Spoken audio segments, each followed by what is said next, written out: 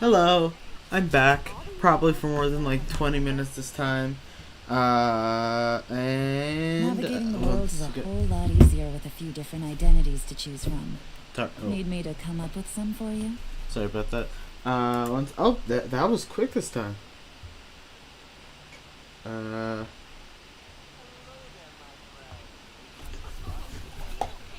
Okay. Alright, let's see. How is the audio? Hello. Alright, really quick, I'm gonna check the audio. Oh, I'm lagging. And then I will... Yep, then I'll... It's 1,600... Am I in the wrong place? Oh. That explains a lot. Okay. Alright, so...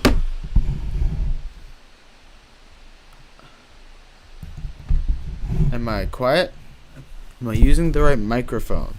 Let me check. Is this better?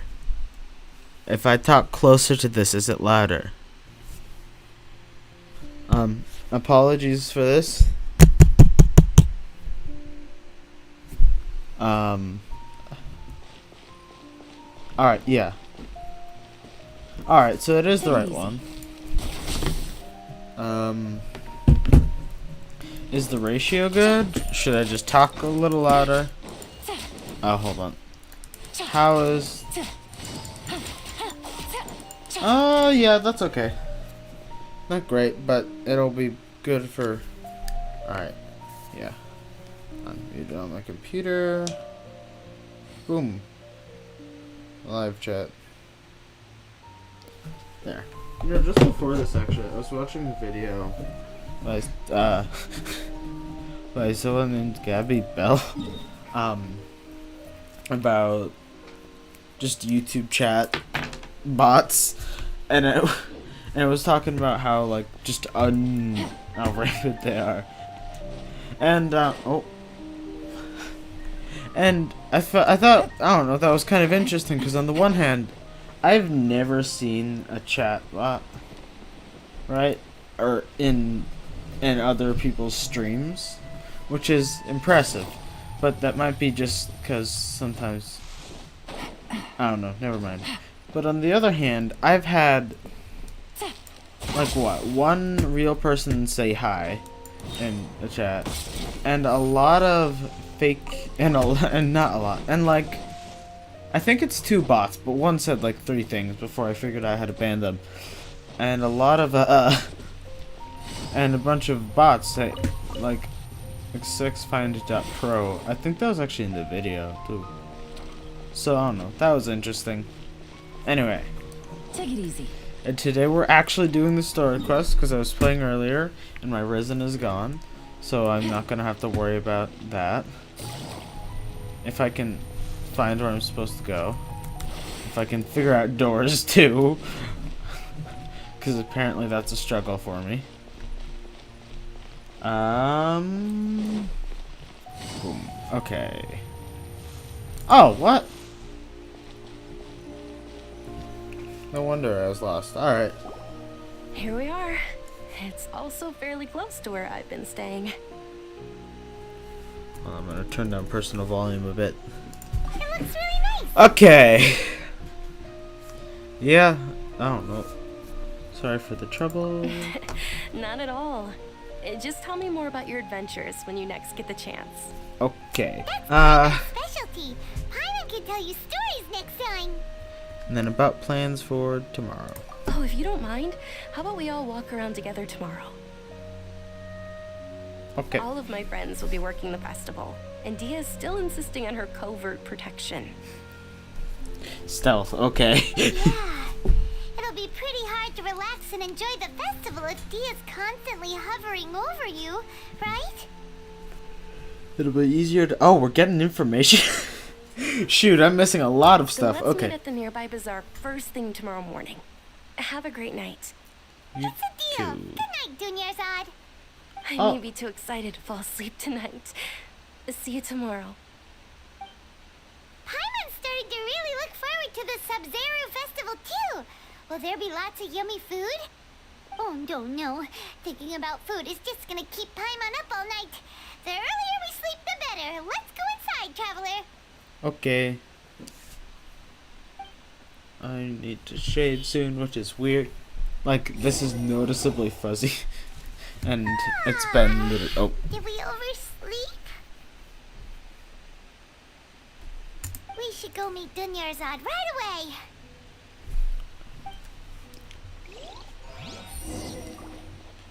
Oh, actually, you know, it's kind of funny. I don't know. Just before the stream, I was trying to figure out how to add mods to my Twitch, or not Twitch, my YouTube chat, because I wanted to make my main account that I use to look at chat. I want to make that a mod, so if like some random bot comes in, I don't need to sign into a whole other account to get them out of the chat. And as I was there, I was looking at the analytics, and I noticed that currently my most viewed video in the past month was my attempt at a HoloCure stream, which I think is kind of hilarious because that stream was very short. That was like 2 minutes. Sorry, someone just texted me and I wasn't sure if it was my family. But that thing was like 2 minutes of technical difficulties. And it's currently my most viewed stream in the past month. So I don't know. I've actually been meaning to do this for a bit too, but family was over for Thanksgiving, so I didn't do it. I could have done it at some point yesterday before they came, but they got here relatively early. And earlier today too. I don't know. It's interesting how that happens sometimes, right? Like stuff you want to do suddenly can sometimes feel hard before you. Oh, Traveler, Paimon, I've been waiting for you two. Good morning, Dunyarzad. We must have overslept a little bit. Not at all. headache. I arrived early. Today is finally here. I must cherish every moment as if it were gold. You've worked so hard for this day. You gotta enjoy it to the fullest. You know it. Oh, it's just that, as expected, I had some trouble falling asleep last night. I'm hoping my body won't be too much of an issue today. Well, shall we? Oh. Let's start with the stalls over there. Forgot about that. Okay. You know, that's the thing. Many vendors came out of the blue to support the event, and they insisted on covering costs themselves. Let's go give them some business. They paid for everything out of pocket? Oh, sounds like they're not in this just for the Mora. They all said that contributing to a lively festival atmosphere is more important than money. Especially since we don't often get to celebrate Lesser Lord Kusanali's birthday. Ooh, they're selling food over that way. Let's go take a look. Yeah, get outsmarted, Genshin. Okay. Actually, one thing I noticed when I was editing the streams is that sometimes, hold on, I'm gonna head over here so I can finish the thought, because that's also annoying to edit. Sometimes it feels like when I'm not talking for a while, it feels like, oh, I'm doing a bad stream, it's gonna be boring. But also, I think sometimes it's better to not interrupt things, I guess, right? Like a better stream isn't necessarily like a bam, bam, bam, bam, bam, you're always talking, because that could get annoying. So I think, I don't know, especially during dialogue, it's really, and I don't know, that's hard to edit. Yeah, I don't know, be better at that. Hello. This is a stall offering foods from the Haft Mewa feast. Oh, you could tell straight away. I thought most people nowadays wouldn't know. Mushrooms, flowers, and all kind of fruit? It's all vegetarian stuff. So, what's the Haft Mewa feast you mentioned just now? Excuse me for a second. I know I just talked about interrupting, but at some point soon I'm gonna pause once we get a better angle. It's another Sub-Zero's festival tradition. People used to set their tables with 7 different foods. Generally speaking, the most common selections are foods like Rukashava mushrooms, Nilopala lotuses, Sumera roses, Sunsettias, Capulatas, Hara fruits, and Zaytun peaches. So, the Sub-Zero Festival is a vegetarian holiday? You don't have to be a vegetarian to enjoy the spread. We just use the 7 foods to symbolize the 7 virtues of the Dendro Archon. Wait, but if that's the case, if Sumero uses vegetarian food to represent the Dendro Archon, then wouldn't the Pyro Archon's festival be full of food like roasted fowl, juicy meatballs, grilled steak? Oh, Traveler, we have to go to Natlan as soon as possible! I hope your wish comes true one day, Paimon. Thanks! Alright, how about we also check out some of these other stalls? That worked out kind of perfectly. I can even edit this out because after this it's going to cut to black. This is going to be perfect. Okay. I'll make sure not to talk for that bit too, so it's a clean edit. Look at these blueberries. This is a watermelon. This is a blueberry. Hold on. That blueberry is like... Those watermelons are like 8 blueberries long. Not even 8, probably like 6 or 5. This is... I don't know. Yeah. But like, seriously, look at how giant these are. And then now I lost the thought. I don't know. But anyway.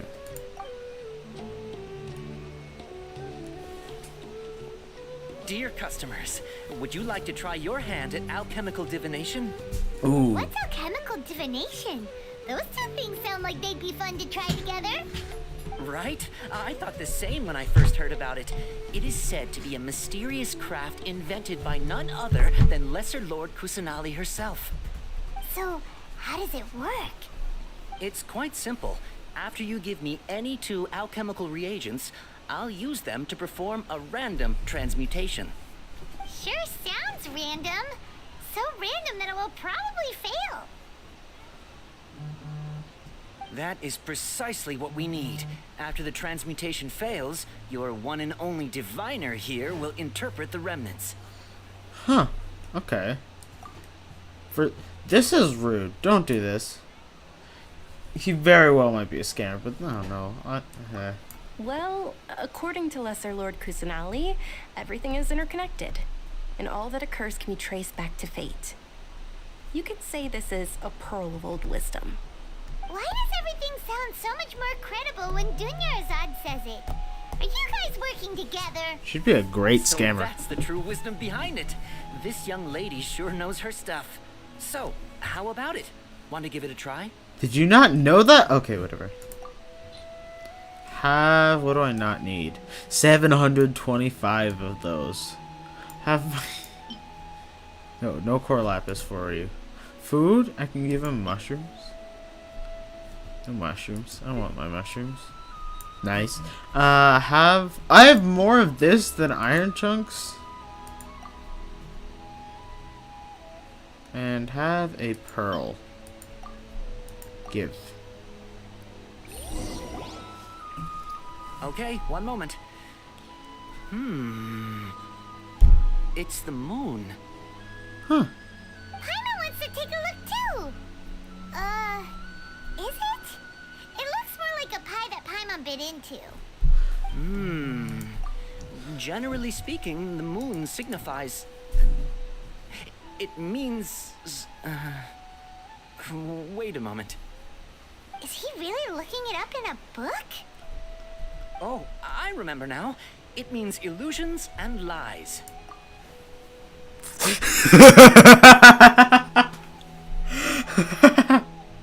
Dang it. Alright. Illusions and lies?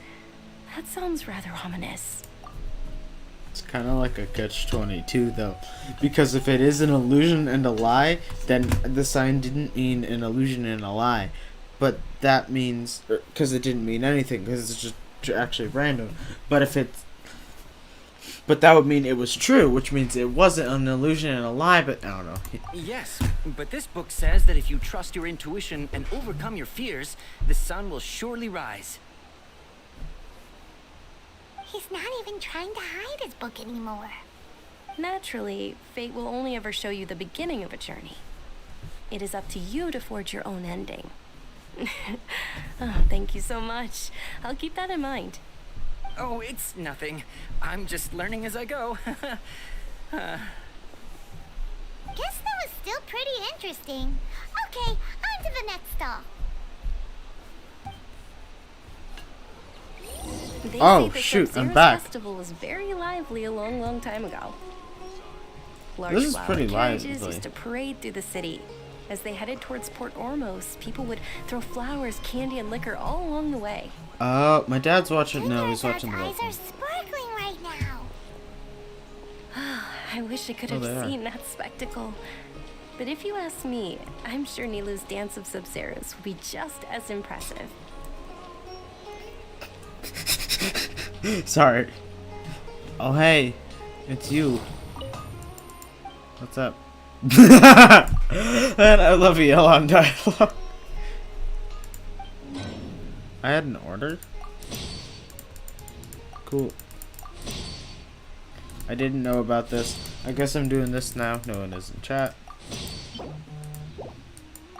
Siop. Oh, that's not... Man, I keep panicking and thinking, oh... Hmm?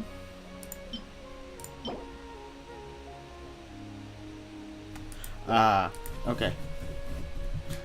I keep panicking and thinking, oh, that text is somebody in the house hearing me, like, talk. Which is terrifying to me. Because, like, nobody knows I'm doing this. I haven't, like, told anyone, oh, yeah, I'm borrowing the microphone and the ring light pointed at me at the same time while I'm talking a lot to do a stream. I haven't told anyone that. That being said, it's probably dead obvious. Right? Actually, I had family over. Giant blueberries are back. Oh, okay. That's someone was behind me. Anyway. Oh. Eh. Anyway, I had family come over, and they came into my room and they saw that I had my ring light up and my fancy. Hold on, I'm gonna try and write. Oh, I forgot. I'm sorry. I was looking at the phone. My fancy microphone. I'm sorry, the audio is probably awful right now. Good My call. fancy microphone All right, maybe I'll take on one my look desk at by my computer, The rest all of the set up something because I yesterday. didn't change it from the last time I had streamed. And it's like, oh, do you stream? And I think I actually talked about this yesterday. I dodged the question, and so I think they know. But fortunately, I'm cleverly hidden by a name that is 2 letters different. Anyway, where am I going? E. Oh, hello. Oh! What? I just okay.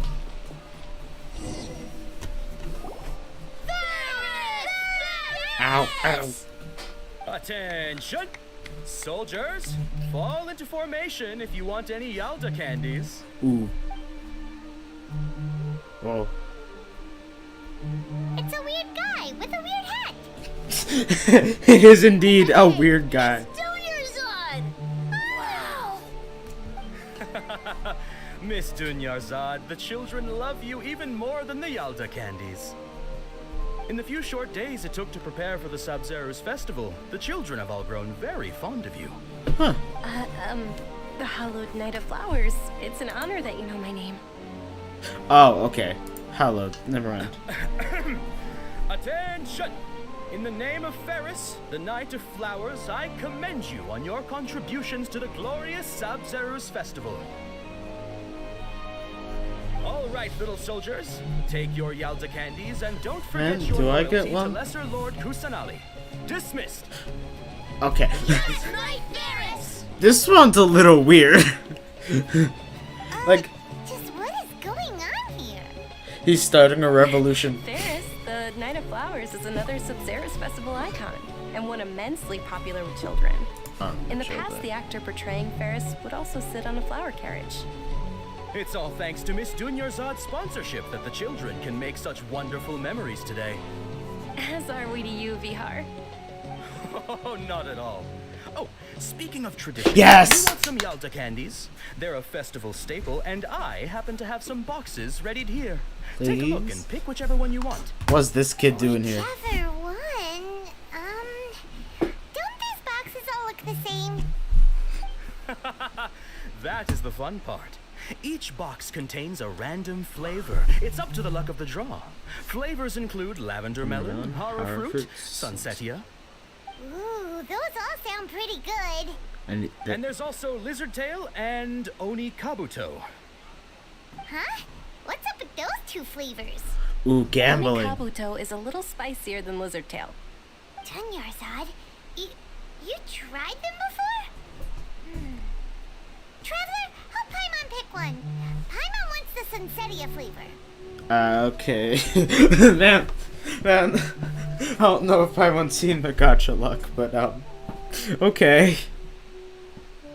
It's alright. Paimon believes in you. I also Well. believe in your intuition. Didn't help me so much before, Great. so. These boxes of candy are numbered 1 to 5 from left to right. Which one do you want? 1, 2, 3, 4. So, my guess is lizard tail, oni kabuto, lavender melon. We're gonna. Actually.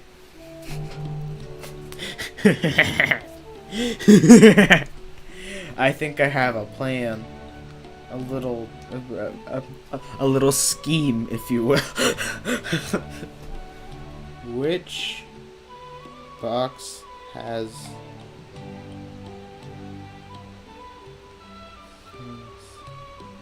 in series festival? Oh, I found an article. I know. Okay, so I have a thing. I could be nice, or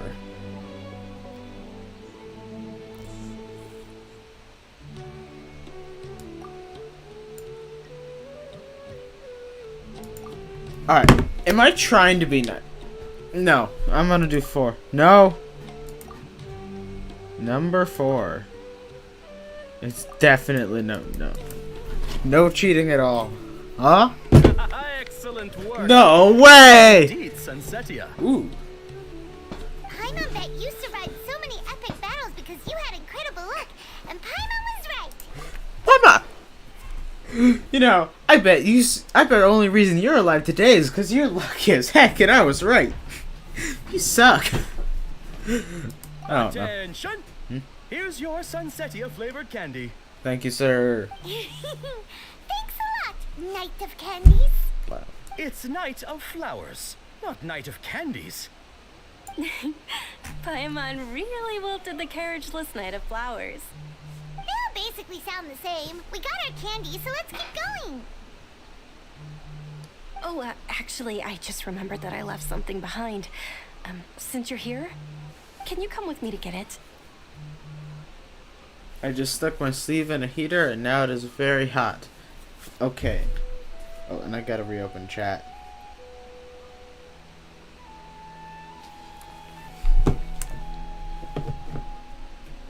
You know... What the heck? Sorry. Can you come with... Sure. Sure thing. You probably forgot because you're so excited about the Sub-Zero's festival. What is it, though? How embarrassing. Why she got bandages on her hand? Where is it? Oh, I hate walk. Ooh, alchemy. Craft. I think I need to craft. Actually, no, I can't craft anything I need. Never mind. I take that back. Ooh, and I might be able to, now that I've done some things, I can do more gambling. Look at this. Not that. This. Not that either. What is it? I found a physical damage bonus. Oh, I think I put it on a physical damage bonus artifact, and it wasn't good. I've been trying to get artifacts on, I guess, Lisa, because I need stuff. Alright, there. Mr. Goffer, give me stuff. Is anything good? Defense percent, okay. HP, attack, crit rate, HP. That one looks good. Hold up. Hold up. This isn't what I said I would do, but hold on a second. Artifacts. I also have this feather I got, which turned out pretty good. 26% crit rate, so... Hold on, what was it? Flower? What's my current flower? Crit rate, crit damage, attack percent, defense percent. Attack, flat attack, crit rate, HP. Alright, here, let's see what it gets. HP, obviously.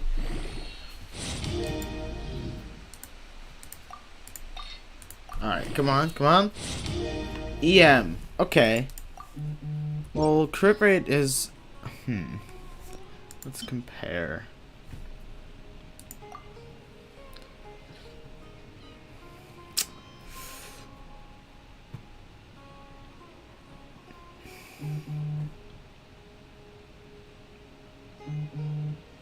This is also a flat attack instead. Here, I think I'll do that. Here, hold on. We gotta use like the fancy things. Let's use these. Boom. That's an upgrade. HP percent. That is also helpful, so.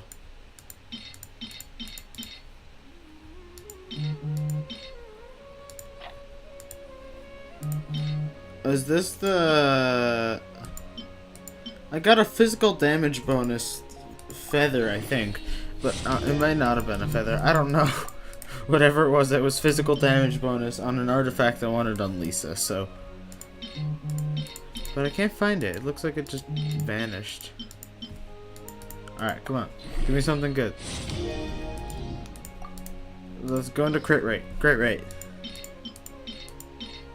Actually, I don't know. Let's use the... Yeah. No one wants... Alright, hold on. This is gorgeous, but no one wants it. 12. Attack. This isn't looking so great.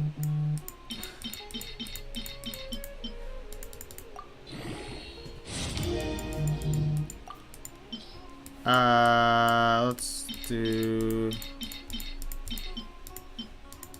Enhance. 2 times XP, that's nice. How common is that? Enhance. Enhance. What set is this? Blizzard Strayer. We're gonna try and build Ganya at some point, so those might be helpful. Okay, let's see. EM. Alright, we're upgrading everything I didn't want. We've hit everything but... Well, I mean, they're all helpful. Oh, wait, we got the double on that. We could have done so much more. Alright. Enhance. Boom, boom, boom, boom, boom, boom, boom. Okay. 18. At the very least, this is also...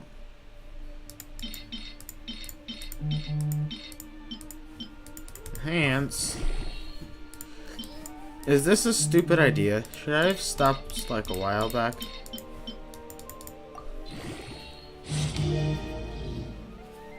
See, with this flower, I might just spend all these artifacts and just re-roll it if it's not good. Because what if I re-roll it into something better?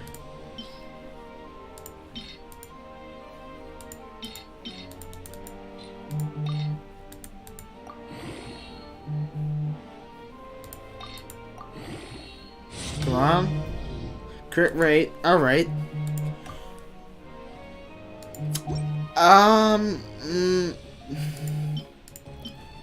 Let's compare.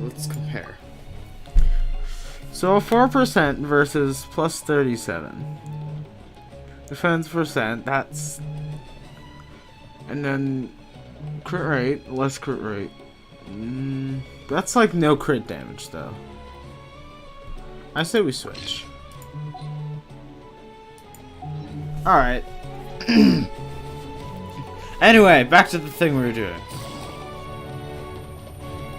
I have a headache.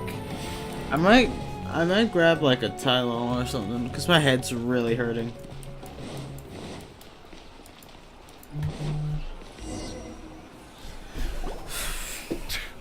We're too late.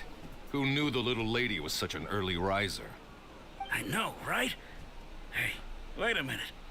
Pause. Isn't that her? Oh. Oh, that most certainly is. We're in luck. She's walking right into our clutches. That made me feel uncomfortable and also a different thing. Anyway. Hey.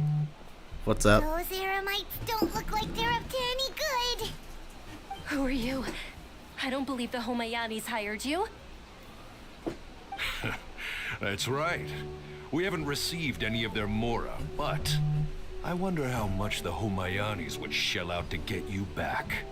They're a gang of kidnappers! Hurry and protect Dunyarzad! Yeah, we got this. Hey, did you scumbags even consider that the Homayanis might have hired a merc that outclasses you? It's the scary lady. Dia the Flame Main. No wonder we mercs haven't heard anything about you for so long. You sold your unruly mane to the highest bidder. Don't speak so disrespectfully. My family started working with her as gratitude for her past kindness to us. Don't worry about it, my lady. Just some friendly banter between mercs.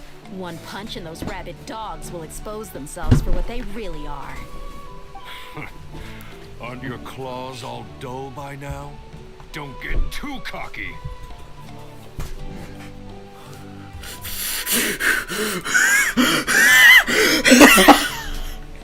Oh no! No, at first this guy, he walked up and I thought, oh no, it's like an edgy teenager. Take cover. He seems annoying, right? And then, uh-oh. My microphone wire almost came unplugged. And then, I'm looking at him. This does not look like assuming combat face. This face is given something completely different. This face is given like, it looks like he's just trying to look like, huh? What is that? What's that? Okay, this one makes sense. He seems mildly annoyed. It's like the face you make when like he seems like his little. They seem like their little brother just stole their some leftovers they were saving. That's what this face is, and this guy's just like. This guy's like anime villain face. I don't know. Anyway. Traveler, take Miss Dunyarzad to a safe location. Yes, ma'am. No, we're gonna stay and help. There's too many of them.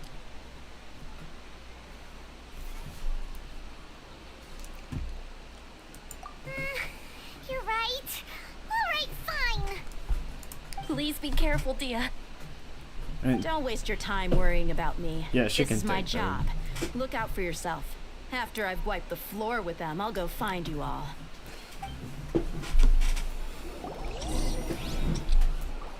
What am I doing?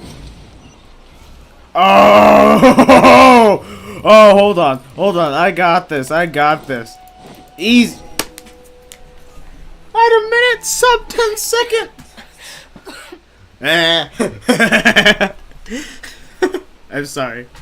Go outside. Dunyarzad, are you okay? Don't worry. You look a little pale.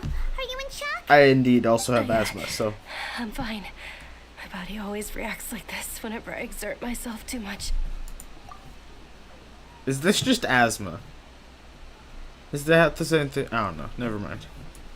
You sure you're okay? I'll be fine after some rest. I'm more worried about Dia. After all, none of this would have happened if I hadn't insisted on coming out today.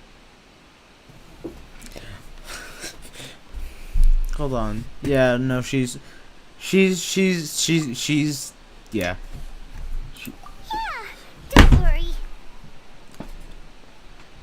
What was that? What was that pan? Okay. My lady, traveler, found ya. Hey. Dia, you took care of them so fast. Any more of them? Or rather, did anyone follow you? Nope. Dia, your arm.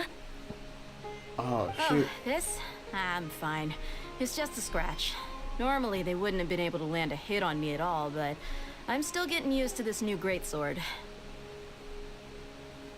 Oh, that a great sword, Please, Diesel? let me take a closer look.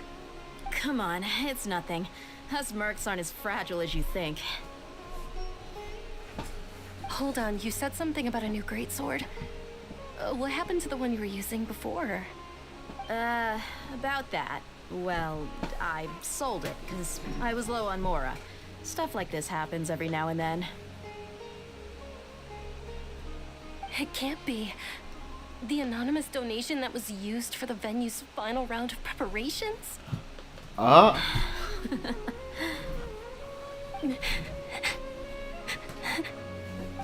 Hey, Miss Dunyarzad, I wasn't trying to make you cry, and I'm not gonna lose my commission because I made my employer cry, am I?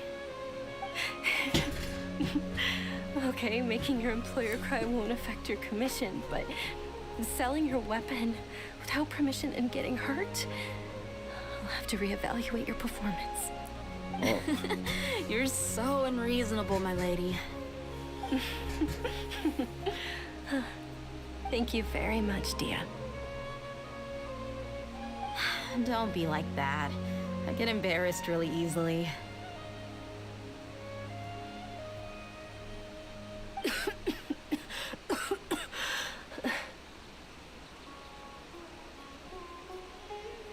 Are you feeling unwell again, Dunyarzad? My lady, your condition. Traveler, can you take her somewhere to rest? I'll look around the area to make sure we're safe from an ambush. I got it. No problem. Truly, I'm sorry for the trouble, everyone.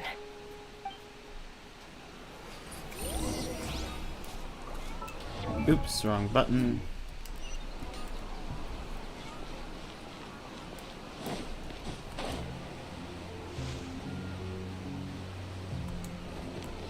Actually, really quick, before that, I'm gonna be right back. I have a headache, so I'm gonna grab myself some Tylenol. Not Tylenol, maybe Tylenol. I'm blanking on the name. Tylenol, yeah.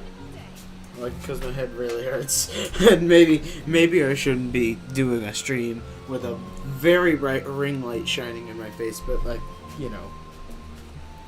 You make sacrifices for no one of your viewers. So, anyway, be right back.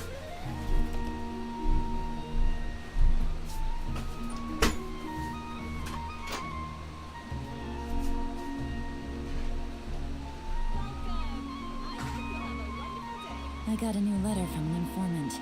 Looks like the situation has changed again.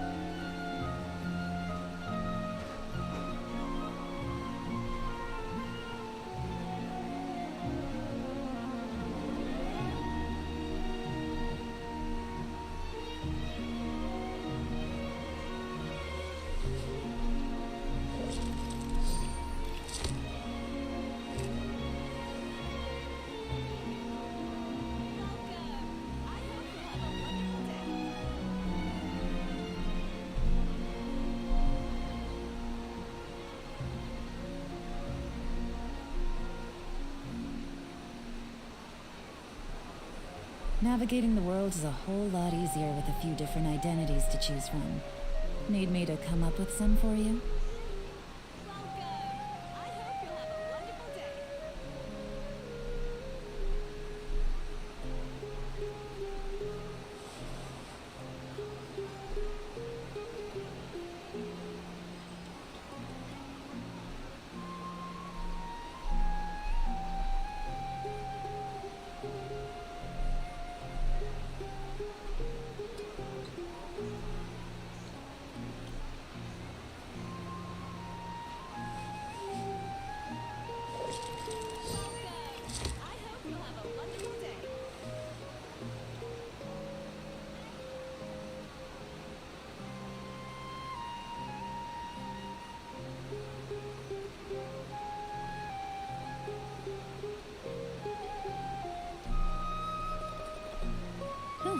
Good roll. All right, maybe I'll take one more day off and knock out the rest of the work once I'm feeling up to it.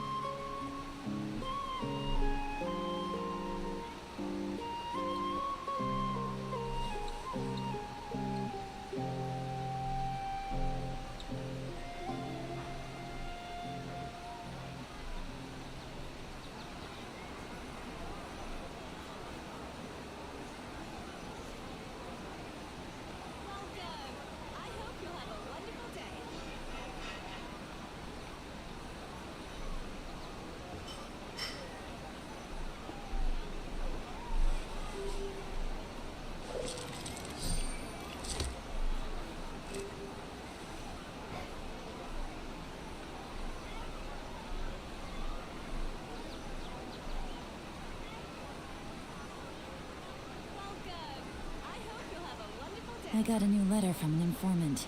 Looks like the situation has changed again.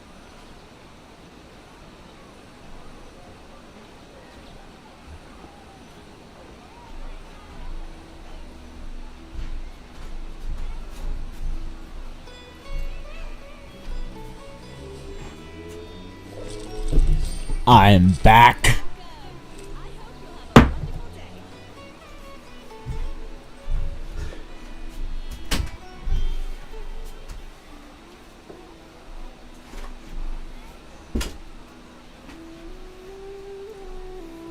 Navigating the world is a whole lot easier with a few different identities to choose from. I'm Need back. me to come up with some for My you? house is very cold. Chilly. So I have a blanket.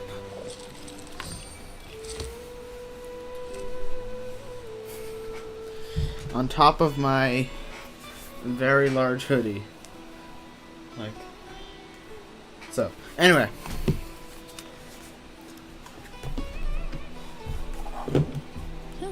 Good roll.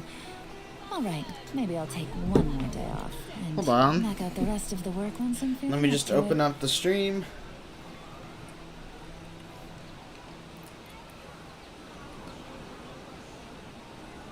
Boom. I'm back. Live chat 0. Live chat. Oh, top chat 1. Take out my earbuds. Bam. Alright.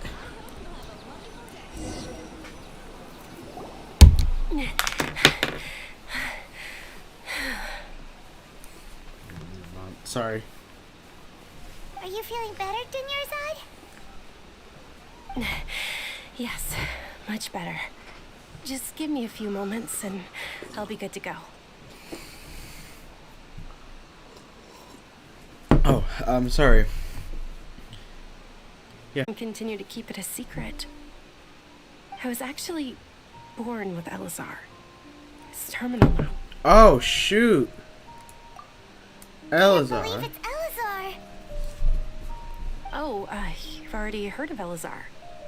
In that case, you probably know about its severity. Yeah. Sumeru's current medical advancements still haven't been able to find a cure. The disease's progression can only be delayed through environmental therapy. Dunyarzad. There's no need to be sad. I've always lived with Elazar and I came to terms with it a long time ago. Compared to the simple fact that I'm afflicted with this, its effects on my life have been much more painful. I know that my family loves me dearly, They've done all they can to provide the best environment for me so that I can live for that much longer. However, I know I will one day succumb to this. Oh. Did you know? Before I ran away from home this time, the world outside of my home didn't even know that I existed. Since I was a child, all I could do was sit on my bed and stare at everything outside of my window. I'm sure my family's worried and disappointed in me for running away, but I just didn't want to have any regrets. I wanted to meet other people. To me, there's nothing more beautiful than being able to meet and speak with others. Not to mention the incredible time spent preparing for the festival. The joy on everyone's faces here, and all the support I've received from friends like Dia. This way, when my final day does arrive, it will be less sorrowful. At the very least, many people will remember that I once existed in this world, right? Yeah. Paimon also won't forget about you. No, even if you forget Paimon, Paimon will still remember you. Okay, because I was gonna say she's talking about dying. So, no, don't worry. I'm gonna die. And it's like, oh, well, don't worry. As long as when you're dead, you remember me. I'm sorry. Yeah. Thank you two so much. I apologize for the turf for me. To be honest, Lesser Lord Kusanali gave me the courage to do all of this. If it weren't for her encouragement, I wouldn't have taken that first step. Oh, sorry. You're the... Yeah. Thanks. There will always be frustrations Excuse in me. life. That's the wonderful mindset. Oh, right. Isn't it almost time? Oh! Huh? Almost time for what? Oh, hey, someone's in chat. Isn't Hello. the Dance of Sub Festival that I've been looking forward to the most? Nilu will recreate that legendary scene with her most splendid dancing. And the Sub-Zero's festival will conclude amid everyone's applause and blessings. And with that, my wish will also... Then what are we waiting for? Let's go to the stage. Okay, we interrupted. Yeah. Now... We should still make it in time. Okay. Hey. Hello, person in chat. Sorry about that. Not sorry about that. It's probably... Hold on. I'm going the wrong way. You know, this is the first time I've like noticed a person on the stream and said hi, and they didn't leave the moment that happened. And assuming this isn't a bot, that I just made invisible in the chat or something. Or first time it's not a bot too. Were you not aware that the law prohibits this type of performance from taking place without prior permission? Over there! Someone's yelling at Nilu! I think I just saw the Academia's Grand Sage. Why is he here in person? But the Dance of Sub-Zeros is one of the key parts of the Sub-Zeros Festival. If we can't perform it... The Sub-Zeros Festival. The law also prohibits the private hosting of large-scale religious festivals. If you continue to resist, we will have to order an investigation into every single event organizer. The Grand Sage has already granted you much leniency. I advise that you exercise tact.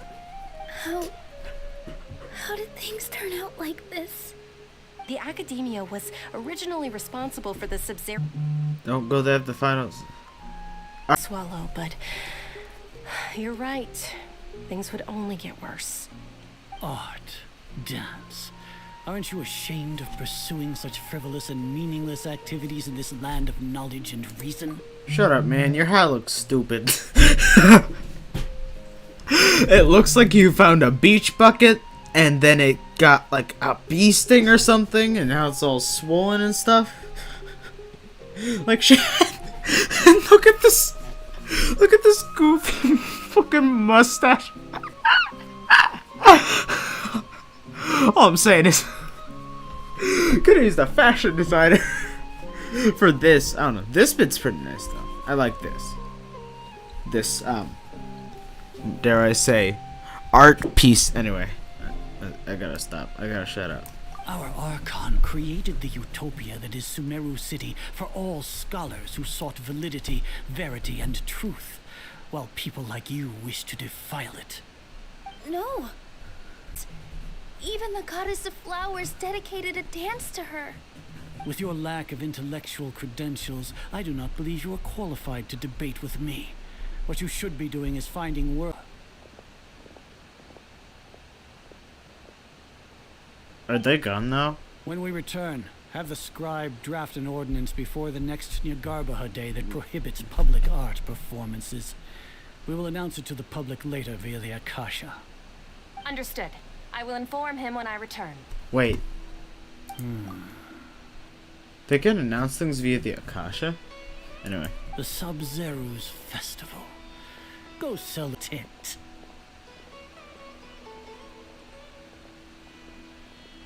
Nilu, are you okay? Oh. Oh, Dunyarzad. The Grand Sage ordered us to stop the performance. Yeah. Let's go somewhere the Academia can't find us and perform there. But how do we let everyone know? And what about the atmosphere and the stage? Also, they're gone. What are they gonna do? Anyway. Or we could get people to block them off so they can't interrupt the performance. No. They just threatened to investigate the organizers. If we were caught... Nilu, it's all right. So much. And I know how important this festival is to you.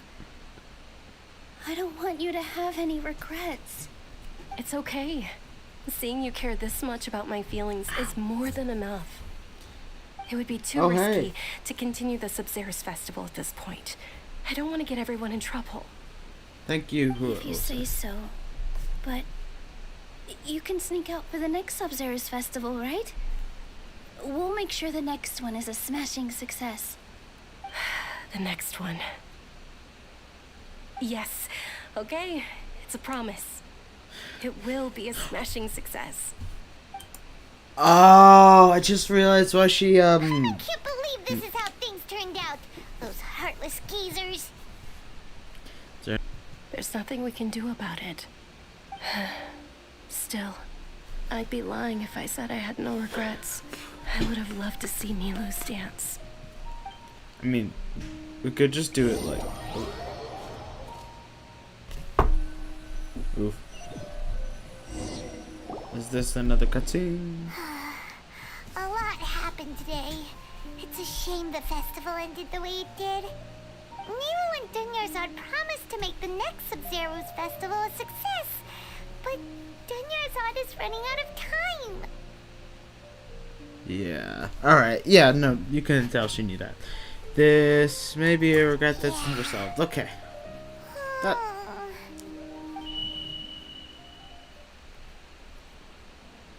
What was that? All connections have been secured to construct the most stable framework possible.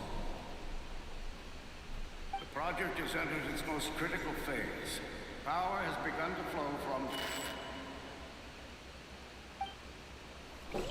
Sumeru is discovering electricity?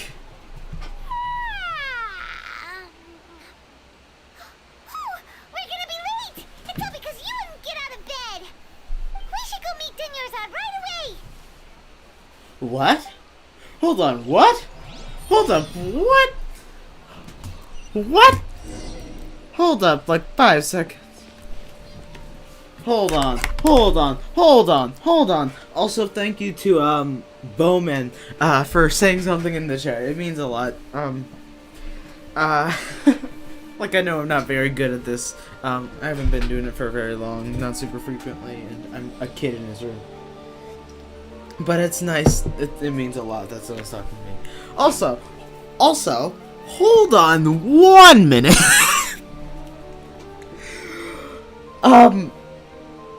Is this like a Groundhog Day type thing? Do we know this? Hold on. I gotta figure out whether, like, in the story, whether the Traveler knows this. Cause I know that we just It appears we've reset. Yeah. All right. Let me check.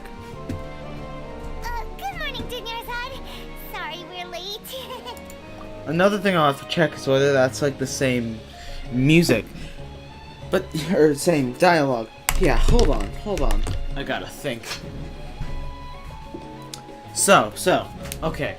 That sounded vaguely like the Grand Sage dude, but what interest would they have in turning back time to this day? Unless they're going to, it might be some preemptive,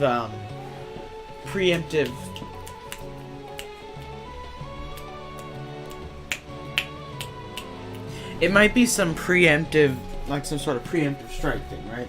Like maybe they retain some knowledge, and so they know, alright, we're going to try and prevent this from happening now that we know it's already going to happen. Right? But I think that they already have it shut down. It's probably a bad time to test it. Or, not a bad time. It's an okay time to test. Wait, but no one would know. We wouldn't know if this is a frequent thing that goes on. Still, though. Okay. But it very well may be a Fatui thing, too, or something like that. Like that doctor dude. It might be something to do with him, or like, I know Scaramouche is in this, but he wasn't. I'm pretty sure his whole thing was unveiled at the time this came out. So, therefore, who did this then? Or it could be some completely unknown entity. But my guess, the only reason I jumped to Fatui too is one, they're like kind of general villain people that are kind of everywhere, right? But also, on the other hand, they also tend to do a lot of things with machines, like in the one event with the official and Mona and like Shinyan and stuff, where you hear Kusanali for the first time and stuff. So that means, hold on. So, what was I thinking? Yeah. So evidently they have some knowledge and experience in mechanical engineering, but also this last thing I just learned from my cousin. Apparently, the next nation, which is the Hydra Nation, is like a steampunky type thing, right? Which means, since they're like, alright. Which means they know they are a mechanical thing. They have like a lot of gears and stuff. And so they might have done something, but I doubt they'd do that this early on in Sumeru, right? Because it's not super, because like when this released, this is like the first Sumeru update. So I doubt it's them. So my guess is it's either. Other thought that passed through my mind is it could be related to her family, but I doubt it would be, or they probably would have used it sometime before. This is interesting. I'll have to think about. I guess I'll probably figure it out soon, but I don't know. We'll see. Not at all. I arrived early. Oh, other thing is it? Yeah, so it is Lupin. So other thing, I'm pretty sure this dialogue is slightly different. But the other thing is, it could be related to Kusanali, right? Like some, Archon power. But one, I'm pretty sure she's, knowledge related and not time related. So, that's one thing. But it could be some sort of mechanical thing, because there was that beep that I think they described as a beep, and it sounded mechanical. So I'm pretty sure. Well, sort of mechanical. It sounded like. Actually, it sounded kind of shimmery, but it also kind of sounded like a screech. It sounded like a potentially mechanical shimmer, but it very well could have just been a magical shimmer, but it sounded a little screechier, right? Than your average, So, therefore, I doubt it's related to Kusanali. And some Archon interference, because the other thing is, one, Rukkhadevada's dead, and two, I'm pretty sure Rukkhadevada's also grown. That sounded like a dude, right? That sounded like a dude who sounded like, you would sound like,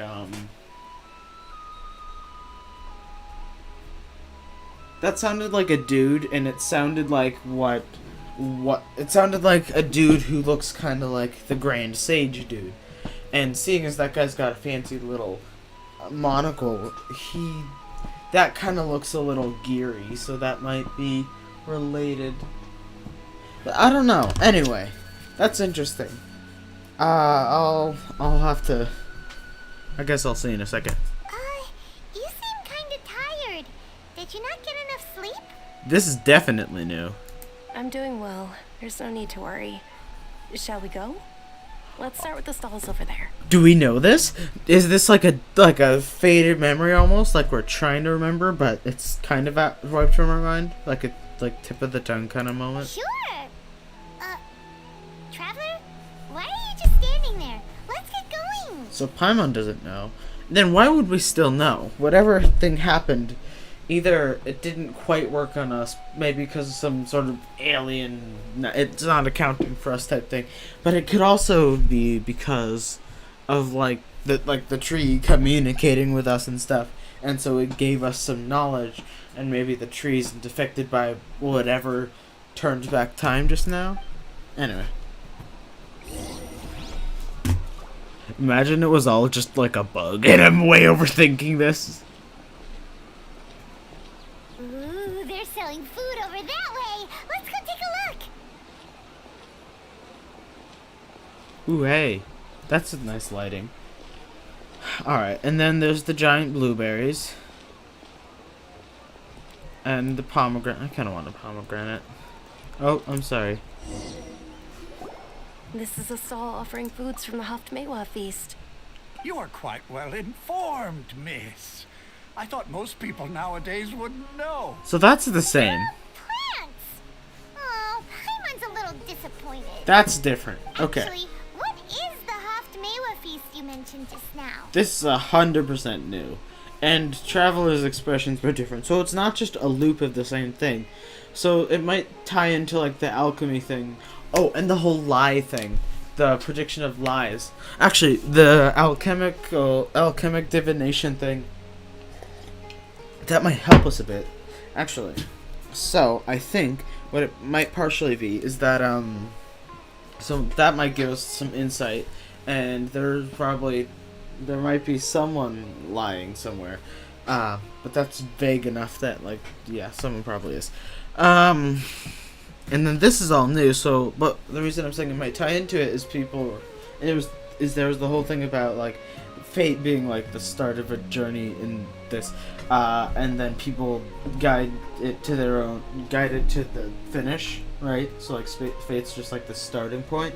So, that might be that the time resets us back to the starting point, same stuff, settings, same stuff's going on, but it's like, we went down, like, this path, with just everyone's dialogue or things people saying, and then like a slight difference occurred, and then it set us branching down this other path, and it's not much of a branch, it's kind of like parallel almost at this point, but like because nothing big has changed, pretty much everyone's acting and talking in the same way to the point where I wasn't even sure up until this point if the dialogue was different or whether it was just that one, like, you're acting a little weird.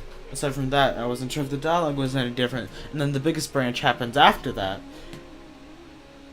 in this conversation not having happened before.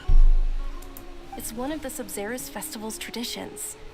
People used to set their tables with 7 different foods to symbolize the 7 virtues of the Dendroarchon. I knew it! Yeah! This is fun! Alright, wait, starting from just now, something feels really familiar. This is awesome. Appear to be in the form of the moon.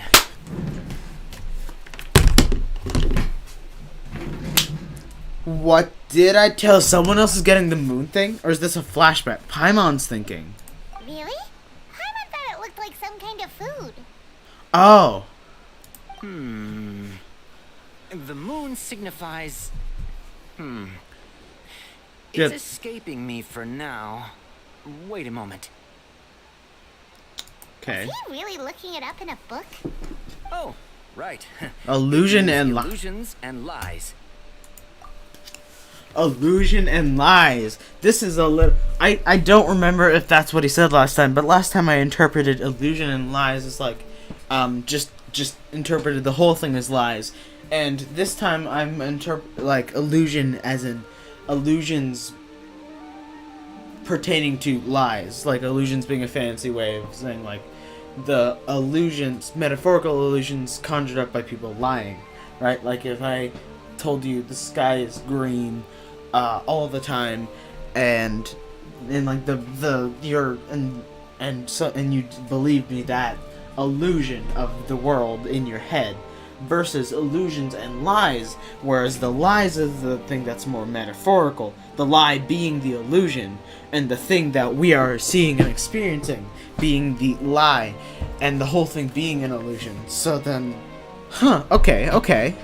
But if you trust your intuition and overcome your fears, the sun will surely rise. If we trust my intuition, oh man, I'm doing that. I'm going down a whole rabbit hole. I haven't seen Inception ever, but this is what I imagine it's like. But like, let's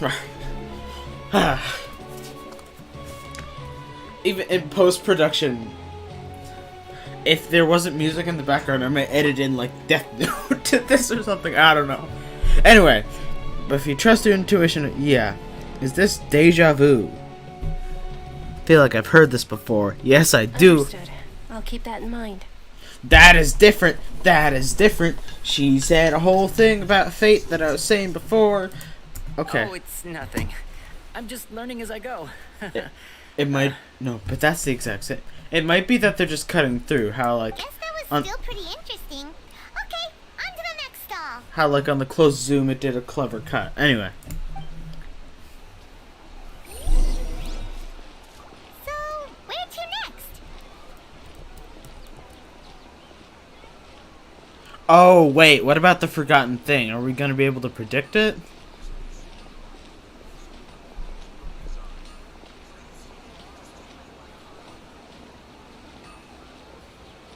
And then I picked up my thing from Ahangar. I apologize for butchering that. It's interesting that didn't change. Ferris! Yeah! Hey, my headache's not getting better.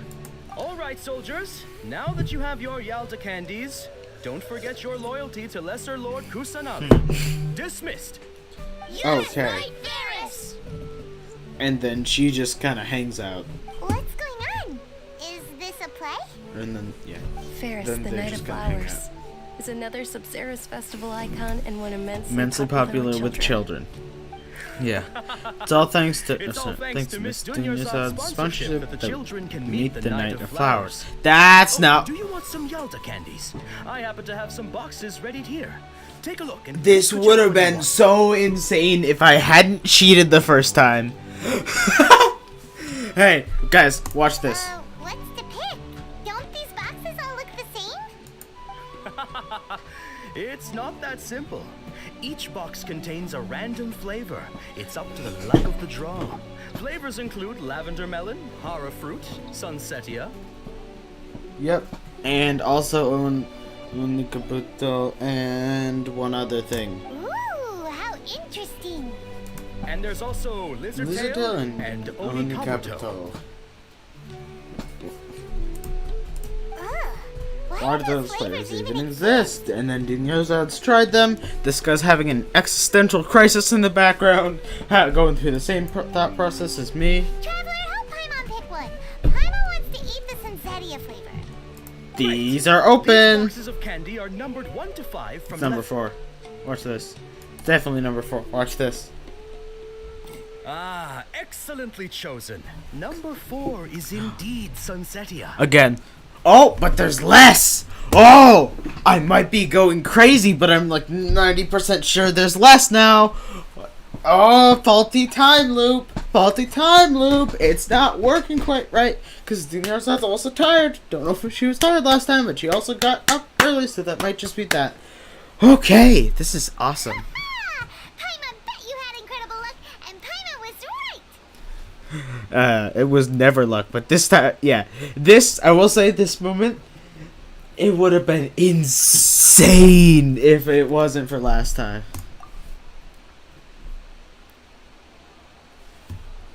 This is awesome. Like, it's a tiny detail. I'm talking a lot, but, like, did you see how his eyes kind of, like, the eyes, like, moved around a bit? And, like, a tiny detail like that, especially on a close-up shot like this, it just does miles. Anyway, it goes miles for, like, making this feel more alive. Because now it's just kind of like a what did you say kind of face. Anyway. I don't know why, but I knew it must have been number 4. How's that possible? It's obviously random. Deja vu. Maybe we didn't sleep very well last night. Or maybe we slept too much. Yeah, Paimon, we slept in. Anyway. I'm sorry, but I need to go. Sure. That's... Wait. Where are you going? You're just gonna walk off like that? That's a bad move, because the next thing that happens is the Aramite mercenaries. This is a bad play. Bad play.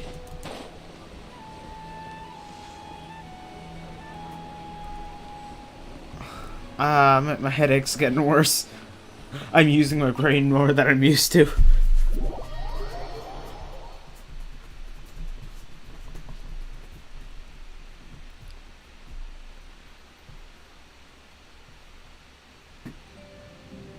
A feeling of deja vu? Oh, Paimon knows what that is. It's when you feel like you've already experienced whatever is going on. In that case, Paimon also felt something like that today. But that's just our brains playing tricks on us, isn't it? Is Paimon... So why'd you run here in such a hurry?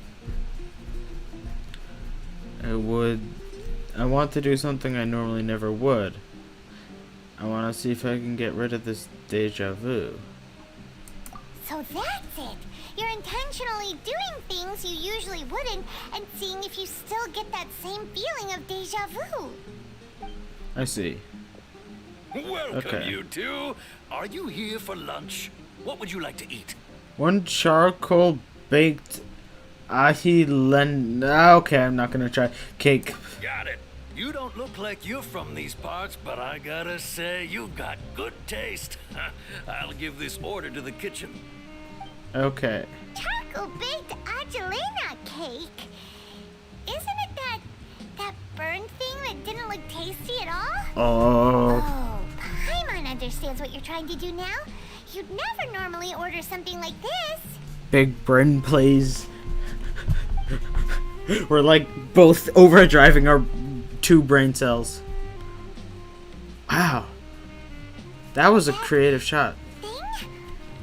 Are you really gonna eat it? This looks good. Okay. Isn't this going a bit too far?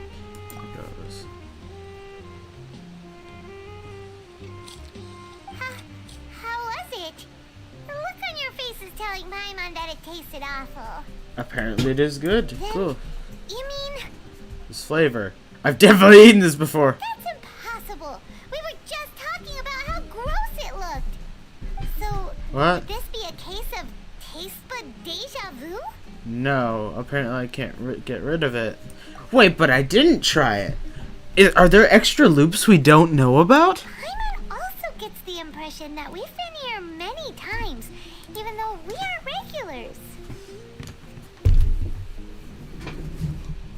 I never considered that. Like, I think I mentioned, there might have been other loops if, like, it might be one on my brief, like, it was the academia trying to get a jump on the Sabzeruz festival so they can close it down theory. Right? I briefly I mentioned, like, this might, but, like, there would have been, I don't know, this would be a weird time to use the first loop, but we wouldn't know if there was another loop. I mentioned that, but it was out of the context of us, the Traveler. It never even crossed my mind that there could have been other loops of the player, and we just didn't know. Oh my god, this is insane. I love this. Okay. Oh, wow. How about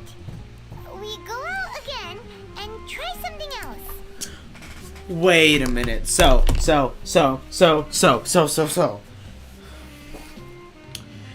On, like, say this second loop, third loop maybe. First time we were getting the deja vu and we had the idea, let's go do something we would never do. Would this have worked? Did we like, deja vu's gone. This is a new timeline. Oh, man. This is sick. I love this so much. Okay.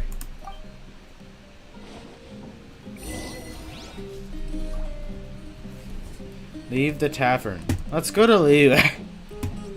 I doubt. No, someone's... Wait, and then at some point, does it... If we don't succeed, can we not get rid of the deja vu? Well, no, because at some point, that will cross your mind. Like, you do maybe 2, 3 outrageous things, because a day is a long time, right? Like, we kind of cut out a lot of time after the Sub-Zero's festival ends. We just go to bed. At some point, we probably do like 2, 3 outrageous things, and like, alright, deja vu's not going away. What? So, maybe I should try and find the source of this, right? And I think the deja vu only gets stronger and stronger, but I have no clue how deja vu works. I think I've experienced it like once or twice. So, at some point, my guess is the deja vu at some point becomes virtually impossible to get rid of. Because the thing is, with how brains work is, like, the difference between, like, well, no, yeah, because the thing is, deja vu could be, deja vu's triggered even if it's not, like, the exact same scenario, unlike, say, like, how a timeline, it's like the opposite of the butterfly effect, right? Like, one tiny little shift, unless that shift itself isn't going to affect whether or not you have deja vu a lot of the time, but probably. Speaking from a medical expert such as myself, no,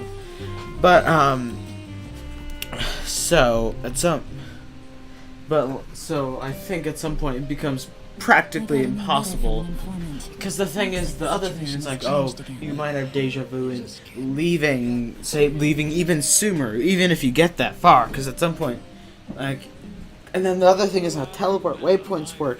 The way you get around is probably teleport. And you could get deja vu, like, teleport, because then that decreases... It increases your number of routes, but it also decreases... That's a double-edged sword, the teleportation, because that means that, one, it opens up a lot more places you could feasibly reach, but also... Assuming you were in some sort of mad dash, you went you went really far, really fast. That setting is less likely to trigger something or end the deja vu, because you might have already been there just via teleportation waypoint, and that's the thing. You go far enough, you're gonna hit another teleportation waypoint, a place where a different timeline would have just teleported. That being said, sprinting somewhere's different enough from teleporting there. Obviously, that might just trigger. That might be like a different enough neural pathway that it doesn't trigger the deja vu. But maybe the experience of being there. Anyway, so, but then at some point you do something. My guess is that you're like, all right, well, this is weird, but at the same time, normally, I gotta think about this. I know what's going on a little more. I don't a ton, which is what this bit, which I very well may be just overthinking way too much. Right? Like, a whole line of, we're not regulars here, but I feel like we've eaten here a lot. That one line, wait, that may also disprove my theory of, oh, well, like, those dumplings or not dumplings, the candies didn't quite regenerate quite well. They don't look anything like dumplings. They look like cupcakes or something. Anyway, the candies didn't quite regenerate quite so well, because that would mean that we've done this timeline many times, and my guess is they'd be out, depending on how many there were. Oh, but incorrect guess timelines. I forgot about those. So that certainly adds to the number a lot better. But my guess is what the winning timeline, I guess, would be you figure out what's happening or the time loop ends.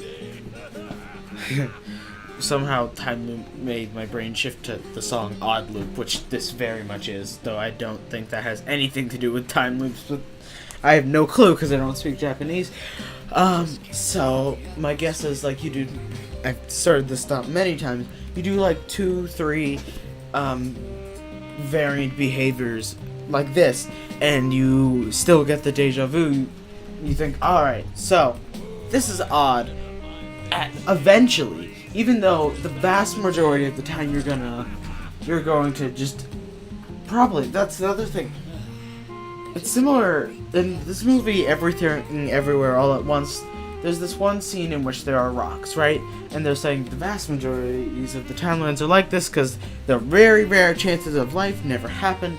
I think it's similar to that, right? The vast majorities of the timelines, we probably just get some deja vu and like, this is a little weird. I'm gonna get some deja vu. And we go through the day, it happens the same, right?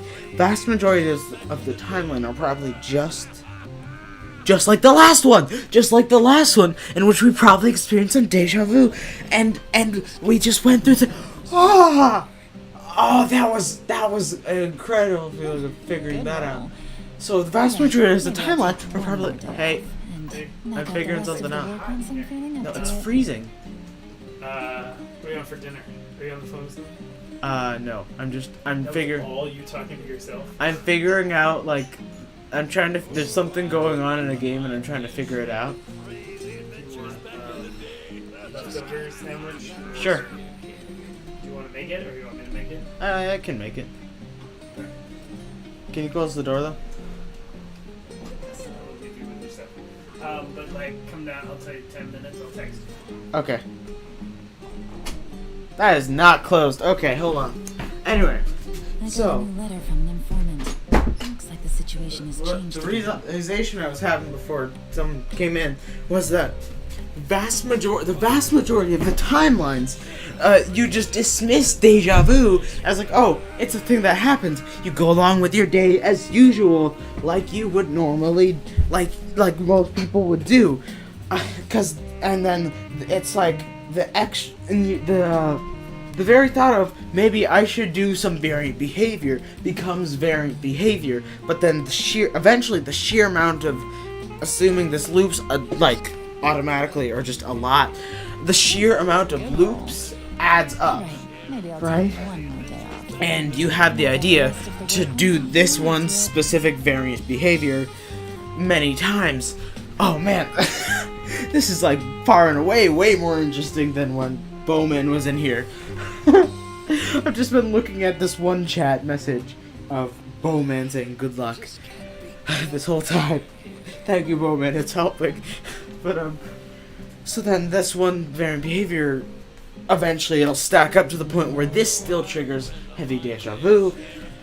Okay, and then eventually, with the sheer amount of timelines saying theory, it's like the infinite monkey theorem thing, right? My guess is that eventually one timeline of the Traveler is gonna have some stupid thought, or several of them will, and they'll probably act on the stupid thought, and that stupid thought will be correct, and we'll get out of the time loop.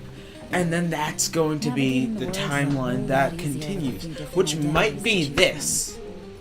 Alright, this is interesting. This is really cool. Like, I'm loving this. Okay. Is this guy, but I've had my headphones off, just yelling like this. This guy's been, like, cutting in with his... Oh, this whole thing has been going on the whole time. This like chill kind of jazzy cafe music while I'm losing my mind over timelines and time travel. Oh, this is fun though. Like, I'm having a lot of fun.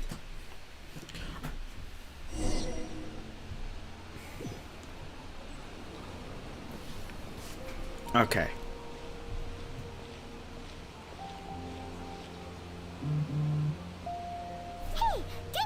Sitting by yourself on that bench over there. Oh.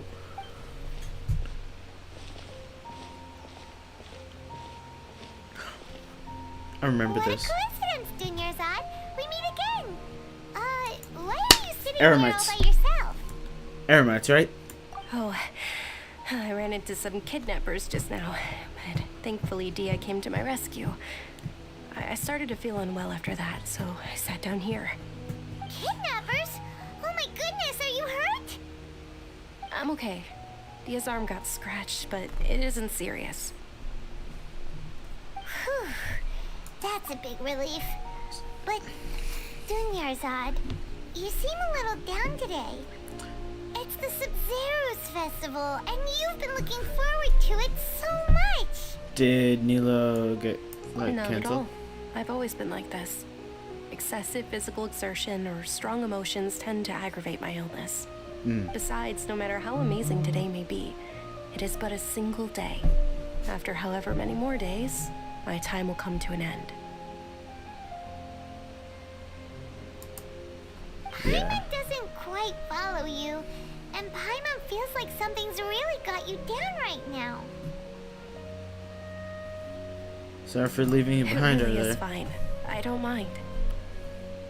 Whoa! Oh, this is a dramatic angle. Okay. I don't mind. I just experienced a number of strange events. Have you noticed anything out of the ordinary? Oh, I love this so much right now. Happen? Maybe. Dunyarzad, have you ever felt deja vu? You know, like when you've already experienced something that's happening right now? And this is the crazy variant behavior, acting on a stupid thought in your head. Right? Normally you don't say, hey, you know, deja vu. What if we're in a time loop or something like that? But my guess is that's what's going to happen at some point. Deja vu? No. But my days have been the same for years now. Even if I were feeling deja vu, I suppose I would already be used to it. That's interesting. Oh, Paimon sees. Then, is it only the two of us?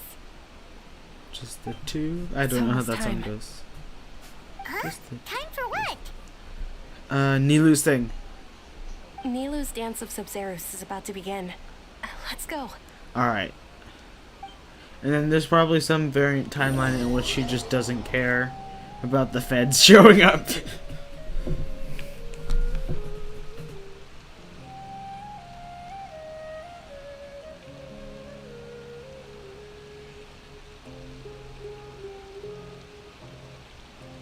With your lack of intellectual credentials, I do not believe you are qualified to debate with me.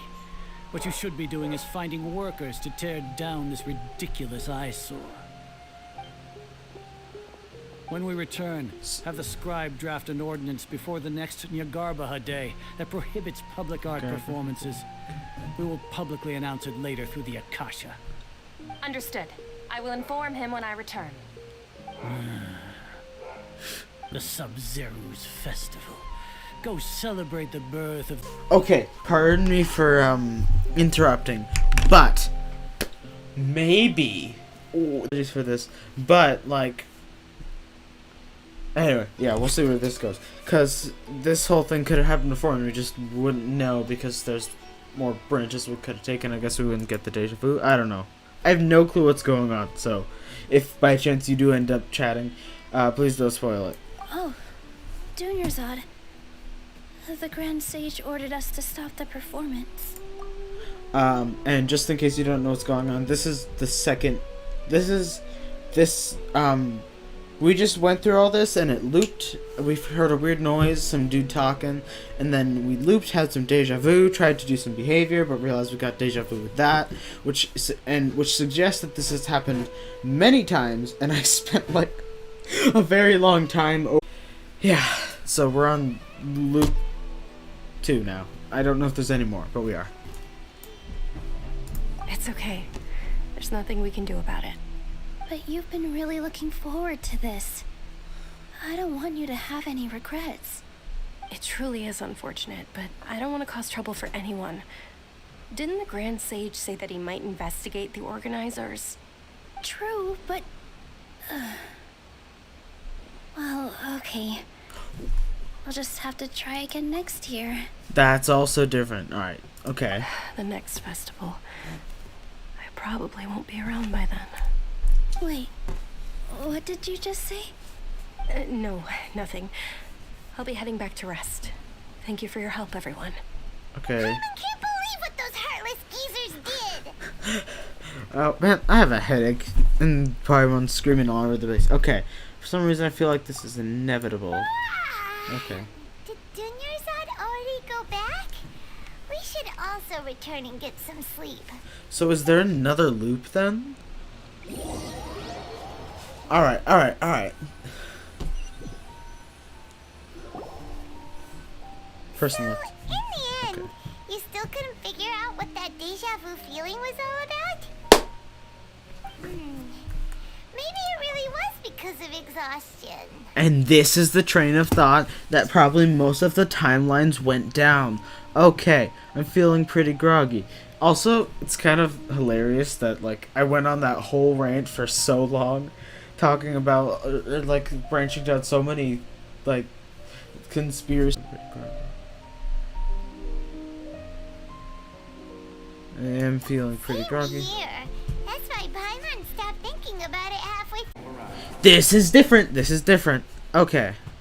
So my guess is maybe either we're just listen. It was like, hey, we're activating this thing, and this seems like partway through an experiment dialogue. So either we're just getting insight into a different part of the conversation, or we're anyway. Never mind.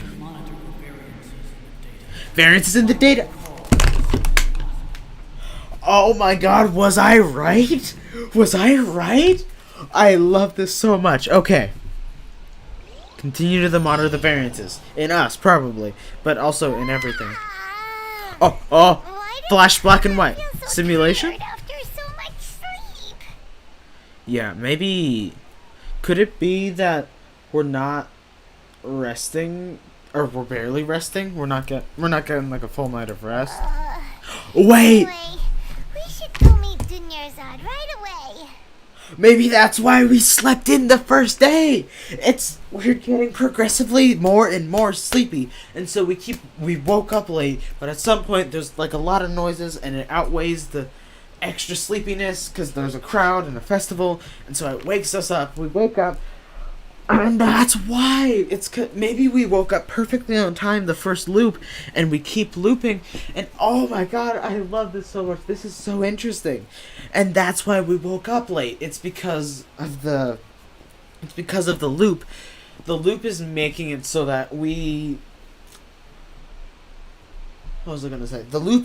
Because of the loop, somehow we're losing sleep. Maybe not loop. It might just be a simulation that is simulating a loop. But for now, I'm going to keep calling it a loop.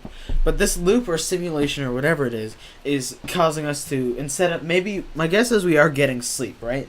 Because they made it sound like there's been a lot of loops. Or we probably wouldn't have had the same variant thought each time. Though that might be a common variant thought.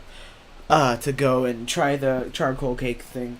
So, my guess is then that, okay, so that certainly wasn't the first loop back then, right? We might have skipped a couple loops, too.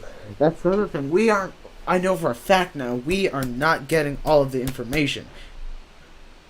Because, like, yeah, the whole, we've been here a lot of times, that confirms we did not get all the information. It opened a whole new window in my head, and it might happen again. Based on the fact that they're talking about the black screen people are talking about variances, that makes it sound like they are exempt from this loop or simulation or whatever it is. They're exempt from the effects of it. They can remember everything. They're somehow collecting data on the variances, maybe for some sort of experiment, maybe just, I don't know what it is. It sounds like an academia type thing, but then again, the academia people seem to be affected by it too, and I don't know if any physical objects could possibly write something down, so they might be just keeping things in their head. Oh, this is so cool. Man, this seems like it'd be fun to like actually think through and edit too, or just rewatch. I don't know. Okay, so yeah, and so based on that, my current theory is that we are in some kind of loop or simulation. We've experienced 2 out of probably many loops, right? Or simulation loops or time loops, right? And so in our first one, it was relatively far in. because we didn't get any deja vu, or we didn't mention any deja vu, but like normally you wouldn't, and but we were already feeling tired, and everyone keeps mentioning, oh, I'm waking up and feeling tired, and so my theory, but based on the fact that they've mentioned it several times, is that this loop of some kind doesn't give us full rest. We don't start back completely restored. It's not a perfect loop, right? Or we wouldn't be feeling deja vu, all that. So there's minor errors in the loop, such as we don't loop with perfect energy restoration. We don't loop with sorry, water down my breathing. Sorry, down my breathing pipe. We don't loop with completely wiped memories. We still have those remnants of a neural pathway giving us the deja vu. But then, okay, or maybe it's some magic thing that's giving us the deja vu. But either way, so we're looping. We started partway into the system, which is why we woke up late, and maybe we skip a couple loops, but we hear a beep, we hear some people talking, implying, and the beep sounds mechanical, so my guess is there's some sort of machine or device of some kind that is causing this, and we hear a voice, which implies that people are working on it, and just now, we heard them talking about variances in data, after we just exhibited variant behavior in the last thing versus the first one we experienced, not the first loop, probably. We went down a fairly standard behavioral path, right? We didn't talk about deja vu. We didn't think, I'm going to do a weird thing. It was probably minimal variance, such as like the dialogue being slightly different, right? And wait, but the moon thing is the same, implying that actually might work. And lies and, oh, that's so cool. Lies and illusions. So this, yeah. That is such a cool way of sneaking that in. So I'm like 100% sure that's what that is now. This is all a lie and an illusion. It's funny doing this with Boatman's chat message of good luck and Paimon just kind of looking around like, hey, he's getting there. I don't know. I might just be completely out of my mind. And it's so cool that I was able to... Obviously, it's hinting it pretty clearly. Not a ton of things. A lot of these theories haven't been too out there, but it's so cool that I've been able to figure things out that are seemingly being doubled down with proof. That's such a nice feeling. Okay, based on that, or based on the last thing talking about variances, the people with the device, my guess is, based on the beep sound that I'm pretty sure they said beep for, and it's kind of a ringing, more mechanical beep, and it says beep instead of like some or something, however you would write that, and it sounds less shimmery than a lot of things in this game, like part of the teleportation thing without the bubblier sound in it. It doesn't sound like that, or like a lot of the magic things in this. So my guess the people operating the machine, I think, are exempt from the time loop because they're talking about variances. They wouldn't know of variances. They probably wouldn't be talking about the variances unless they had knowledge of both people's behavior, which implies that they are able to gather intel, like wider amounts of intel, or at least some specific intel, without us knowing. But it doesn't sound like anyone we've been with for a long time, so either someone's tailing us and they're exempt from the time loop, or someone has some form of getting knowledge remotely and they can just study things from a distance, which is pretty easy, or probably feasible. It's feasible considering the Kasha terminal. Hey, I'm overthinking something right now. What do you want? I don't want anything. Dad told me that you have to make your sandwich now. Okay, I'll be a second.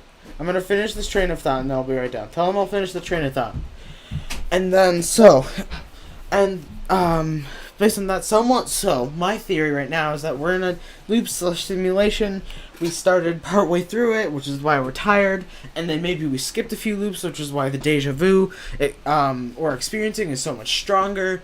That's what the alchemy divination thing was. It's the lies and deceit, hence the simulation that we're being fed to as truth.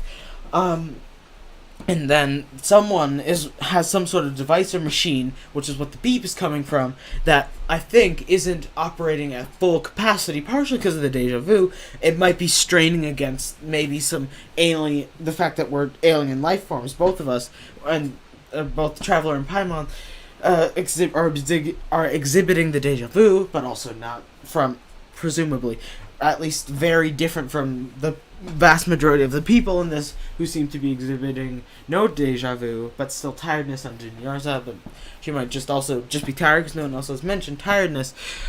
But they have had variant behavior, but that might be anyway. And then the person who has the beep is aware of things. They have remote access to knowledge, hence them knowing about variants, and is probably running this, and also is able to is also exempt from the time loop or illusion loop. I'll just call it a loop, and is exempt from the loop's memory wiping or nullifying effects.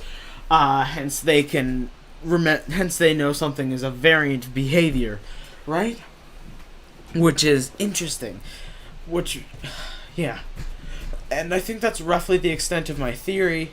And my guess is it is breaking a little bit based on like the black and white flashes we saw twice. That is so cool. So based on those, my guess is it is straining against these two, like the Traveler and Paimon, as alien life forms in the system that maybe it wasn't designed to comprehend, tackle, what's the word? Accommodate? Something like that. Which is why it's starting to break a little bit, right? And then, like the Traveler and like everyone else caught in it, but they had to test it on like regular humans, right? Okay, I'll be down in a second! They had to test it on regular humans, so it didn't quite work on like the Traveler and Paimon, seeing as at the very least we are slightly different. One, because Paimon is seemingly a unique being in this universe as far as we've seen, or at least extremely rare, because she can like float and yeah, a whole bunch of stuff. And then and like disappear too. I'm not sure if that's canonical, but and the fact that he's like a small child that can fly, all that stuff, and the fact that we don't need a vision for elements, the whole Statue of the Seven. Evidently, the Traveler is special, and so I think that this is straining because it wasn't fully designed to accommodate the alien life forms and all the other. There's a person running this exempt from the time, collecting data remotely, and we've done many loops. We started partway through, and at some point the reason we still get deja vu is because eventually with enough loops, the variant behavior, they'll be, say we loop twice, right? Variant behavior probably not going to happen. Say we loop 100 times, we might have done the same variant behavior of going and eating the cake like 3 times. But say we loop 1,000 times, we've probably done it like much more, right? Because it's like that one randomness simulation where you drop a bunch of balls and they kind of have like a pyramid. The vast majority of the timelines are probably in the middle, common behavior, like the first loop we experience in game. And then my guess is going and eating the cake is like a little further up, but not that uncommon. So there's probably like say in 100 loops, maybe 3, 4, 5 timelines that did that, depending on how rare an idea is. I will be right back grabbing dinner.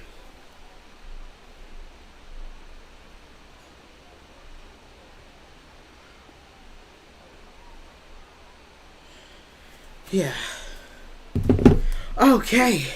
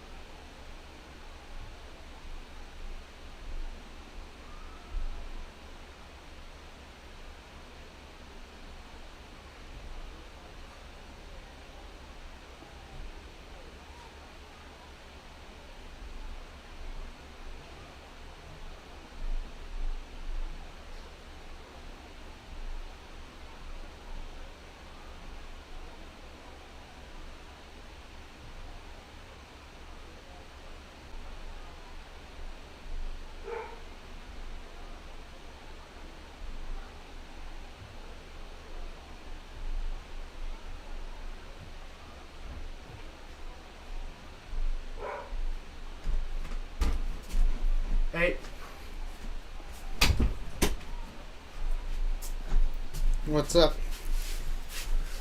I'm back.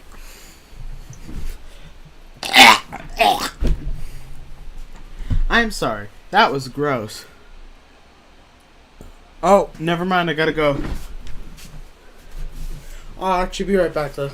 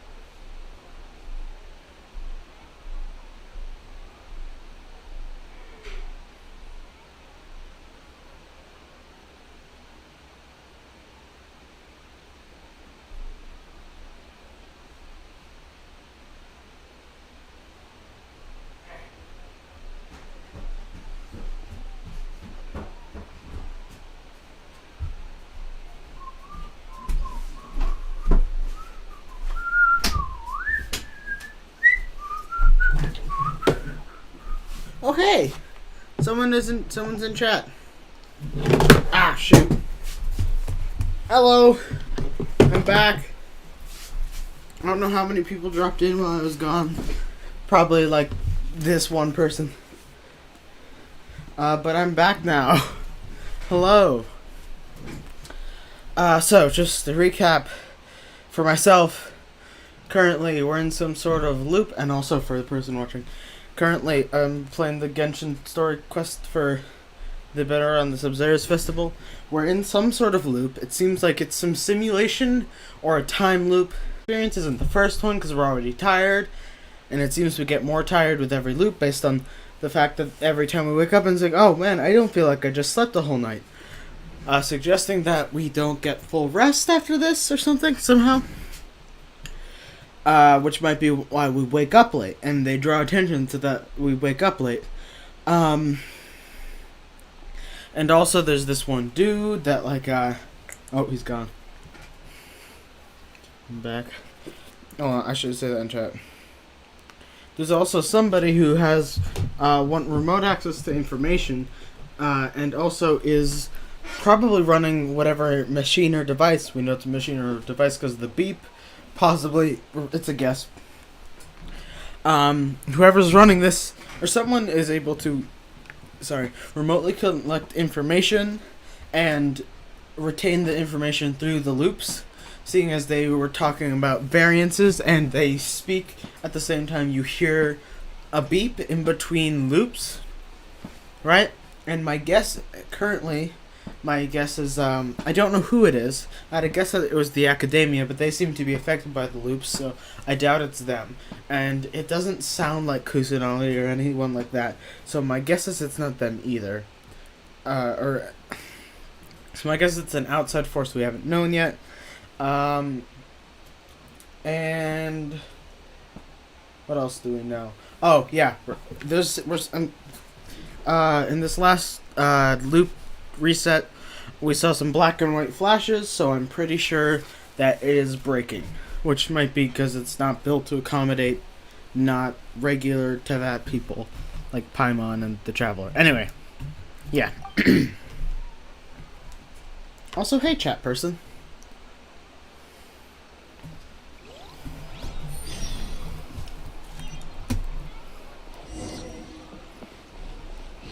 Okay. Go to the appointed place and talk to Tinuzad.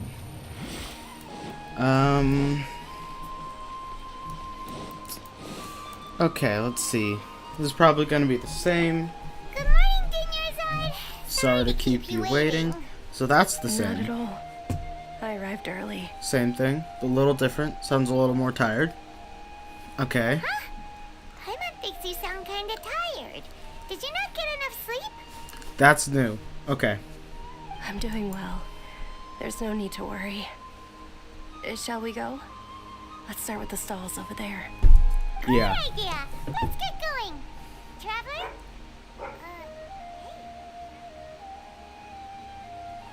This feels... Yeah, what a strong sense. So the deja vu does build with loops. That makes sense. That reinforces my theory that there's probably... My guess is there's loops in between the first two things we hear. Anyway. Self feels too familiar. What a strong sense of deja vu. Oh, this feels all too familiar. Deja vu. I think deja vu is a better thing to use because what we've been using, which would trigger more deja vu, which might make it feel stronger. I don't know. It obviously doesn't make any difference, but... It's all thanks to Miss Dunyarzad's sponsorship that the children can enjoy the Sub-Zero's festival.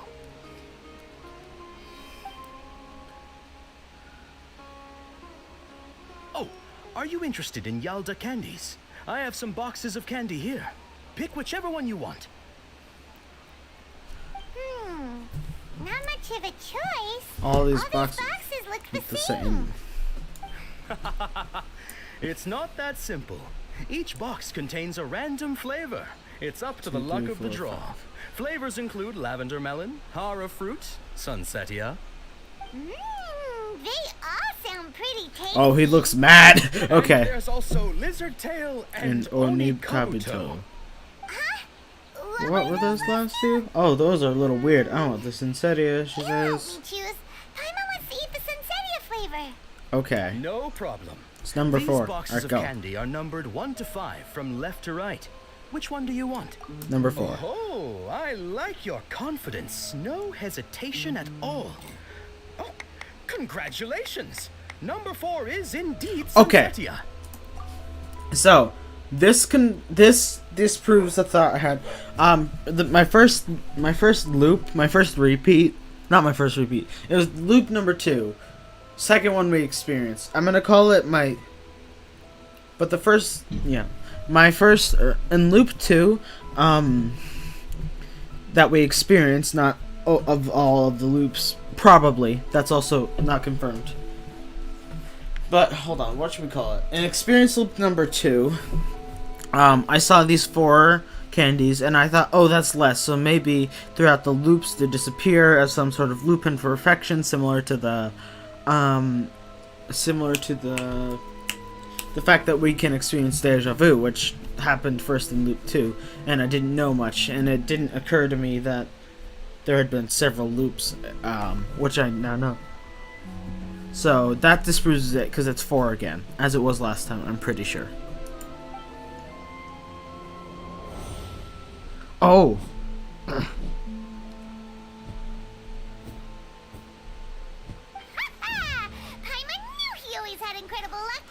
That confirms my other theory. That there's loops we never did. Because I've done 3 loops. My first loop, I may have cheated, and I looked up which box the Sunsetia was in. Because it didn't occur to me that there was anything weird going on. I thought it was just going to happen, and then the feds were going to come, they're going to bust the dance, and then we're just going to do it anyway and move on.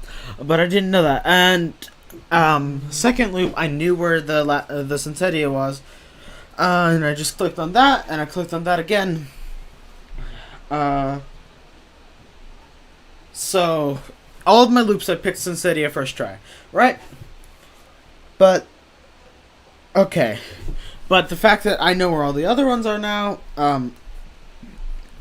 canonically confirms that several loops happened without the player knowing, which it strongly implied before, but now it's confirmed. Right? And my current theory is that the first loop you play is it's pretty early on because you're not getting deja vu, but it's not the first one because you're sleeping in a bit.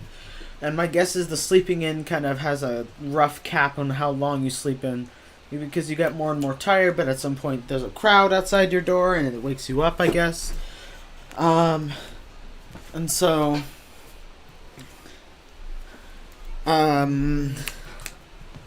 and then there's a couple loops you don't play, and you get back to the second loop you play, in which you're experiencing deja vu strong enough that you think it's weird. Though my guess is a lot of the loops, like most of these, you didn't really think anything of it, and you guessed all these. This confirms my theory that there's lots of loops we didn't play. Yeah. Number 1 is Lizard 2. Paimon's not really interested in the other flavors. Oh!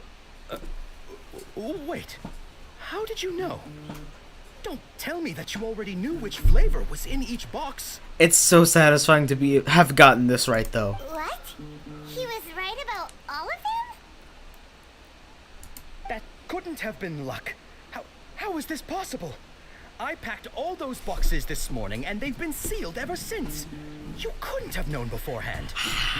I'm just too good at figuring things out. No, to be fair, I did only figure it out once they said, man, once the deja vu of hitting the charcoal baked cake kicked in. First time that happened and the deja vu kicked in, it occurred to me that we, the player, might not be omniscient in this situation, because I was kind of like, hey, they don't know everything. And it didn't cross my mind that I didn't know anything until the traveler said, nope, this feels familiar, knowing that had never happened. And at first I kind of disregarded it as like, well, it's probably nothing. And then it occurred to me that, they might have just not shown all the information to the player. Anyway.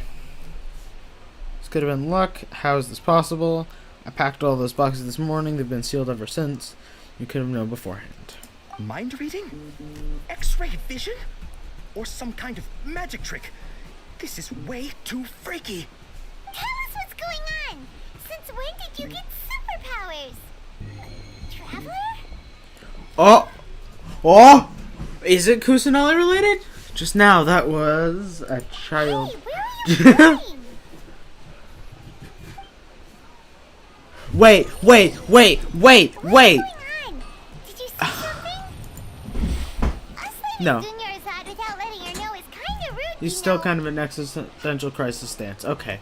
It looked like he was asleep in the background, and seeing as we've confirmed the increasing tiredness. Hey, Leah, what you doing? Let me look at your screen. No. Why? It's just Genshin. Why? I wanted to see what you were playing. Genshin. What are you in here for? And look at the details. No.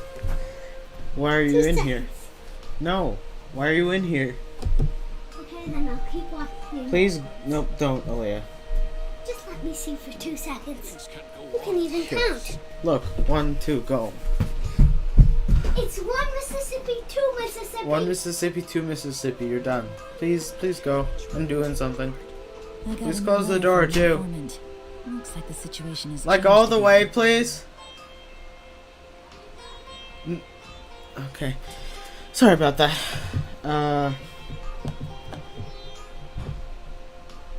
Anyway. Yeah, so I thought for a second he was asleep, because before at the previous camera angle, it kind of looked like he was just having an existential crisis, but he looked a little more sleepy, and since we've confirmed, since Dinyarzad seeming more and more tired each loop, I think that confirms that we don't get fully rested each loop. Though I'm not sure of the full extent of who that affects, though. It is interesting. Stuff like picking up your order from this dude, it remains the same. And you know what's crazy? We could just ignore all this. I could go and do my daily commissions right now, if I hadn't already done that. That's wild. Anyway. We head over here. Oh, eremites. Oh, child. Never mind. What's her name? Kusanali, Nahida, I don't know. Follow the familiar figure. Why's she familiar? How do we know her? Where are we going?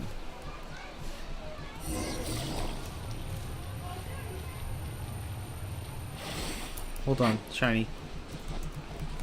And then this is roughly where the chase happened. No. Never mind.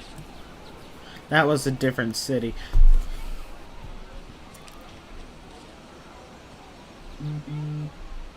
So it was Kusanali the source of this? I doubt it. I think this is like... Why did we come here? I think this is less of a, oh, Kusanali is behind this, and this is more of some divine intervention type thing. Like Kusanali's become aware of this. Maybe some knowledge god type powers are like making her aware of the situation, and he's trying to end the loop, and she's trying to end the loop.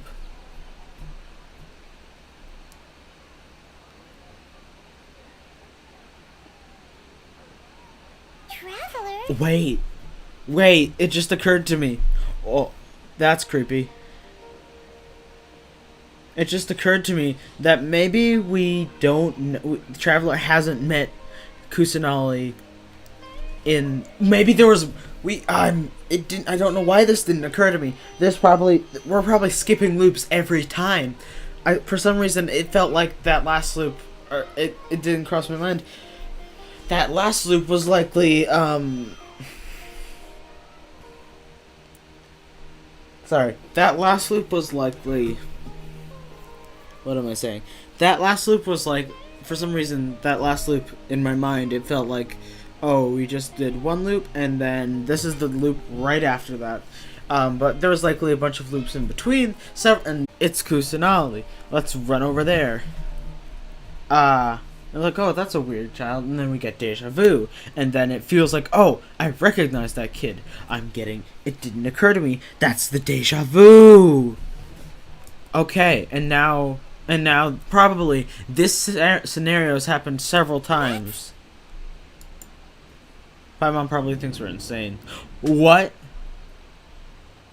Is the bird the informant, maybe? The remote information I was saying before, so that the studier person knows where things are? Hold on. I might want to look. Oh, and the cage is open.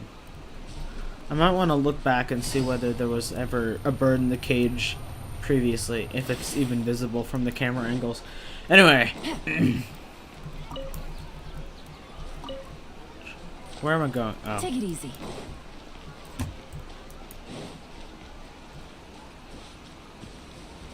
There she is.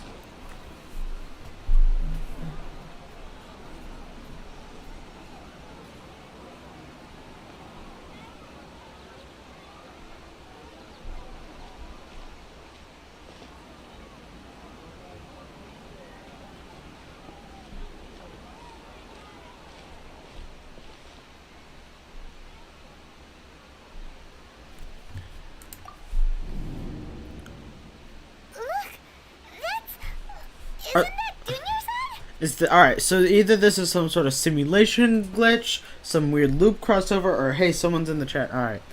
This is interesting. Just a moment. She was still with us just a moment ago. So my guess is, at this point, I'm like 90% sure I was right about the simulation thing. And I'm leaning more towards a simulation over a loop. But maybe it is still a loop that's just crossing over. You already know that this isn't your first Sub-Zero's festival, don't you? Alert. I'm sure you already know how to use this. Huh. A knowledge capsule? Where did you get it? It's golden, too. You should use it too, Paimon.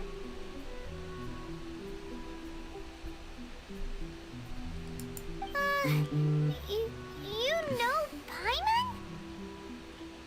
Yep, alright, let's use it together. Good idea. This seems kinda sketchy, but Paimon feels like this is what we should do. So then there's probably a bunch of timelines in which, this might be the first one in which we use the capsule, if this makes any meaningful difference. There might have been a couple timelines in which we're like, what? No, we're not gonna take this random stranger's capsule. We saw what this did to that other person. Okay. So many days worth of memories, yeah. I called it! In between loops! I knew it! Alright.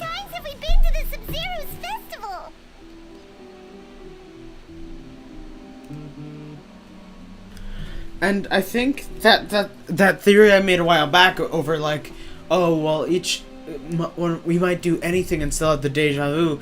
Say we do hundreds of things and we'll do this one path. Like, I was right. Oh, it's a great feeling being right about something. But I was right. You might do that, travel that same path if we do 100 times. Maybe like 5, 6, even 7 of those might, or I think 3. I said 3, 4, or even 5 at the time might be the same loop, and so we get the deja vu, and then. I love this so much. Okay. Have we been trapped in a single day? If it weren't for you, we wouldn't have even realized. Wait. So. What the heck was inside that knowledge capsule? And we low power. That's not good. But this also means, it seems, unless they're about to mention something, we haven't taken this knowledge capsule before, but we do have memories of the child. So either we just didn't run after them previously, we just saw them, or maybe ran after them a bit but didn't continue, or even got to this point and didn't take the capsule. But my guess is this is the first time we took the capsule. Your memories are still scrambled? Try your best to remember. This isn't the first time we've met, and I answered that question a long time ago. I take that back. We just didn't have complete memory. Let Paimon think. Oh, it's coming back. Meeting you was the real catalyst for restoring our memories, and the knowledge capsule was just your means of showing our minds the way. Huh. What about everyone else? Why are you only helping the 2 of us? We probably Your sense stand of out. deja vu is stronger than everyone else's, yes? As for an explanation, you 2 received the blessing of Dendro, and you also have special, sensitive constitutions. Yep, I was right. It's as if a single sheet of paper was separating those memories from your consciousness. I was right. So whatever system this is, it wasn't quite built, or doesn't work quite as well on the alien life forms that we are. Alien, not super literally, except for Traveler. I'm pretty sure or alien as in like the foreign type of alien. Anyway. A familiar question. I think this is the 7th time you asked that. So this has happened before. This isn't a guaranteed win. We might loop again. As you can see, she isn't doing well. You probably sensed it too. The Junior Zod you were just with is different from the first Junior Zod you met.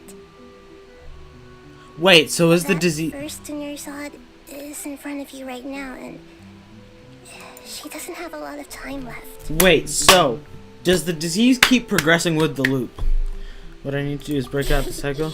Looks like you're almost done sorting out your brain. I was right early on, which it was kind of hinted, but this is still... Man, I was wondering why people were saying, oh, the Sumeru story is so good. This is incredible. Oh yeah, I'm Nahida. Hey. I know, you introduced yourself before. You passed the test. What's happening? You can awaken our memories, and you seem like you know what's going on. Oh, wait. Please don't tell Paimon even you don't know. Everything in this world runs in a loop. This cycle is called the samsara. Samsara, okay. You, me, and everyone else are all stuck inside the one-day samsara. I was right. So it is a loop. Truth. That's on you to find out. If you were told the truth instead of discovering it yourselves, it would literally blow your minds. I don't know how you'd be after that. Oh, shoot. Yeah, we'd probably die. Okay, so that's interesting. We have a name for the loop now. So we can stop calling it the loop. We can call it samsara. And we can call the individual things loops. I can only give you surface level help, like bits of information and subtle hints. Okay. For the rest of the time, I'll be doing all I can to slow down Junior Zod's illness. Which probably explains how she's still alive after like 40, 50, maybe even 100 days. She looks like she isn't doing well at all. Her illness gets worse after each Sub-Zero's festival. If we can break out of the samsara, I might be able to save her. Okay. But as things are right now, she's just a small bird in the sky that's about to lose its last feathers. Huh. All I can do is raise a gale to delay her fall. Okay. You You sure love to use weird analogies. Analogies are wonderful tools. They let you use existing knowledge to understand unfamiliar things. Okay, so, with what you know so far, what do you think the truth is? I've been thinking this through. Let's see what it is. Let me collect my thoughts. When you enter a state of contemplation, you can choose any text entry to interpret it. The interpretation process involves analysis of a text entry and may yield new entries. Once interpreted, you may submit that text as a conclusion. Some text entries can be associated with the one other. Once interpreted, select Associate to choose another text entry, then trigger association. You can gain new text entries by performing accurate associations. If one of the text entries on the current page can be used as a conclusion... Alright. So this is when to see...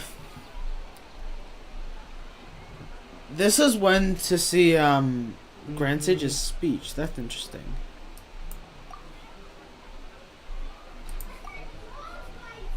My mind feels exhausted, even though I haven't done too much thinking. Oh boy. What is going on? You haven't, I have. But this is this is great, because I can confirm all the weird stuff I've been thinking about. I've experienced the Sub-Zeru's festival many times, and the day of the festival seems to be in a perpetual samsara. Yeah. Associate.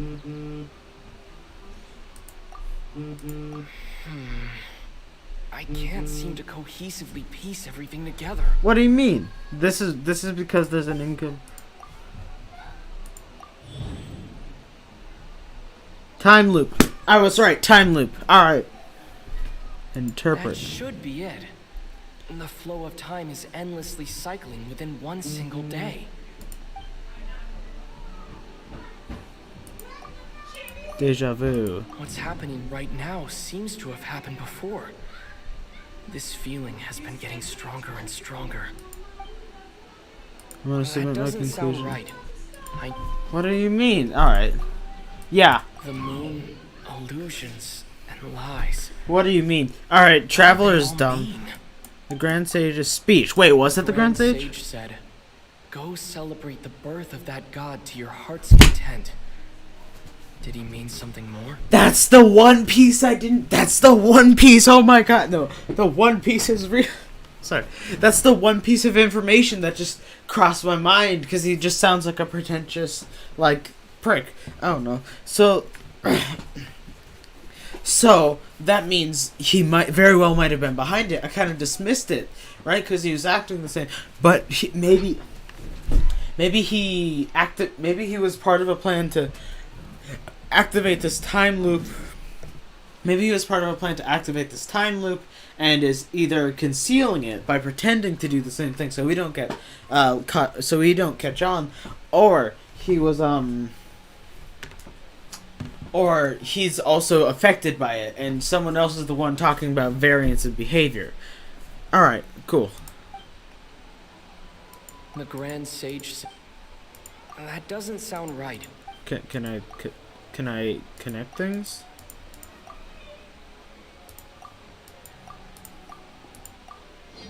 That's okay. You've given similarly wrong answers in the past. A pity. Oh, so time loop wasn't right. Still the wrong answer? Paimon thought that made a lot of sense. So I think my time's just repeating itself. I think my simulation theory is Time correct. loop can't explain some of the phenomena. You two are still missing a lot of information. Unfortunately, I can't give you any more hints. Okay. Dunyarzad. The Sub-Zeru's festival is happening every day, but that doesn't mean we can waste an infinite amount of them. Hurry and find the truth before today's festival ends. Alright, so my guess is this is the final loop. That's pretty cool. The cinematography... Let's think about our current situation. To save Dunyarzad, we have to escape the samsara of the Sub-Zeru's festival. Okay. And to do that, we need to figure out what's happening. The truth. rejected the idea of a time loop, so we must have missed something, right? Alright, so my guess is... Paimon's memories say that we've already done this many times, but let's go talk to people again. It's more productive than sitting here and scratching our heads. Okay, so time... Why don't we start with those stall owners? I think...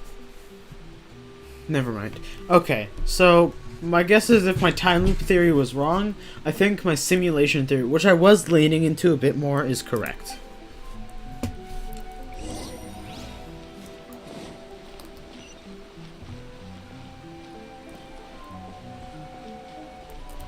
And my guess is the academia is behind it because it does seem to be some sort of study, right? They're talking about marking down anomalies, or they're talking about anomalies. And they're talking about this not as someone who's like confused or trying to figure something out, but as similar to how a researcher would sound. Hey there! Hey, it's you guys again. Where's your cultured friend? She's not very good. Okay. She's feeling a little unwell. I see. Did you come back to buy something? I guarantee the freshness of my products.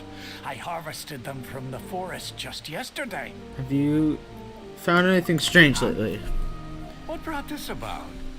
I hurried back from the forest yesterday, and I'm selling produce here today. I haven't felt anything strange. Okay. To put it another way, if you really think about it, was yesterday truly yesterday? Did you actually come back from the forest yesterday? We're gonna give some people some existential crises they'll never figure out. Okay. What kind of philosophical nonsense is this?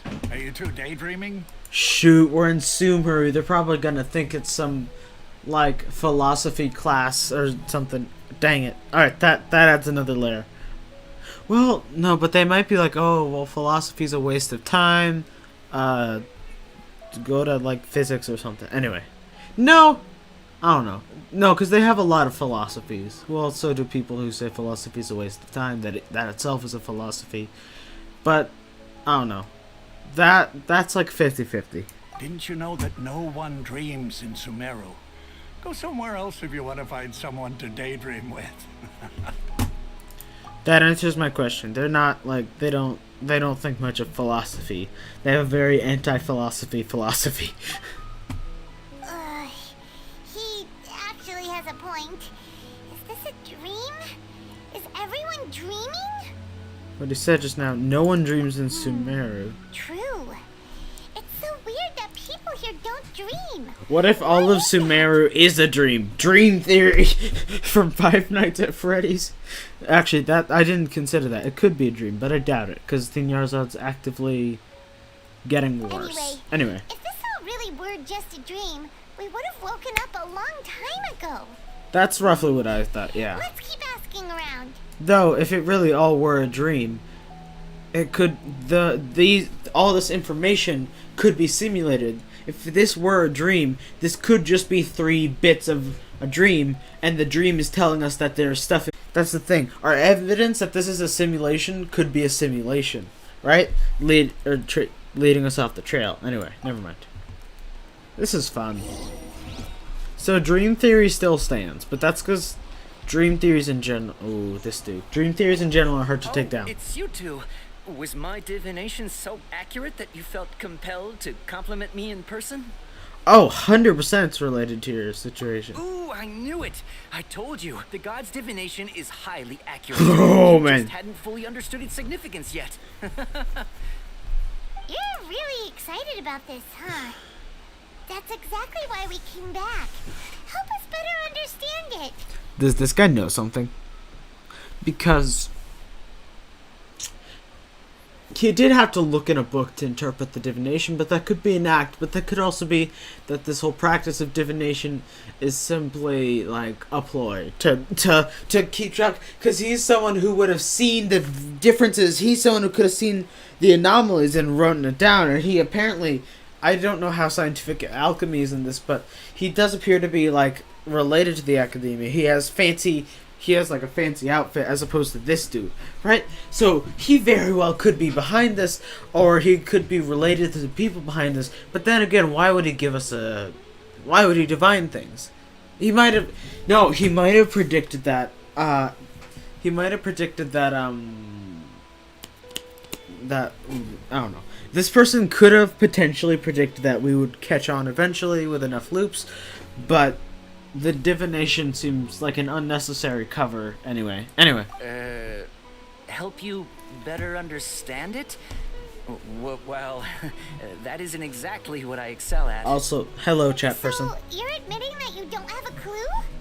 Anyway, what kind of situation did you get into? He's getting past that really quick, but that might just be the dialogue. Also, hello, person in chat. How are you doing? I'm currently doing the Subaru story quest. Currently, we have basically confirmed that we're in a simulation loop of some kind called Samsara, and we're trying to figure out, it's not a time loop. Kusanali said, oh, we come to that conclusion several times, which is one of my main theories. So my guess is it is some sort of simulation, partially because we've seen things, signs of it breaking, such as seeing Kusanali, and also the black and white flashes, or Nahida, or whatever. I'm pretty, anyway, and also the deja vu, so being frequent and more strong. I think that's signs of it breaking, partially because this is like an alien creature into that, so it wasn't quite built to handle it. Anyway, never mind. You've actually divined our fortune many times. Huh? Hold on a second. I thought you guys just lost your wallet or fell for a scam. Oh. You just said, are you serious? Does that kind of thing actually happen in real life? I knew it. His divination was that he was lying. This was like, I just laughed at this because I thought it was a throwaway joke the first time. Is that his joke was like just a throwaway lie, and ironically, I got myself into a bit of a loop there, talking about, well, if it is a lie, then the divination was real, but that means it wasn't a lie. Anyway, and then I eventually came to the conclusion, outside of the joke, that it wasn't a lie. Anyway. I knew you weren't going to believe it. Marvelous. Truly marvelous. I believe you. Recall the interpretation of your divination. The moon, illusions, and lies. It really felt like an omen. When you say it like that, the divination does sound like it's related to what's going on. Can you read any more into it? I would like to say I made this connection second loop. I got a lot of information loop 2. And third loop 3, early loop 2 actually, and loop 3 is just proving a lot of it right. I believe that the Archon's revelations are never more than vague hints. Anything more specific is beyond the reach of mere mortals. The book only says, if you trust your instincts and overcome your fears, the sun will surely rise. The sun will surely rise, as in the day will go down, and the sun will set, the day will end, we'll go to sleep, and then the sun will rise on a new day. Oh! I didn't make that connection before. This is so cool. So alright. That's how it is. Looks like fortune-telling is just fortune-telling. It's no good for practical problems. What do you mean, Paimon? This has gotten us... This is what really tipped me off and sold me on the simulation thing. The fact of this. I'm a little less suspicious of this dude. But, like, the thing is, he also could just lie. Anyway. We haven't made any progress. Who else can we talk to? Let's try talking to Dia again. Okay. Emma remembers that we tried talking to her a couple of times, but she always thinks we're playing pranks on her. You think she'll brush us off again? Oh, that's a good idea. Take her to Dinyarzad. Yeah. If it happened to Dia's strong sense of responsibility as a mercenary, then she'll definitely take us seriously. I don't know if it's just me, but I'm picking up something besides a strong sense of responsibility. I don't know. But, like... Anyway. At this time of day, Dia's probably just finished beating up those kidnappers. Let's go find her.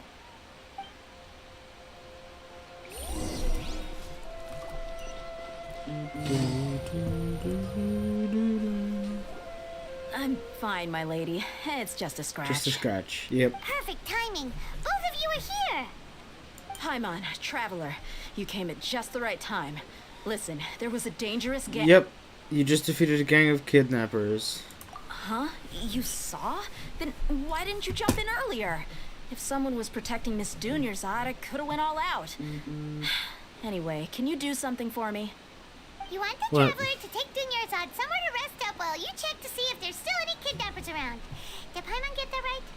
How did you know what I was going to say? I mean, that's feasible to just guess, but yeah. We need to say something convincing. Abnormal fatigue. People from Sumeru do not dream. Dia's Claymore.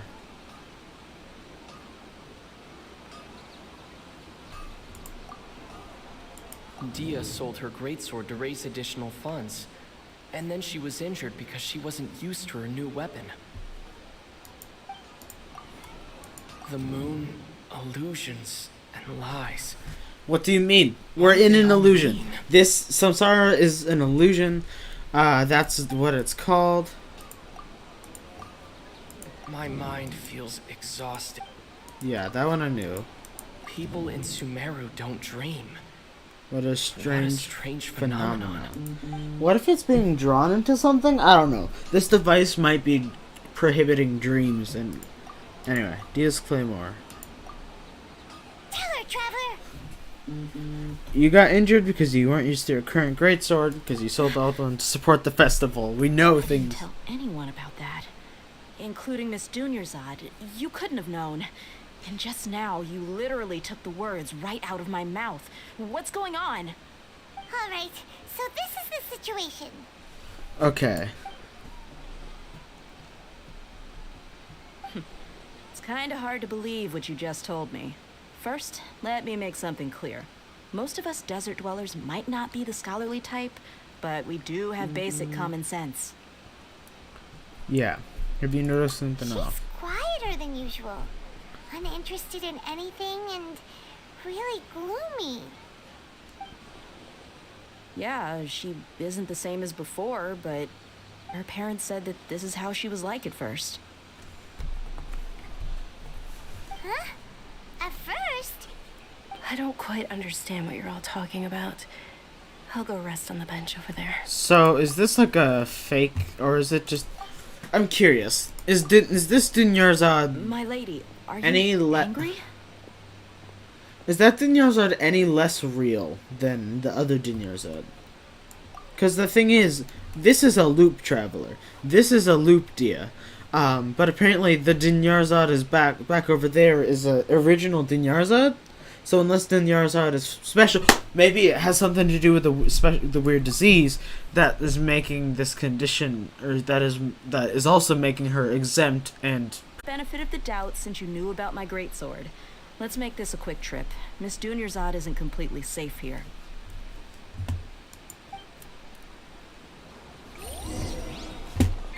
Alright, sun is starting to set. Also, it was interesting. On the first loop, I had the brief thought of, oh wow, this is really pretty lighting. I wonder if it's scripted to be sunlight at this point in the game, to make this like cutscene prettier, right? And I mean, I think I hit the nail on the head. I don't think I said that, but I was thinking it, and I think I hit the nail on the head because I very much think that was scripted at this point. Anyway. Did I take like the longest route there is? No, wait. This area, it's such an out of the way location. You would probably never go there because normally the furthest you go, you're like over here. You head out here and it's like, all right, let me head back now. And you head back down and stuff. You never think, oh, let me go over here because it's kind of a pain to get to. Therefore, it's another anomalous behavior and makes sense why you'd be over here anyway. Nahida, we brought a friend. Are you busy? And I'm like basically 100% sure this Nahida's also Kusanali. It's not confirmed for me, but like basically 100% that sure. it won't help to bring anyone here. Like a special magic small person like Kusanali is with the green dendro stuff. We just wanted her to see the real Dunyarzad's condition. The real Dunyarzad? Where and who are you talking to? Huh? I told you that you two are special. Other people can't see me or Miss Dunyarzad here. Oh, okay. Looks like Dee is figuring something out, though.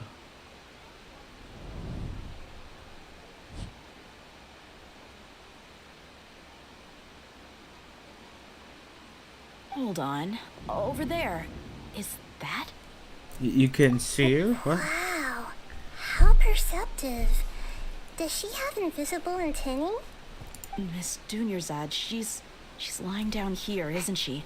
How's she doing? Not good. Her condition's really bad, and she's basically in a coma. How did you know she was here? I can sense her aura.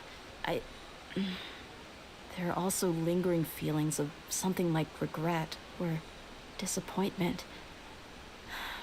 What happened? Do you believe us now? The Sub-Zero's festival has been repeating itself. Begin discussing the issue with Dia, So, who finally understands. You think the sages are behind this?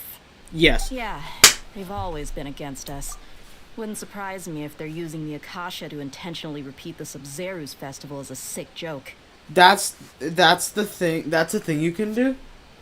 Okay, I didn't know the Akasha could do that, but they were one of my original theories when I heard the old dude's voice, and they were one of my secondary theories. They were one of my main theories, which means I was right. Yeah, let's go. And I mostly wrote it off because what's his name didn't seem to know anything until the interpretation brought to attention the enjoy your little festival type line, and that this is so good. Okay. You have a point. Aside from the Dendro Archon, the Academia's sages are the only ones in Sumeru who could pull off something like this. Maybe there's more to the Akasha than we know. Nahida, could you tell us anything about the Akasha? Right. Didn't you awaken our memories using something that looked like a knowledge capsule? That means you must know something about the Akasha. That's true. Okay. Hey, chat The Akasha person. relies on the power of a gnosis to operate, as it is the manifestation of the God of Wisdom's power. It compiles the wisdom of the entire populace, and it grants knowledge to the people. Alright, with that being known, apparently that would mean this Gnosis is probably more heavily guarded. So did the Fatui end up getting it? They're barely in Sumeru anyway. Anyway, sorry. Also, hello person in chat. How are you doing? Anyway. A gnosis could do that? No wonder the Akasha is so magical. It's being powered by the gnosis of Sumeru's Archon. So, this Nahida you mentioned, what did she say? She said, and Paimon quotes, the Akasha relies on the power of a gnosis to operate, as it is the manifestation of the God of Wisdom's power. It compiles the wisdom of the entire populace, and it grants knowledge to the people. Compiles the wisdom of the entire populace and grants knowledge to the people. Wait. What is it then? I get the grants knowledge part. That's what people have always used the Akasha for. But compiling the entire populace's wisdom? How does that work? Did she mean that the sages enter new knowledge into the Akasha? Probably not. Okay, most information in the Akasha comes from Irminsul. Oh, I forgot about that. That sounds about right. What do you think? Wait, also, the other thing is, like, we're working in a nation where the Archon is the knowledge god, so it makes sense that, like, something powered by the knowledge god's gnosis would be able to remove knowledge from our minds, right? Because that's what she rules over. Anyway.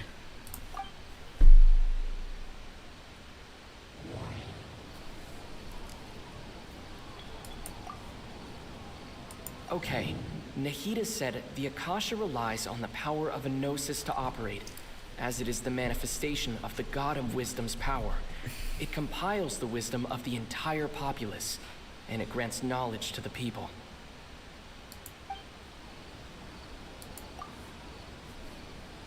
What's happening right now seems to have happened before. This feeling has been getting stronger and stronger. Also, hey, I was right. Deja vu stacks. Okay. That doesn't sound right.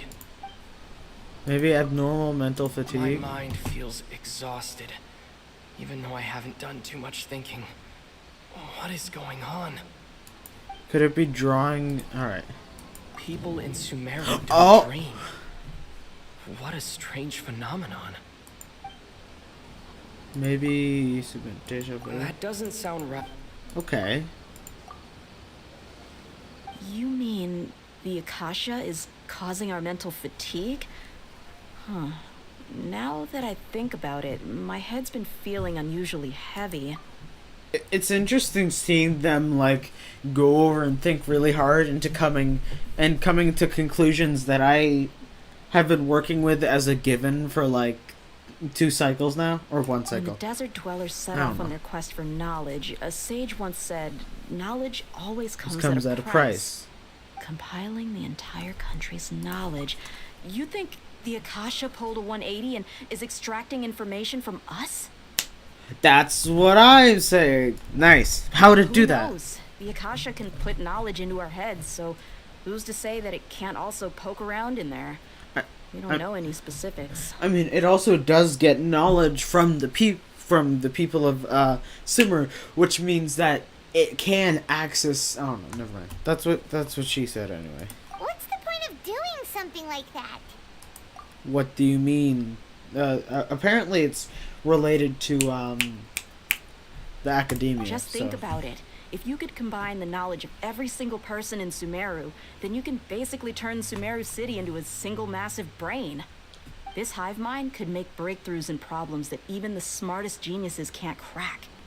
An excellent deduction. I love it. In that case, we should take off our Akasha terminals right away. We can do Maybe that? that'll solve this problem. It is worth a shot, but I doubt. Yeah, this isn't like a let me just pop it off type thing. It's not near bud. I was only wearing this for show in the first place. Didn't expect the sages to cook up such a conspiracy. Really?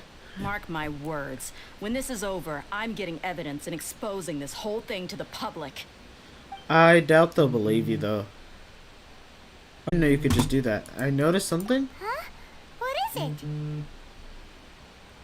I feel like at the end of every day, there's always the sound of a beep. Oh, wait, I was thinking about this. Paimon knows what you're talking about. It's a single Soft beep. that sounds like it's coming from the Akasha terminal. That didn't occur to me. Also, hello, person in chat. How are you? I'm doing this whole plot line, and we're, I think, nearing the end of it. And I've been overthinking it and trying to figure it out along the way, and this third has been really fun because it's confirmed a lot of my theories, and like a lot of them were right. And for a lot of things, I had like a set of 3. Like I had the simulation theory, the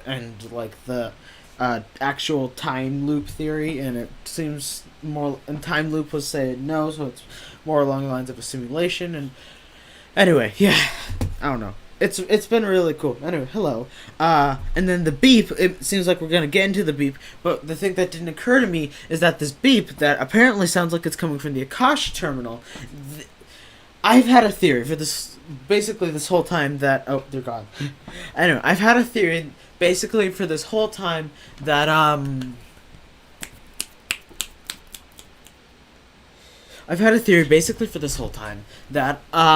this whole thing is happening because of some device. I didn't know who made it. I had a couple theories, like I think it was Fatui, someone related to Nahida or Kusanali, but they're like probably the same person, like 90% sure. Who else? Oh yeah, the academia, and then they're saying, oh yeah, it's like probably the academia, right? And my theory was that okay, academia has some device that they are using to do this, and they are and I know they're collecting knowledge, and they are somehow not being affected by the loop, which is what I call it, the samsara thing, right? At the time I called it a loop. I'm gonna keep calling it the loop because that's a little faster. Anyway, so they're not being affected by the loop, and I knew that because they were talking about anomalies, and there's no way you'd know that some behavior was an anomaly if you didn't have a set of data for it to branch off from. Therefore, they have a set of data, they know of the loops, they know what is going on more than other people, and that also means they have general remote access to data. They have remote access to data, which didn't cross my mind. What didn't cross my mind, also, I just realized the Akasha terminals are kind of bird-shaped. But what didn't cross my mind is the remote access to data. I forgot about the Akasha terminal, like, sharing knowledge ever. That's the whole thing. The Akasha terminal's remote access to data. So then the people running the Akasha terminal could have the remote access to the data, so they would know of the behavior, so they could get the information to retain, which they can then retain by being in control of the device that is making everyone experience the loop. Therefore, but it didn't cross my mind that the Akasha terminal was the device.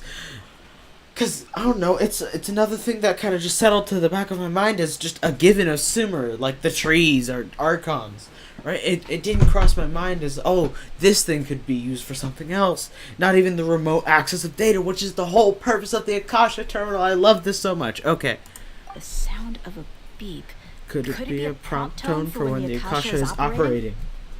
Let's see. I heard something important. I heard the same sound in Port Ormos. I did? That's probably an important clue. We weren't using our terminals, but we heard a beep anyway. Oh, reset? Traveler, did you hear that? It just got a tiny bit darker. I heard it too. It's getting darker. Aren't messing with us. There was definitely a beep, but it sounded like it was coming from inside my head. Okay, that's interesting. We took off our Akasha terminals.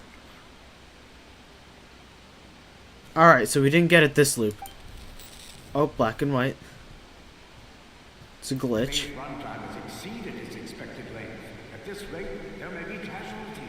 Okay, so this experiment is going wrong. It is indeed an experiment. It succeeded expected length, so this was on purpose. It is a study. I was right. Yes. Hey, Jack. What are you in here for? Did you just come in here to play music?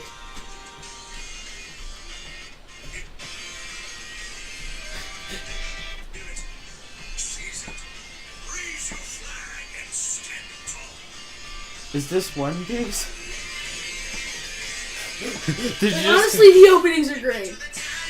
Oh, so you came in here to just blast the One Piece opening?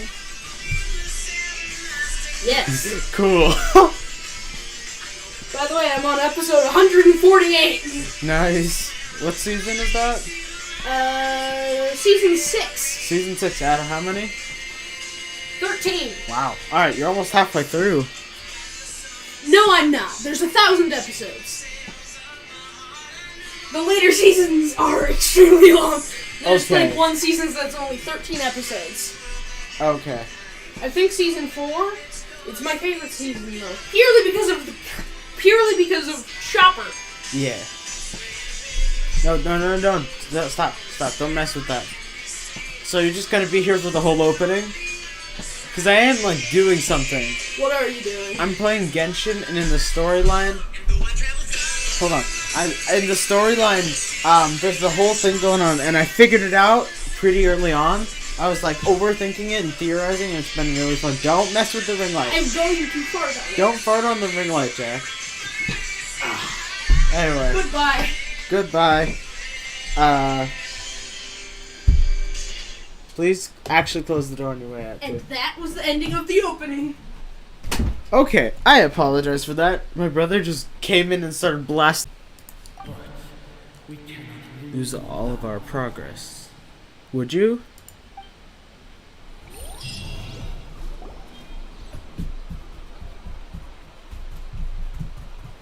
Oh. Wait. Is she like some sort of vessel for this?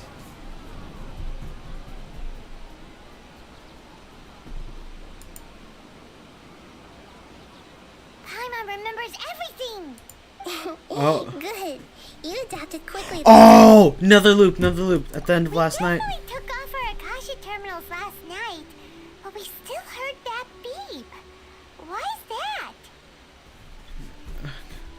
We failed severing our...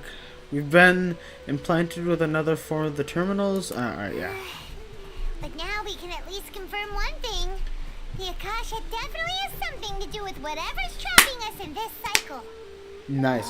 Oh! Everyone doesn't get it. Wait. Why would the Akasha go this far if all it wants is everybody's wisdom? Also, the other interesting thing, actually, that I just noticed is that the thing he does, there's a similar effect in that to the glitches, right? Implying that they're coming from a similar source, seeing as, like, the knowledge capsules come from the Akasha, as does assumedly this phenomenon. And so a glitch in the phenomenon might have a similar effect, seeing as how, like, I don't know, yeah.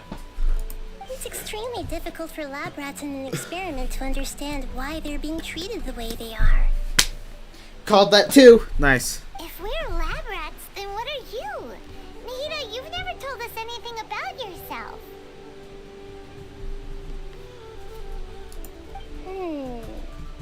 I guess I'm the moon.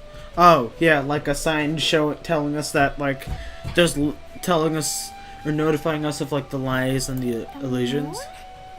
Wasn't that the result of our Don't worry, divination? I got it. I'm smarter than these people. Anyway, knowing who I am won't help you get closer to the truth.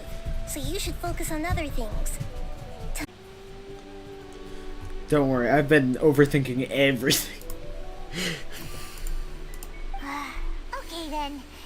Dia helped us a lot yesterday, so let's go find her. If Paimon's reading the time correctly, those kidnappers should be showing up soon. Did Paimon just check her watch? Hold on, what? Maybe sometime.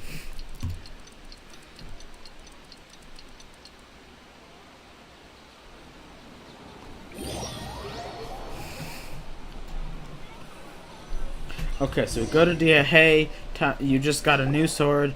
There's a time loop. I've already taken care of those kidnappers.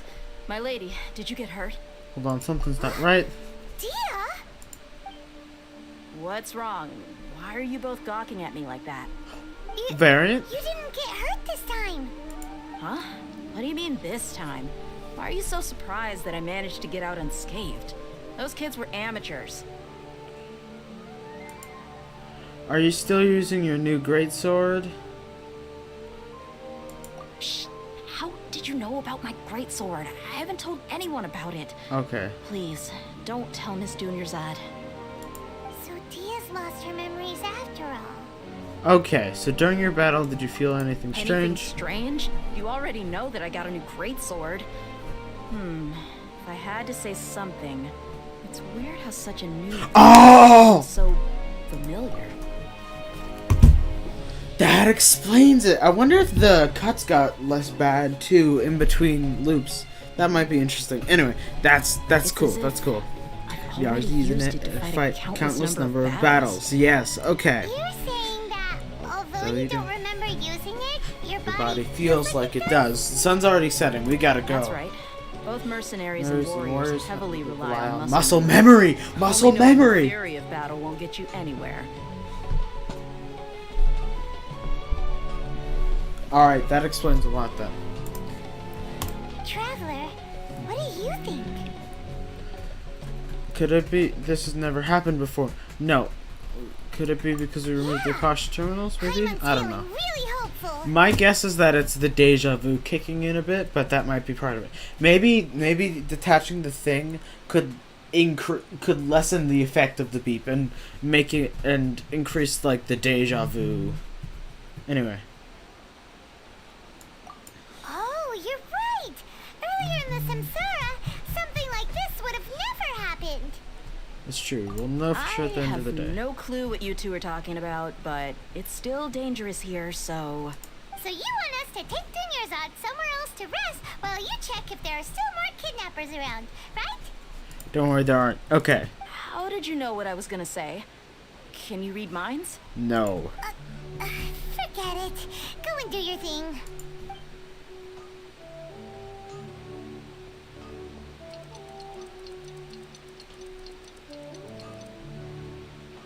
Okay, so are we? Is this like a low variance behavior day?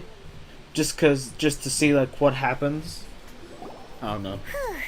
It's finally nighttime. Aside from Dia not getting injured, everything seems to have stayed the same. I will say, this is a dangerous path to go down, right? Because, like, I learned this from Wardle. You can do low variance behavior in order to go after a specific detail of evidence, but if that specific detail of evidence wouldn't be changed by going after different evidence, doing higher variance behavior, then it's probably better to try and get something else done instead of just going with the flow of everything.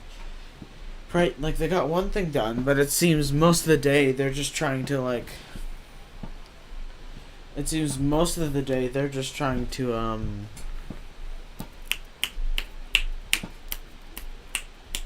Most of the day they're just going along with things, trying to see if anything's different at the end of the day. Right? So, it's a risky strategy. It gets you your information, but at the same time, you have a smaller batch of information that you're collecting. But this one bit will be more precise. So it makes more sense. Certainly makes more sense in a scenario where you have a lot of time, because the time loss doesn't matter. But in this case, we're on a time limit. This lady's gonna die, so like, I don't know. We might have to go quick. Listen, Nahida, we found out that Dia got out just fine today, even though she got injured every other time she fought the kidnappers. Do you think the Samsara has been broken? Have we saved Dunyarzad? Nope. Really? Good job on all that progress. Get some good sleep tonight. Hey, what kind of an answer is that? Tomorrow will come. Everyone assumes this is common knowledge, but the only way you can know that for sure is if you experience tomorrow. Let's stop giving me these existential crises. Is it possible that today will be followed by yesterday? Does tomorrow truly exist as anything beyond a made-up concept? It's even possible that this entire world is a lie, and the history of the whole world has just been one endless Sub-Zero's festival. Okay, no more. Paimon's brain is already shut down. That's why it makes no sense to waste your energy thinking about things you will learn tomorrow. That seems a little... Get some good rest. You know, use the bathroom and flush your anxiety dookie away. Huh? Hold on, what did you just say?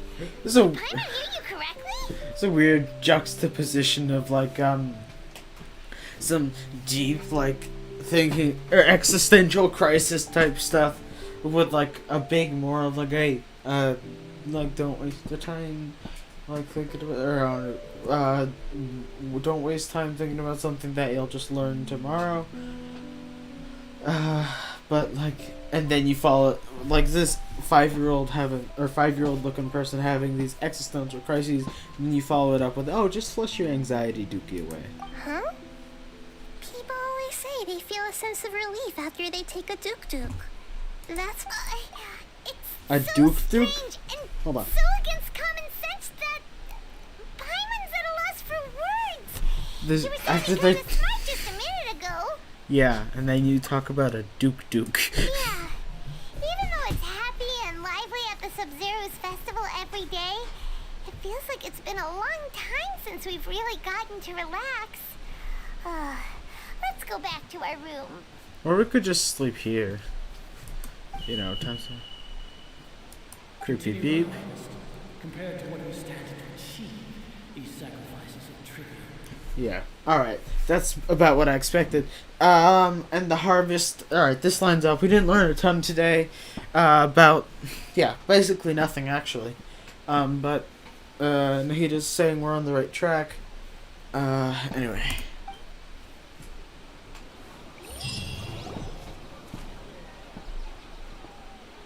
We're still in the same day. Yep. It's, as expected, it's not as... Oh, I thought that's it. No. You already knew last night that we didn't break out of the Samsara? Why did you tell us?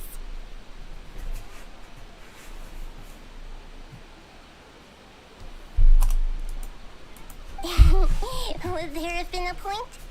You would have spent the night with new worries, with tomorrow still out of reach. In that case, you might as well rest within that brief moment of hope. An opportunity like that doesn't come by often, and I thought it might help you clear your minds. Okay, that's fair. Oh, I gotta turn on auto. Duke did that! Whatever. Guess you were looking out for us after all. Of course. In the time we've been together, you two have been everything to me. Paimon's flattered and everything, but maybe you're taking things a little fast. Paimon, it's been a long time. What I mean is, even though I had asked you to solve this puzzle, you two are still the only ones who can see me and sense my presence. In other words, if you weren't here, I may as well not exist. That's why you two have been everything to me. Get it? Okay. Nahida's talking about confusing stuff again. Anyway, that's enough chit-chat. So, Traveler, did the new clues yesterday help you gain a new understanding of the situation? Apparently the time loop theory is incorrect, but we already knew that. Huh? Why are you scrapping your previous theory? Dinyarzad's illness has gotten worse, Dia's fighting has improved. Yeah.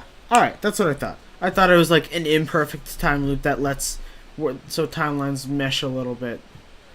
But yeah. That wouldn't work. So I was right about that. But that's been a given for like 2 loops now, so. Or 2 played loops now, so. Oh, yeah! You're right! Gosh, how did we not notice that? In a simple time loop, people's physical conditions should also reset. That being said, Dia's scratches did reset, so there is some sort of... And our positions also reset, so there is certainly lots of reset factors. So, what's your new hypothesis? Simulation.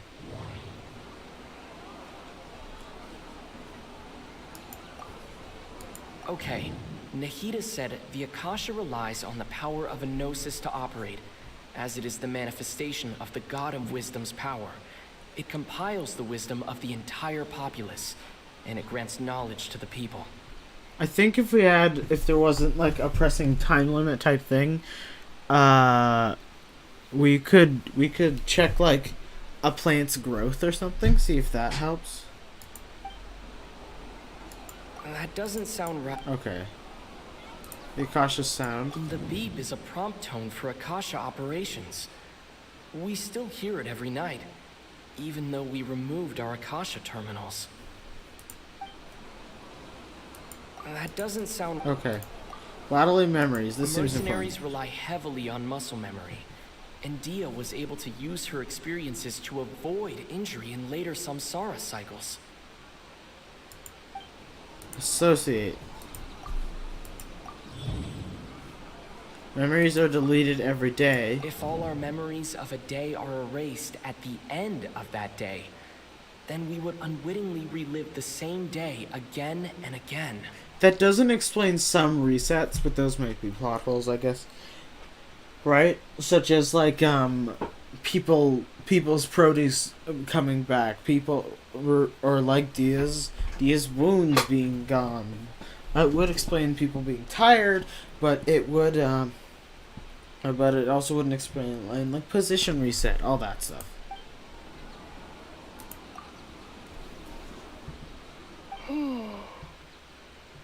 We are in a time loop instead our memories are being erased every day. Then the beep we hear every night could just be indicating the deletion of our memories.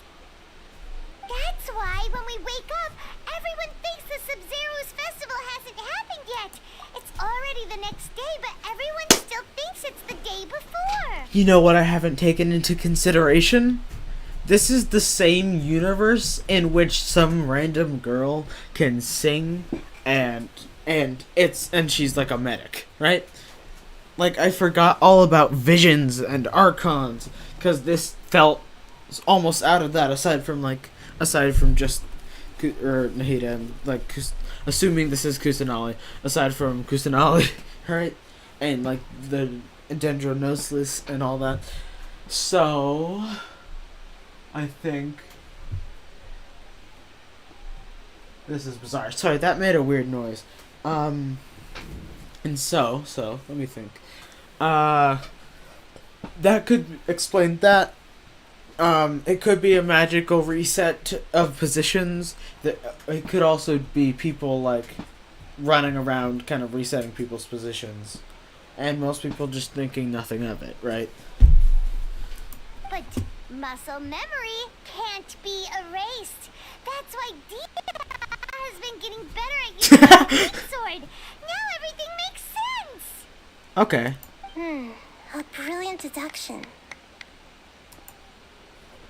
Yeah. Nahida, tell us if we're right or wrong. To put it simply, it's as if you've mistaken a pyro crystal fly for a firefly in the night.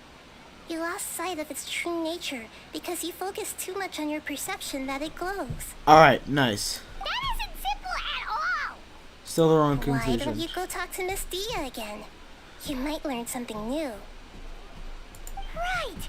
She did help us find our latest clue after all. Alright, I'm glad that's not the final conclusion. Because I was kind of dissatisfied with that. Because it leaves several holes, and they're explainable holes, but they're kind of goofy explanations too. Like what, the what are they called? Hold on, I'm blanking. The academia just has people like running around. Oh. Mercenary Corps of 30, huh. Anyway, the academia just has people like running around, picking people up, putting them back, and like restocking the produce. No, that doesn't make sense, right? And there's bound to be things that you can't redo, especially after, like, what was Paimon saying, like 50 resets, assuming people are having any. Oh, and this dude, the number of candies in the basket, that was for all the time. So it can't just be a simple memory wipe. That's part of it, I think. I'm sold on the fact that that's part of it, but there's something else going on that resets positions and also physical things. There you are. Really took me a while to find you.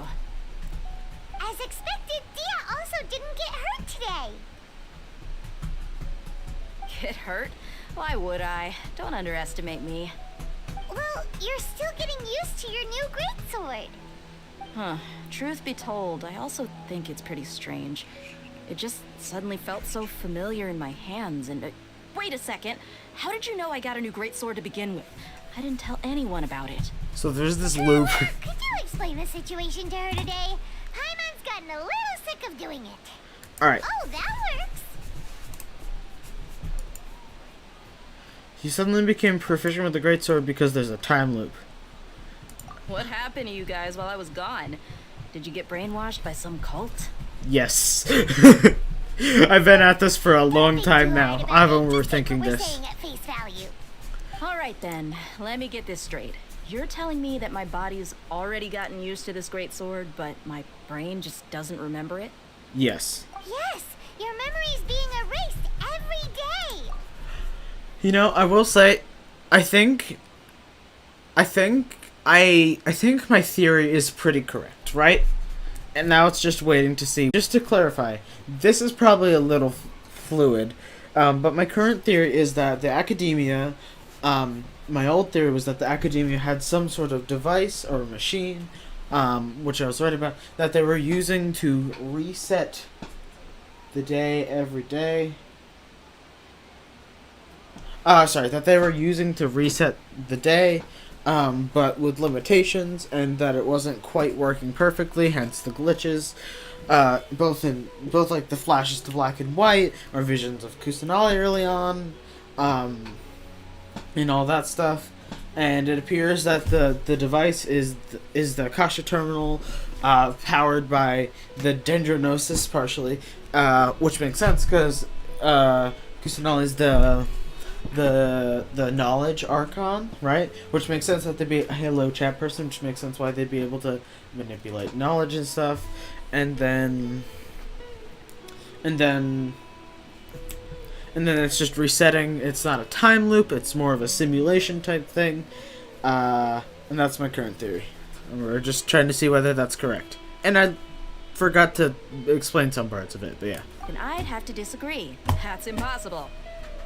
Oh? Well. Why do you think that? If we've actually been reliving the Sub-Zero's festival day after day, then what happened to the things we used, the money we spent, the food we ate?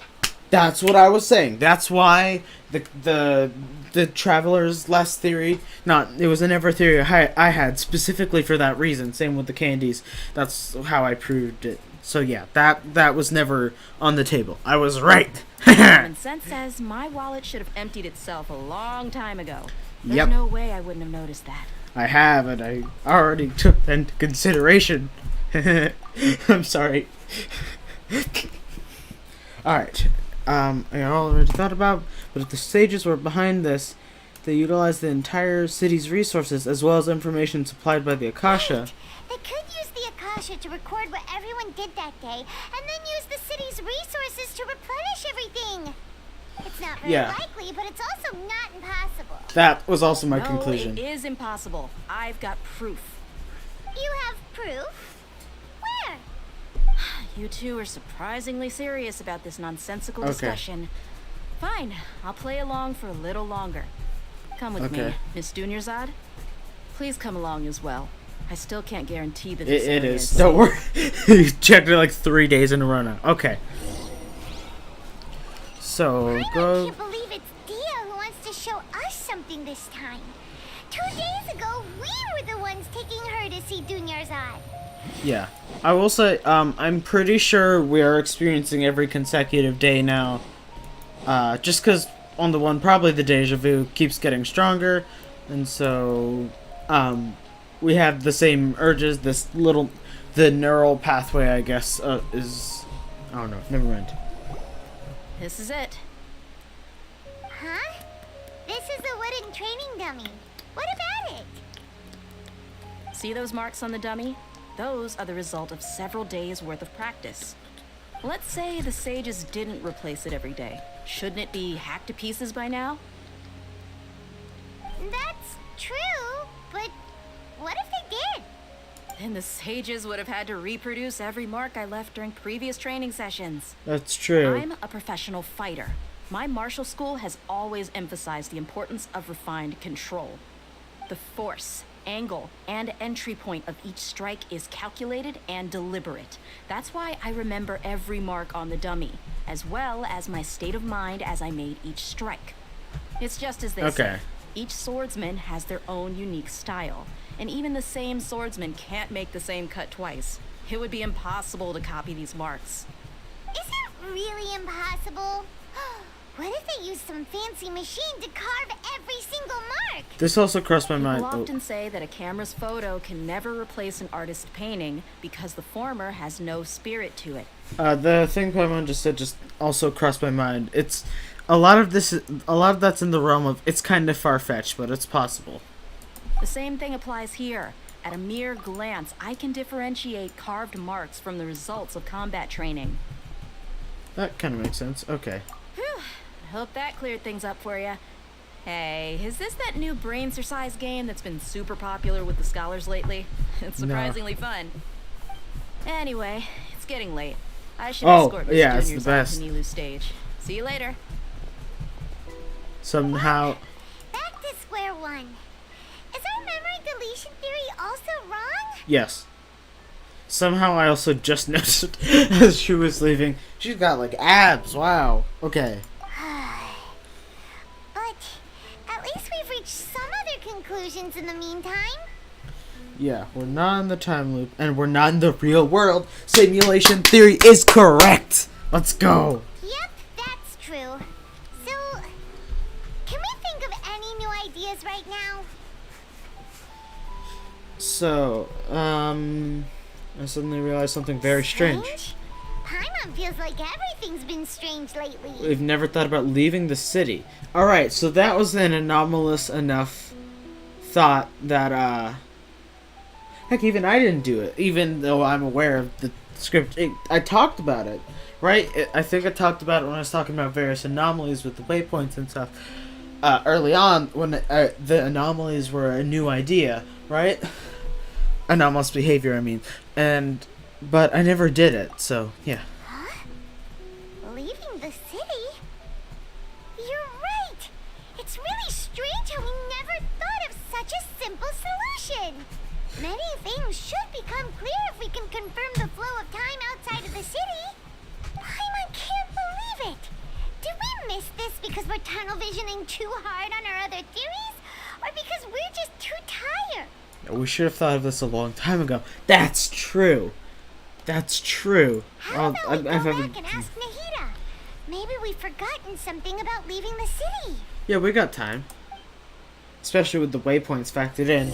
And those are canonical, but I'm not sure we ever use them, like, canonically.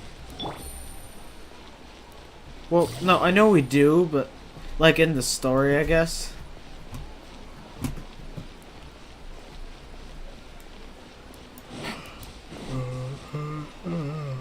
Oh. That, I don't know why, that felt a little creepy too, but that was funny. Nahida, we're back! You're back early today. Did you find something new? It might just be that I'm really on edge, but that actually really did creep me out. Okay. Sort of. We're mostly sure now that we're not in a time loop. And we also aren't in the real world. But at the same time, we have a new question. If we ever tried leaving the city. Leaving the city. As far as I remember, you've mentioned your plans to do that twice before.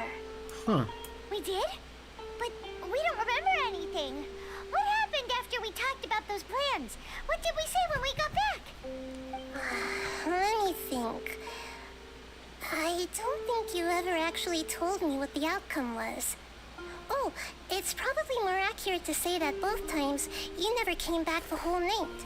But you two sometimes stay out the entire night anyway, so at the time, I didn't think too much about it. Okay.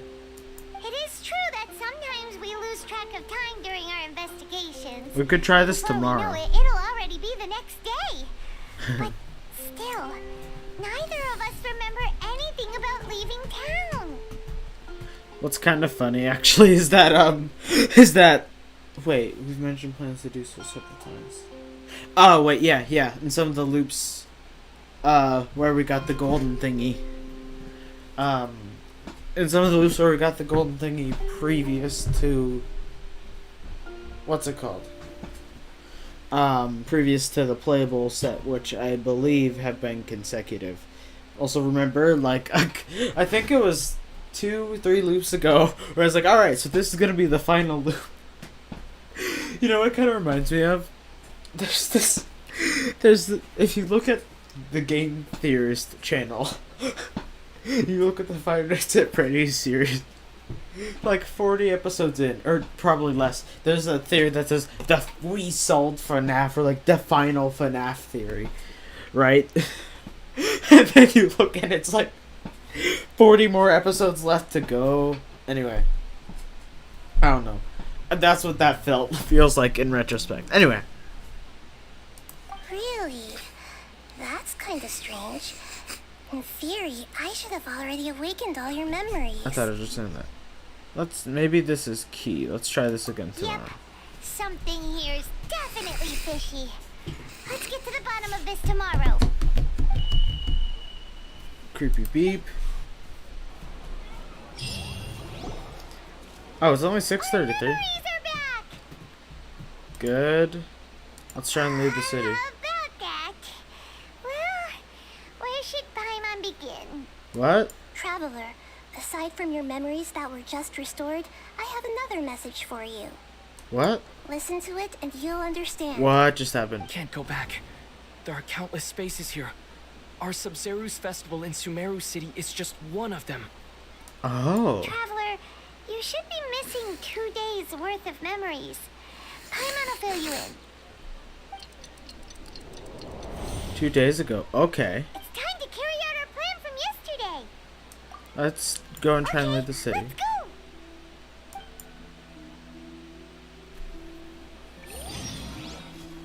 Oh, this is cool. I can talk to Nahida. We don't have many more festivals to waste. Hurry and find the truth. Okay.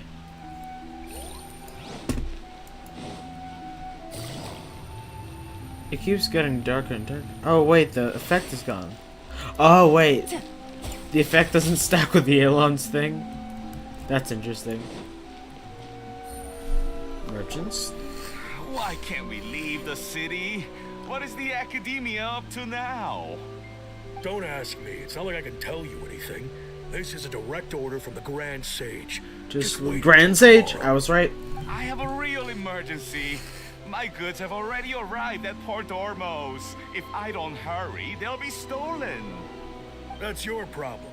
Make sure you make a request in advance next time. But it's not like you can just predict business matters in advance. We can take this guy in a fight. The Academia already announced a lockdown for Sumeru City today. How completely unsurprising. Yeah. Let's go and question them. Hello, sir. Why can't we leave the city today? Here we go again. Don't ask me. I don't know either. We just received an order that no one is allowed to enter or exit Sumeru today. They didn't tell us anything else. Yeah, of course they wouldn't. Angering me won't get you anywhere.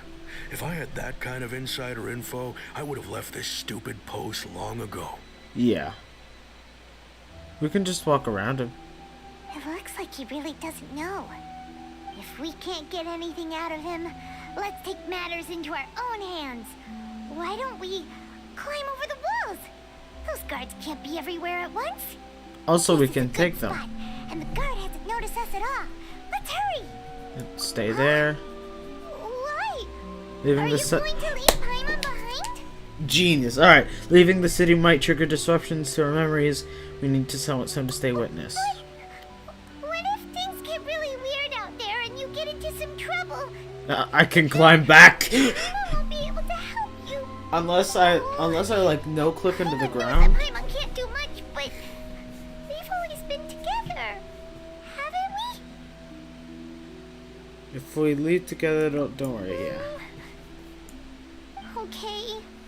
Paimon will wait for you. You know, Promise Paimon that you'll come back as soon as possible. Just a quick look. I would love to play like an entire game like this because I'm loving this. This is like my favorite part of Genshin so far. I think I'd say. And please be careful. Actually, I know like nothing about it, but there's a game I learned about. What was it called? Like Life is Strange or something? I might want to play that sometime soon. Cause I don't know. I've never seen anything. I've never heard or watched anything about it. Oh. Memories. Let's go and try and leave the city today. What? What is wrong? Paimon would never see you again. You just disappeared. Traveler fell into the back rooms. For hours and hours at the city wall and you never came back. You promised Paimon that you were only taking a quick look. Paimon, calm down. He's here now. I don't think he understood what you were saying. Paimon doesn't care. Paimon wanted to go look for you, but you also said that Paimon should stay. Oh, that's actually sad. So scared the entire day. Although I don't remember doing any of this. Okay. Still sorry. Yeah, I'm sorry. Man, I actually got sad there. I have an actual tear in my eye. Wow. I am very manipulatable. Alright. I won't leave you behind. Okay. Paimon will forgive you. The most important thing is that you didn't actually disappear. Oh, Paimon was so scared that you had gone into another world. Isn't that the end goal of this game? Anyway, yeah. Okay. Paimon, can you tell us your perspective of what really happened yesterday? I see. Using two people's different perspectives. After that, you left the city. Paimon kept her eyes on you the whole time, but then you disappeared in an instant. Wait, like what actually happens in the game? That's interesting. No way! Paimon was watching you with the fullest attention. What's your perspective, Traveler? You sure you don't have any memory of this? Yeah, I don't even know about Guess that explains everything. You also lost your memories the last 2 times you tried to leave the city. Those days memories can't be awoken. So, if we leave the city, our memories will be completely erased? I believe Kusunoa said we only have a few days left. and it's been a few days in the flashback too, and it's been a few days. Anyway, so they didn't just restrict access to the Sumeru city. Wow. It really sounds like something big outside of the city is being hidden on purpose. You know, this is some really like super villain level stuff to do in the academia. Like, you know, I saw before I think like 3.2 or whatever, whichever update it is, came out. I saw a lot of like memes about people like standing outside the academia with like us, like I think it was like me and the boys when 3.2 comes out, and it was people with like turrets and miniguns standing outside the academia door and stuff, and I was like, wow, sheesh, what did they do to deserve this? And like, cause like, I don't know, this is a lot more outwardly villainous behavior than a lot of previous things, right? Cause I don't know, yeah. But this way, we'll also never discover what's outside. Alright, for memories will be erased. Can we leave behind something other than memories? Something like a message? But how can we send it back? Kusanagi? Don't look at me like that. I'm not used to being stared at. You could just forward a message. Well, okay. You want something that can pass on messages, right? Give me some time and take care of Dunyarzad for me. Okay. Yep, now we're talking.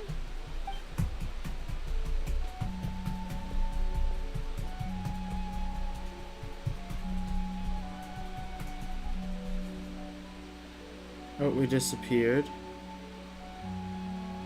See, it's hard to tell almost what's time-lapse and what's just, and what's actually real. A little bit. Because, like, you never know what. I'm done. Here you go. What? Isn't this just an Akasha terminal? I made some little changes. Akasha terminals are already capable of sending messages. I just tweaked it so that it could connect to any node. To make something like this? Nahida, you really know the Akasha like the back of your hand. Anyway, we can use this now to record a message, right? Yeah, I'm now like 95% sure Nahida's Kusanagi. Like, I thought that was just a given, right? Because Nahida's also got the Archon hair glow, right? But I'm like 99% sure now. Yep. I'll help you save the messages. It should be pretty easy to use. I just can't guarantee the user's status and signal coverage when they're outside the city. We'll never know until we try. At least we're taking the initiative now. Okay. It's worth a try. Let's go then. Let's expose those sages. I think you should stay. Yeah. Alright. Paimon isn't as worried about being separated since it happened once yesterday. But See you tomorrow. Paimon still isn't happy about it. Okay. See you tomorrow, traveler. That covers everything that's happened so far.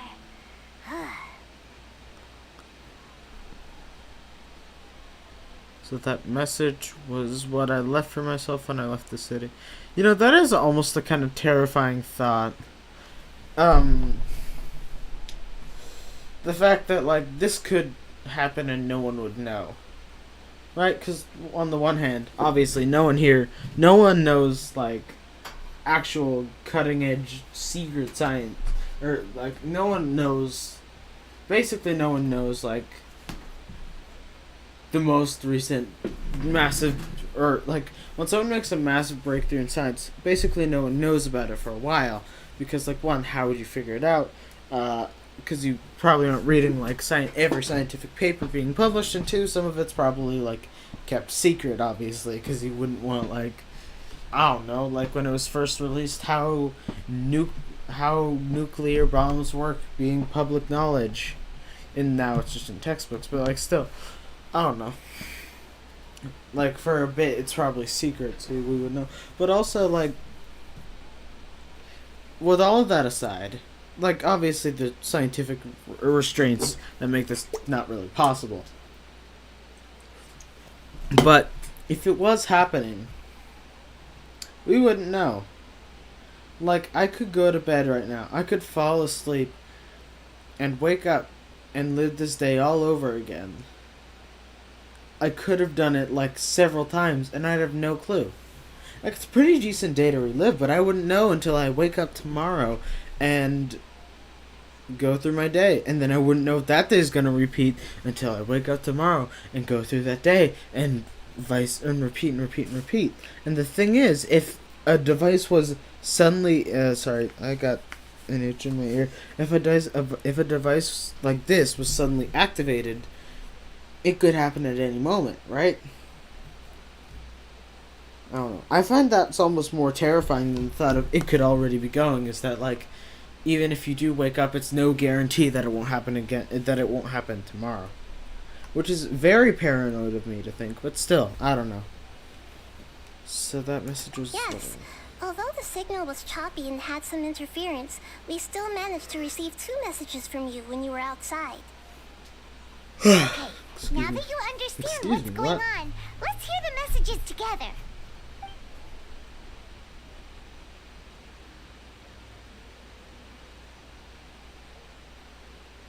Can't go back. There are countless spaces here. Our Sub-Zeru's festival in Sumeru City is just one of them. Countless spaces. I was right. It's like I've a server. entered another space. Before me are flowing sandstone and howling fish. Impossible and surreal sights. All these spaces are empty except for the occasional ones that contain mute puppets rather than people. I can't sense any human presence. Huh.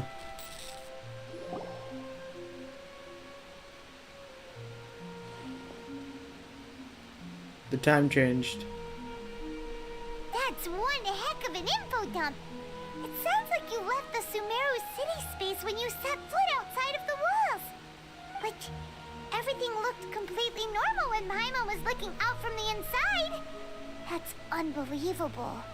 And if we take your word for it, the other spaces all had very weird contents.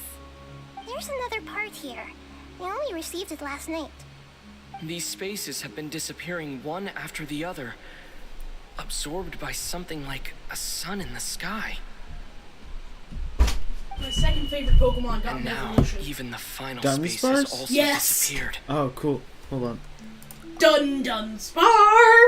What's the evolution? It's called Dunsparce. Nice. It just adds another ball. Another ball? Yeah. Can you show me?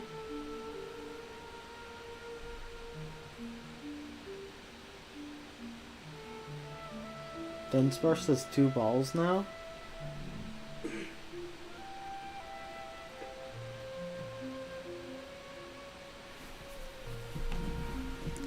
I don't know if this is audible, but my brother, the One Piece person, came and is now showing me Dunsparce. That's the evolution? It's literally just longer Dunsparce. Yeah, I'm disappointed. But still hyped that it got an evolution at all. Yeah. Well, that's new. Okay. Hold on, let me double check this. Dunsparce evolution.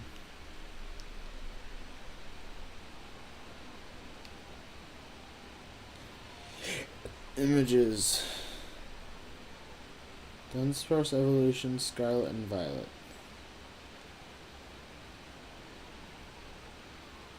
I swear it evolves. Okay. Is that real?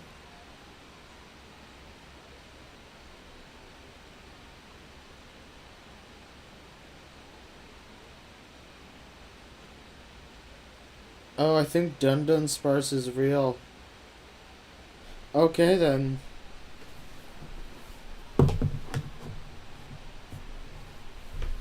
Well, sorry about that. There's a beep, and now even the final space has also disappeared.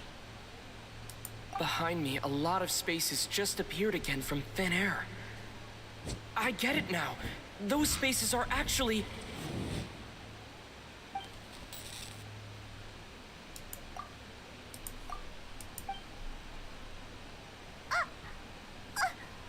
Why did the message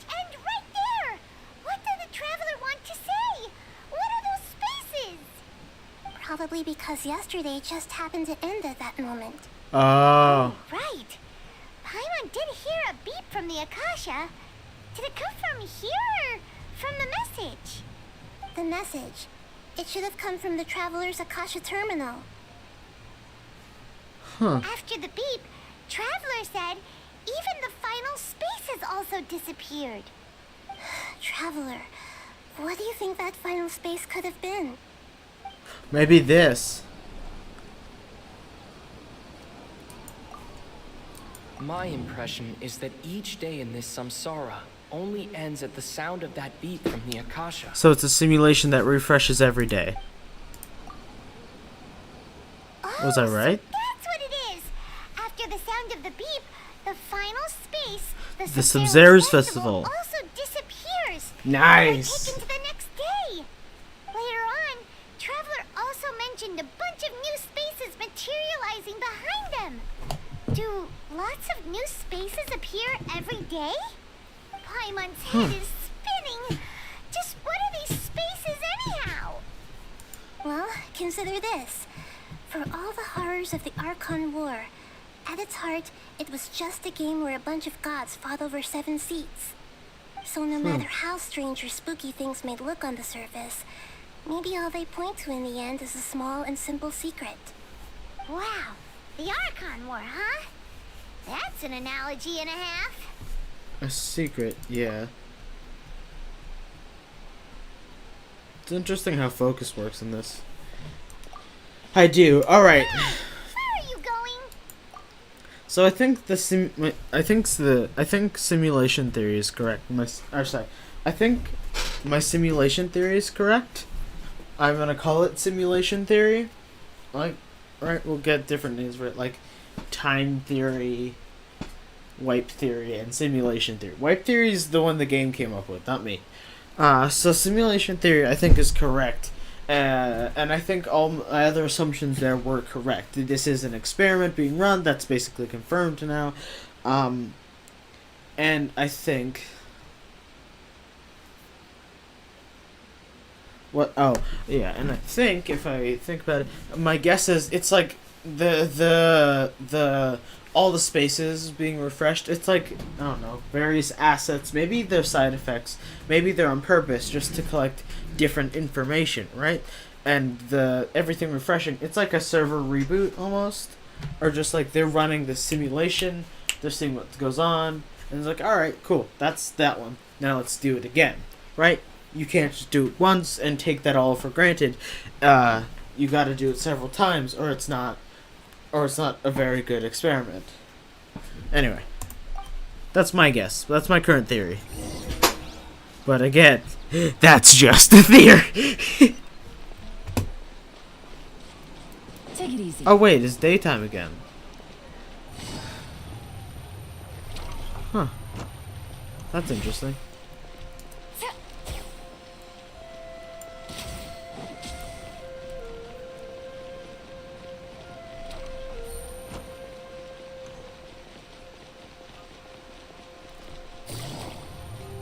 This is not the regular music. My headache is coming back. Okay. Do you want some alone time to think? Alright then, Paimon won't disturb you.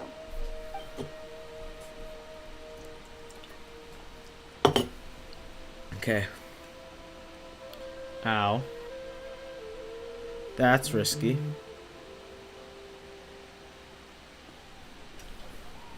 The dance of Sub-Zeros is about to begin. I'm going to go watch it. Are you okay? Okay. Why don't you go ahead, Dunyarzad? We still have some other stuff to do first. Okay then.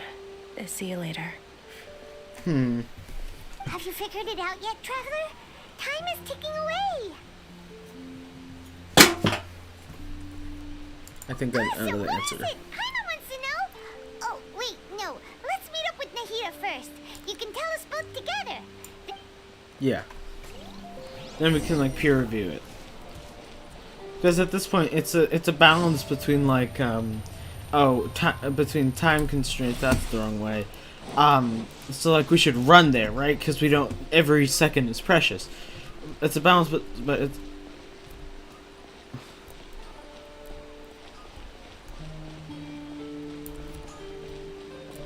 Okay, I'll go this way. Anyway, it's a balance between time constraints and like and accuracy, right? We need to go quick, but we need to be accurate. So I don't know. We shouldn't waste time, but we shouldn't forgo accuracy for the sake of speed. You're back. I've been waiting forever for you two. Judging by the looks on your faces, are you ready to take your Sub-Zero's exam and graduate from the festival? Alright, ask away. I think we got this. Okay. First off, have you discovered the hidden truth? I think so.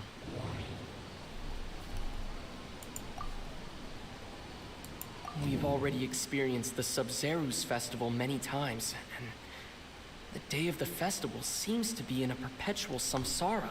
Okay. All the bizarre spaces I saw outside the city had one thing in common: a lack of human presence. Yeah. Those spaces remind me of dreams, like the one I had in the Avidia Forest, except these have no sign of human presence. Yeah, and then people from in Sumeru Sumeru don't do dream. not dream. What a strange strange phenomenon. Okay, this is new. Let me think. The truth behind You're dreams. all in a dream. It isn't that the people of Sumeru don't dream. Rather, the Akasha is taking their dreams from them. Alright, I will say, depending on how this dream works, I will say simulation theory is correct. Because dream theory is like a subsection of simulation theory. Because the thing is, this could be a dream, but it's not like most dream theories. It's a dream run by the Akasha, right? But that was a thought I came to at some point. Let's do this. People in Sumeru think They don't dream, but the truth is, the Akasha steals their dreams without them knowing it. Yes. And those spaces with no human presence are stolen dreams without their host. That would explain why they sounded so weird when he was trying to describe them. I will. Oh yeah, because dreams are bizarre. Anyway, I will say. Oh, and that's why there's no human presence. If they've extracted the dream without the human, there's no human left. It's like having a body but no mind. I don't know. Anyway, or like the art but no artist. But like it's so. And then yeah. So I think then that it is interesting. I think I hit the nail on the head, but it was in passing. I was like, alright. It also could be a dream. Cause a dream theories are like, they're hard to disprove, but this one, I don't know, this one is correct. It seems.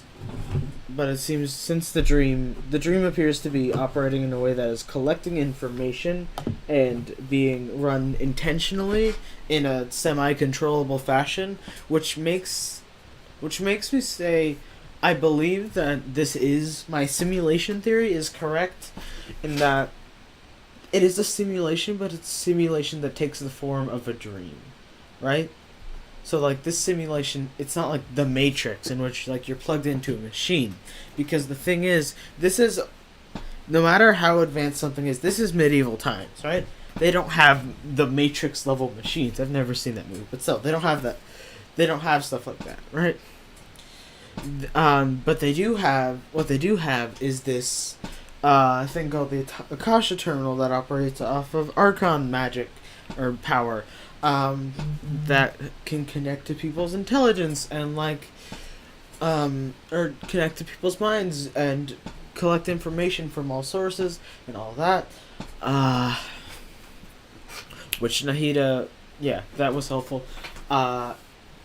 And so I will say it's like a dream, and I think it's dream in this case is like, that is how. It's like a means to an end, right? But yeah, a dream is being used as a device in the same way it is in like the Matrix. It's that kind of dream, right? It's a controlled environment. So I will say, based on that, I will say simulation theory was correct. So people in Sumeru do dream after all. In fact, we're all in one big dream together right now. I know. I will say, so that's my guess. Dream or simulation theory was correct. Just what simulation theory and dream theory were the same thing. So, because the thing is, lots of times dream theory is like, oh, this one is having a dream. But it was more so everyone was having a dream. So, I think it was a combination. So, dream theory was correct, and dream theory is a subsection of simulation theory, but it was a little close. It basically is simulation theory, but it's also a dream. And so, I think from here, I'm gonna call simulation theory and dream theory the same thing. Maybe dream theory, I'll call it dream theory, but dream theory is simulation theory from now on. So I will say dream theory was correct. Nice. Correct answer. Now, how did you conclude that the Akasha is capable of this?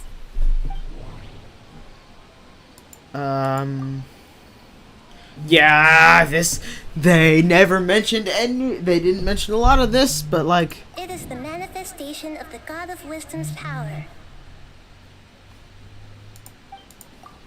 It compiles the wisdom of the entire populace. That doesn't sound right. Okay. Can I make a connection? The Akasha it grants the people knowledge. It grants knowledge to the people. The Akasha relies...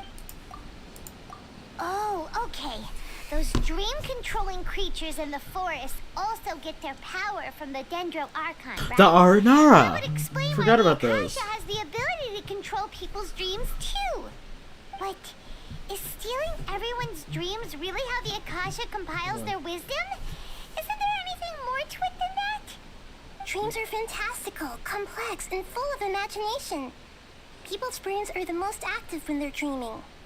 In other words, dreams are rich bundles of human wisdom. So in other words, the complete opposite of how Hypatia understood it. Alright. Paimon remembers her saying that the sages think dreams are foolish delusions, and the fact that no one dreams is a blessing from Greater Lord Rukkhadevata. Huh. So it was all a dirty trick? The real story is that the sages from the academia are using the Akasha to steal people's dreams for their own use, huh? Oh? By the sounds of it, you understand the current situation pretty well. So then, what about the samsara? That is... Alright, hold on. Abnormal... I thought that said fungi for a second. The Akasha sound, the sage's grand speech. The grand sage said, "Go celebrate the birth of that god to your heart's content." Did he mean something more? I'm proud. I think I'm pretty proud of how well I did.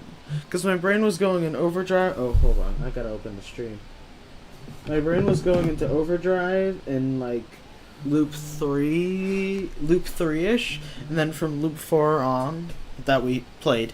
I'm counting this. I've lost track of loops. But from loop 4-ish on, it's only been confirmation. And I think... That doesn't sound right. Alright. Those spaces kept disappearing before my eyes. But as soon as that beep sounded, many more spaces materialized. Interpret. Those dreamscapes kept vanishing. But as soon as that beep sounded, more new spaces appeared. Associate with the Akasha sound. With the sage's grand speech. No? Oh, I'm dumb. I didn't see that. What? Sub-Zeros? That was a given. Okay. Correct. The Akasha is keeping each person's brain in a constant dream state, but also separating their consciousness from their own dream. Their disembodied consciousness is placed inside the collective dream of the Sub-Zero's festival along with everyone else's, while their now vacant dreams are harvested by the Akasha.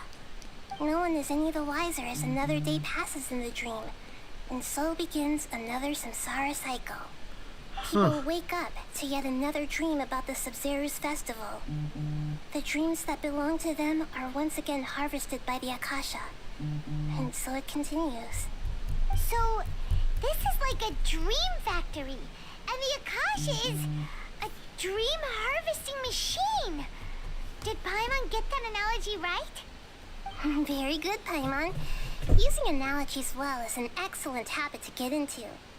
Okay, so that beep we keep hearing is actually from our real-life Akasha. Oh! Turning off our terminals in this dream doesn't do anything. That makes sense. Alright, last question. Who am I? Alright, Kusanali.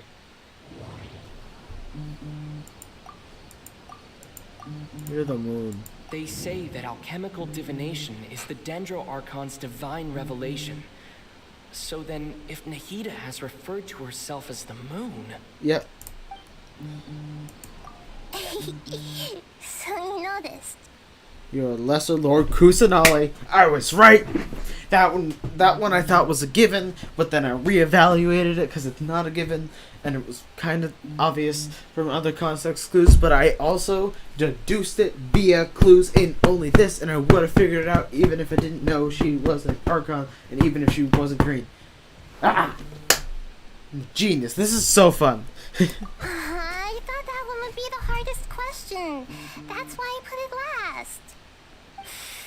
That wasn't hard at all. Even Paimon guessed that. Everything about you is different. We just didn't want to expose you was all. Now that you mention it, Nahida, you've been hinting to us since the very beginning. It's funny. Thinking back to when we were asking all over the place for info about Lesser Lord Kusanali. Paimon didn't expect to meet you like this. Apparently I have a lot of questions. Those can wait until we're back in real life.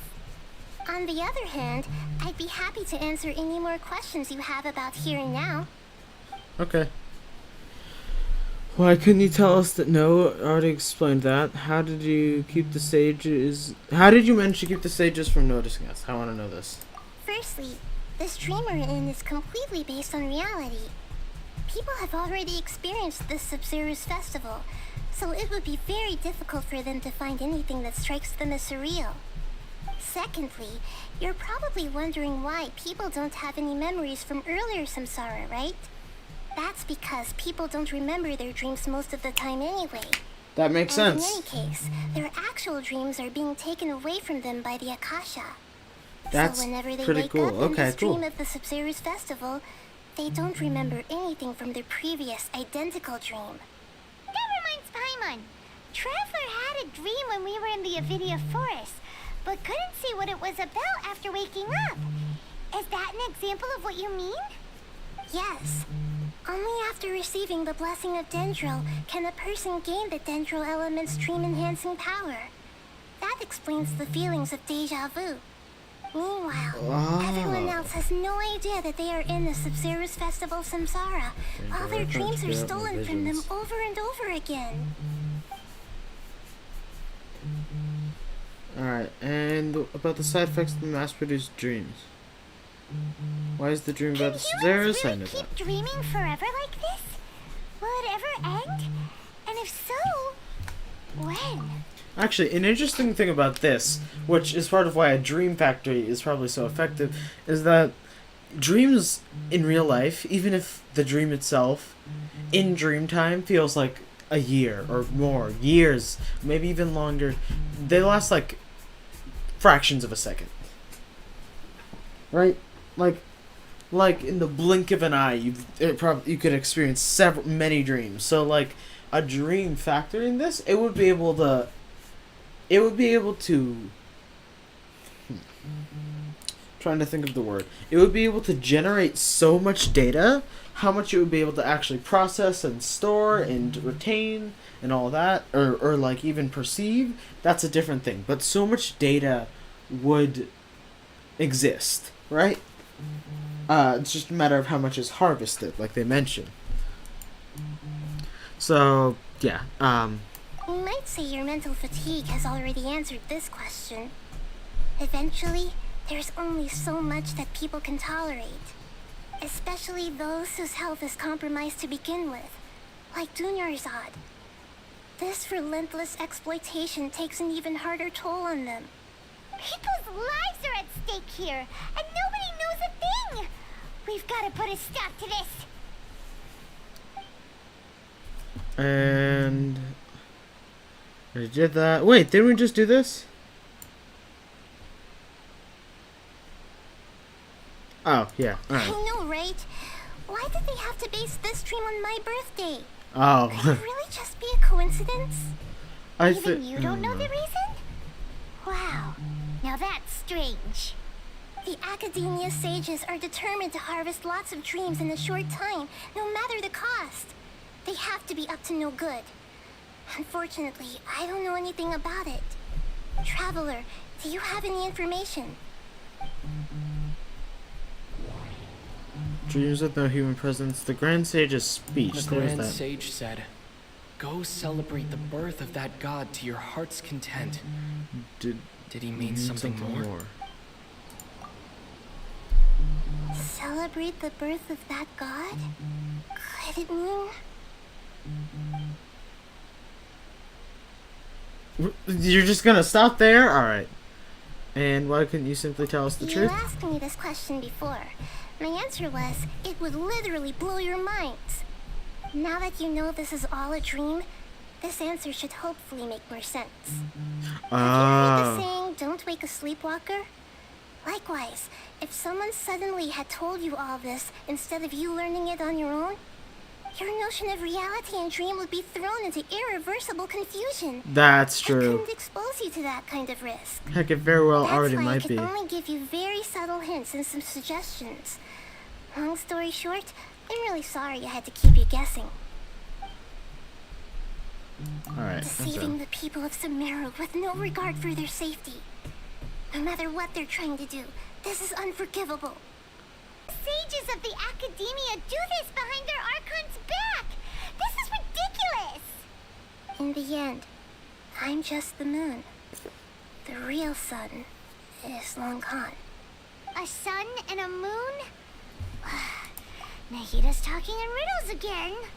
My guess is that's in reference to, like, maybe the Scarlet King or something. They were often referred to as I'm pretty sure they were referred to as the sun at some point. But, like, yeah, my guess is the Scarlet King. But at the very least, one of the ancient gods that some people were talking about. I think they were saying, like, there was a trio of gods, right? Like the goddess of flowers, the Scarlet King, and Rukkhadevata a while back. Anyway, my guess is that's that. Oh, we're out of time today. I'll tell you how to break free of the samsara tomorrow. See you then. Oh, okay, final loop. Oh, hey, someone's in chat. Hello. This has been really interesting, and it looks like it's going to come to a close. Hey. Good morning, Nahida. Wait, now that Paimon remembers everything, should we instead say good morning, Lesser Lord Kusanali? No, that's long and sounds bad. Alright. Hello? Hey, what's wrong, Nahida? You don't look too good. Wait, what? I'm Oh, afraid shoot, didn't that notice what you're that. thinking right now is correct. Oh, shoot. Did Dunyarzad already disappear? No way. Are we too late? The real Dunyarzad's consciousness has indeed disappeared. It can no longer endure the constant dream harvesting. Oh, shoot. She died. Oh. Paimon can't believe it. Wait, so what about that other Dunyarzad? Just what is she? Is she also going to disappear? She's actually something like a puppet, but not completely. Okay. The real Dunyarzad's consciousness could no longer keep playing her role in this dream. So Okay. another Dunyarzad appeared to replace her in the dream. Just like the grass and the trees, that Dunyarzad is just a building block of the dream that helps to keep it going. Okay. But personality-wise, she's nothing like the real Dunyarzad. Probably puppet behavior. Anyway. Puppets are stiff and can't copy a living person's vitality. Yep, I was right. After all, they're just there as filler. You know, speaking of which, the old Dunyarzad might not have been too different from a puppet. Dunyarzad truly believed that she met you within her consciousness, and it was you who inspired her. So you do remember her after all. Yes. Back then, her family was overly protective of her. No one cared about her personality or thoughts. It was as if she only lived to stall her Elazar. I just gave her a little wisdom so she could look at life in a new way. So that she could be her own person. But even so, she's still... Okay. Far from it. I'm still a long way off from being a real Archon. I couldn't even save her. If I were a competent Archon, I wouldn't have let my most faithful follower die at the Sabzeruz festival with so many regrets. Please don't beat yourself up over it, Nahida. It's the sage's fault, and theirs alone. I see. I'm not beating myself up. All I did was to rationally observe the distance between myself and a real Archon. I see why people were posting all this stuff about pulling up to the academia with the assault weapon or with the assault vehicles. Archons are still allowed to be sad.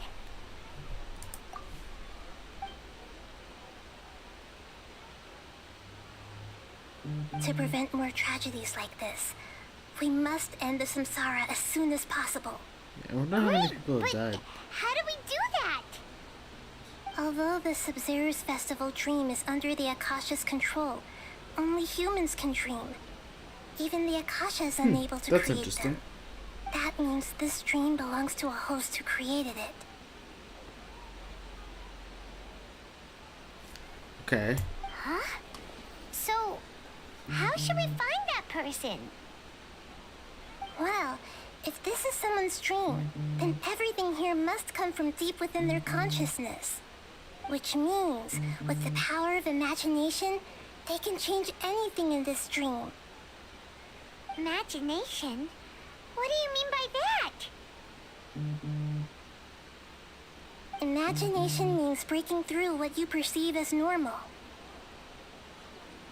Like when a server at a tavern brings a plate to you, you'd naturally assume that food is on it. However, if you're the dream's host and you become aware that you're dreaming, when you imagine gold and more on the plate, the dream will respond in kind, and the server really will bring you gold and mora. Okay. But right now, our host is unaware that this is a dream. No matter how many times they're served, it will always be food. Alright, so Find some way to make that person realize that they're dreaming. Usually, once that happens, the person will wake up and the dream samsara will be broken. okay. How are we going to find them, though? If it could be anyone, it'd be like looking for a needle in a haystack. And even if we did find them, how are we supposed to make them realize they're dreaming? After all, like you said, don't wake a sleepwalker. It's extremely difficult, yes. But the only ones who can do it are you two. Remember, everything you've achieved up to this point has all been for the sake of finding the host and ending the samsara. As for me, during this time, I'll be out of town. Out of town? Out of town. Are you going to that place full of dreams where the traveler went? Yes, I want to try something. There must still be a small wisp of possibility. Are they gonna revive Hurry her? and go. Dreams are supposed to be fantastical, romantic, and full of pleasant surprises. Unnecessary things like this samsara need to end. Paimon's still a little upset that we've come this far only for Dunyarzad to...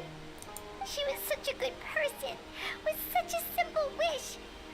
But fate was against her. Yeah. Saving Dunyarzad is what kept us going this whole time. But we mustn't lose hope, Traveler. Dunyarzad would definitely want to see us save everyone else. So let's break the samsara for her sake. wondering. Do you think the sages would get one of their own to be the host of this dream? Feels like it would be easier to control it that way, no? Yeah, I doubt that. Actually, don't doubt that. That makes sense. Let's see why. Knowing the plan, they'd probably become aware that oh, that's interesting. Yeah. Huh. That's true. Plus, the sages probably weren't counting on there being other factors beyond their control, like Nahida and us. So, who do you think the host of the dream is? That's interesting. Oh, that would make This sense. is it. I have no clue. Ferris, the Knight of Flowers, is a symbol of the whole Sub-Zero's festival, right? Pretty core character. That's Let's go true. ask him some questions, shall we? Alright. Let me try and rationalize that a bit. It might be just a shot in the dark, right? Like, hey, maybe it's that dude. But I will say, he is quite, like, an anomaly seeming person, right? Right? He's like this random dude who's dressed up in a goofy costume with a goofy looking mustache. He's just generally kind of goofy. And so that's the kind of thing that might make people wonder, are they in a dream unless it's you?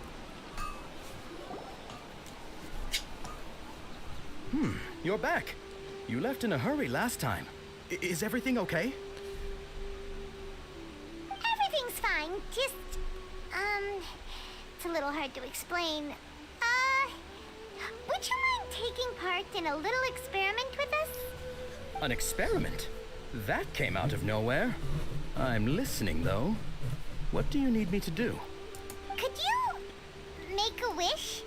Imagine your wish coming true before your very eyes. Alright, this is... You want me to make a wish? Is that a new Sub-Zero's festival tradition or something? Less questions, more wishing! Okay. My wish. Okay.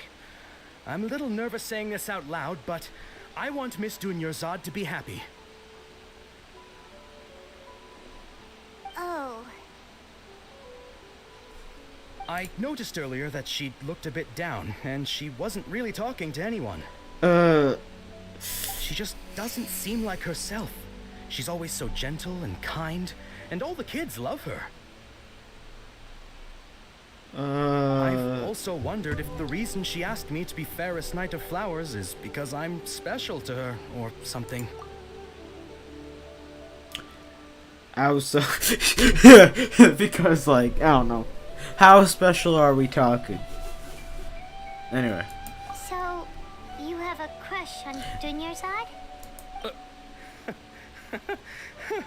Oh, is it that obvious? That's special. After what I just said, I guess it is. So there may be competition with, like, I don't know. I'm kind of getting, like, maybe it might just be like extreme dedication to, like, oh, that's my job, I gotta carry out my job, but like seems a little more than that. Not quite friendshipy. I don't know, never mind. When she placed the hat of the Knight of Flowers onto my head, she said to me, I want everyone to have a happy Sub-Zero's festival. Is there anything beyond that? What she didn't realize was that I'm not that interested in how everyone else feels. In that moment, I just wanted to be her Knight of Flowers for the rest of my life. 50 years, 100 years, I'll serve her till the end of time. Okay, yeah, that was a bit much. Felt like the right moment to get it off my chest, but that was pretty embarrassing. Look at this random kid! Okay, I'm ready to make my wish. I would like Miss Dunyarzad to appear in front of me right now with a smile on her face. Here goes. Please come true. Please come true? I'm gonna open my eyes. Oh, you're... What? Fucky? Sorry, but only one portion of Yalda candies per person. Back home you go. Nice try, you two. Okay. Anyway, never mind. I don't need to see her appear right in front of me. As long as she's happy. Guess he isn't the host of this dream after all. Should have expected it wouldn't be Maybe this dude? So that was kind of a shot in the dark. Okay. It seems like everyone who knows Dunyarzad loves her. But none of them has any idea that she... My lady, step back. Oh. That sounds like Dia! Oh, right. This is when Dunyarzad bumps into the kidnappers. Oh, shoot. Dia can handle them. Hey, Traveler! Apparently we're angry.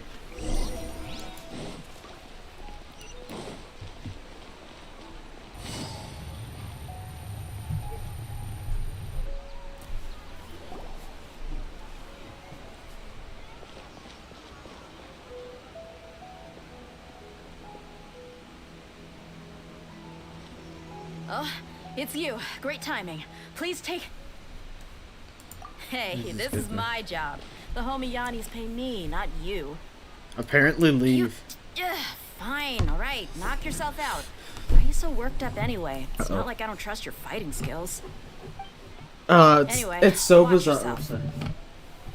It's so bizarre her acting like this, not cause it's so bizarre her being like this after like the piano music. It's almost like Whiplash, not in like a oh man the writer's screwed up sense, but it's like Whiplash and it really sank in that she has no clue what's going on. Anyway. Oh. So you got yourself some backup. Suit yourself. You're going down. Alright, hey. Oh, that was quick. Oh, you're alive. Gutsy. Busted. Here comes the cash. Lisa DPS.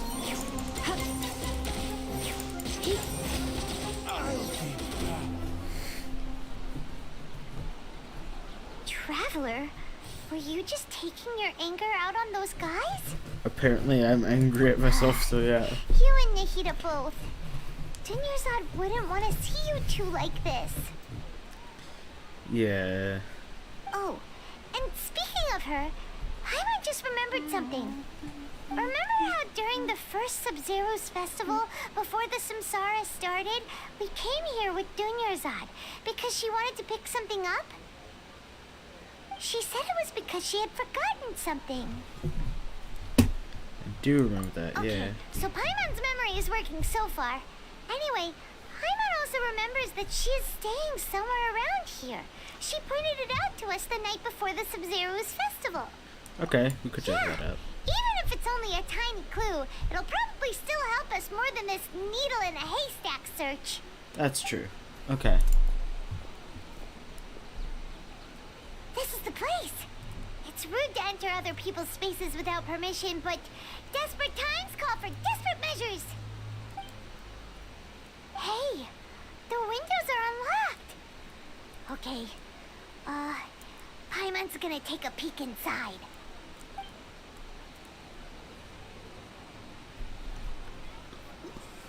This was only a temporary residence, so there was pretty much nothing inside except this book on the table. Okay. Should we open it? After almost 16 days, I was finally able to get those notes written. Oh, oops. Did my phone die? Alright, chat's dead. But this should be almost done. I'll probably end stream with it. After almost 16 days, I was finally able to get these notes written before the Sub-Zero's festival. Once the festival ends, you and Paimon will probably continue your journey immediately. So I was hoping that I'd be able to give you this notice before that. This is a compilation of folk legends concerning Lesser Lord Kusanali, created from a series of interviews that I conducted in succession and wrote down. I interviewed so many people, but I'm afraid that there are very few who know much about her. Still, I hope that this will be of use to you in your search for her. Hold on. Well, Gandharvaville's water supply was once contaminated, forcing everyone to go out very far to get water.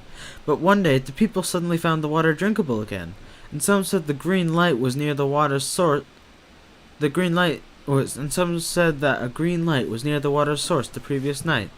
Everyone believes that it was the divine power of Lesser Lord Kusanali at work.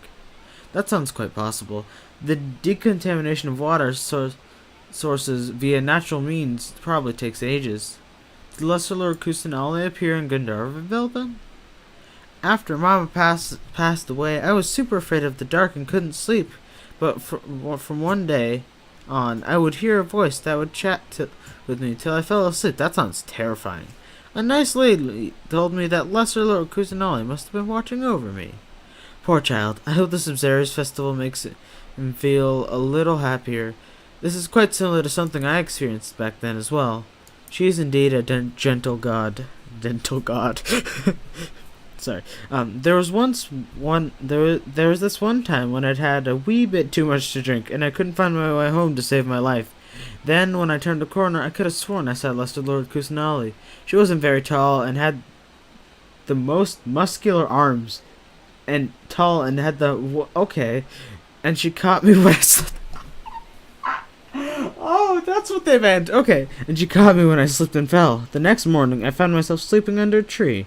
I reckon that must have been her looking out for me. I'm not sure this one had much value as a reference. That was probably just a tree, right? These folk records, appended with Dunyarzad's references and opinions, leave every page densely packed. Wow. Dunyarzad wrote all of this. Sounds like she was always thinking of us even while we were away. Even though she was also busy preparing for the Sabzeruz festival and had all her health problems to worry about. She must have wanted to give this to us as a gift on the day of the Sabzeruz festival, right? If we hadn't found this book, we never would have known. But now that we know, we can't even thank her. Oh, man. Okay. Hold on. Let me just open up chat really quick.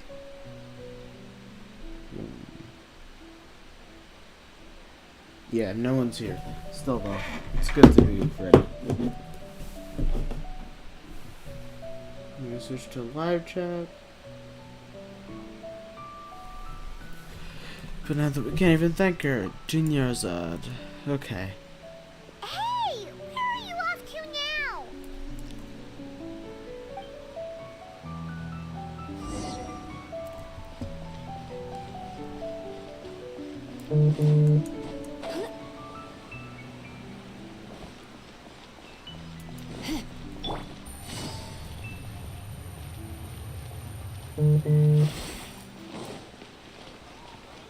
Take it easy.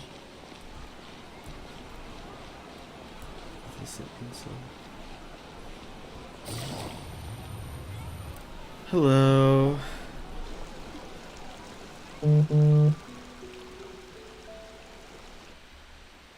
If this was Dunyarzad's illusion, it probably would have ended by now, right? Dunyarzad's puppet. I guess. Okay.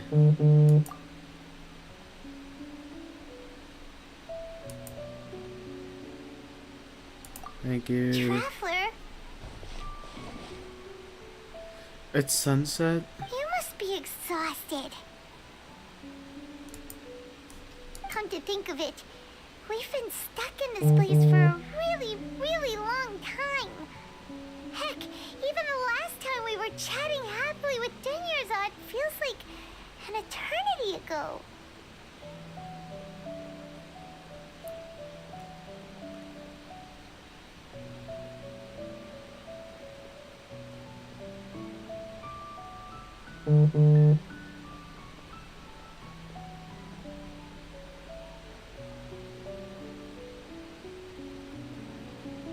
I never thought about that actually. Like, I've known this person barely at all, right? But the traveler has been like slowly getting to know them, and at the same Still time, remembers when we were sitting here, and the way her eyes sparkle chuckled when she talked about Nilu's dance of Sub-Zeros. But like this dude's been slowly watching her just deteriorate over the course of. Wow, that's gotta suck. There will always be frustrations in life, but I know that the point of living is not to leave behind any regrets. Ah! Okay. Sorry, that scared me.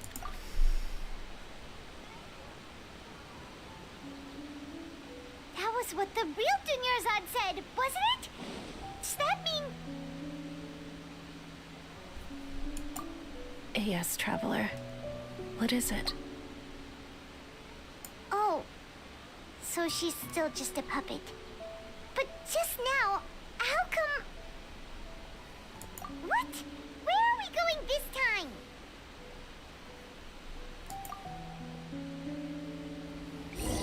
Maybe it's Nilo's thing. Oh, and then we go there. It's like, hey, we're not leaving behind any regrets. We're gonna die anyway. I don't know. So and then Nilo's like, oh, I wish I could just do this dance. And then she can, and then she does.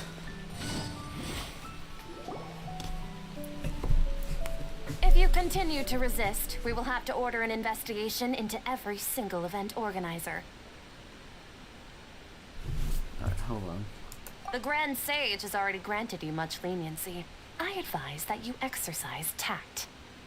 How did things turn out like this?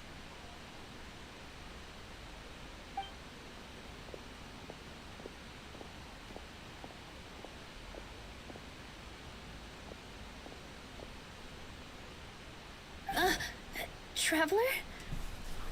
You don't have to get involved. He's a sage from the academia. I don't want to drag you into this. Better and worse. Okay. Hey. Traveler, what the heck are you doing? If you get arrested by the academia, that's another day gone to waste.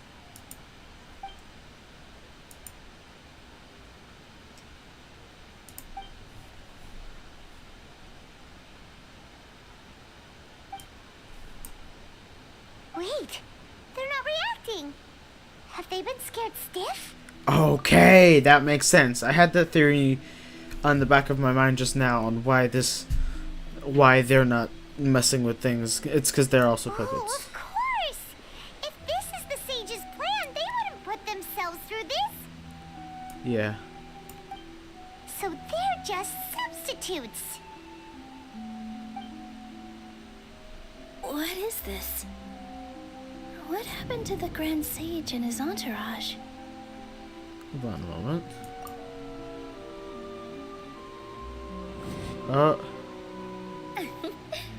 Like I said, they symbolize the goddess of flowers. It's just a shame that all the real Padisaras went extinct after her death. Yes. The Greater Lord brought forth new Padisaras in memory of the goddess of flowers. But she ultimately could never truly replicate that beautiful shade of purple. That's yellow. Oh. That's blue. Oh. Shade of purple. Aren't these flowers real Padisaras? Just like the ones from the legend? I didn't even notice. Dunyarzad, did you find these? But didn't you just say all the real flowers went extinct after the goddess of flowers passed away? So how? Yeah. What's going on here? Apparently, close your eyes. Huh? Imagine the Grand Sage are not in You guys are acting weird. But okay, I'll try.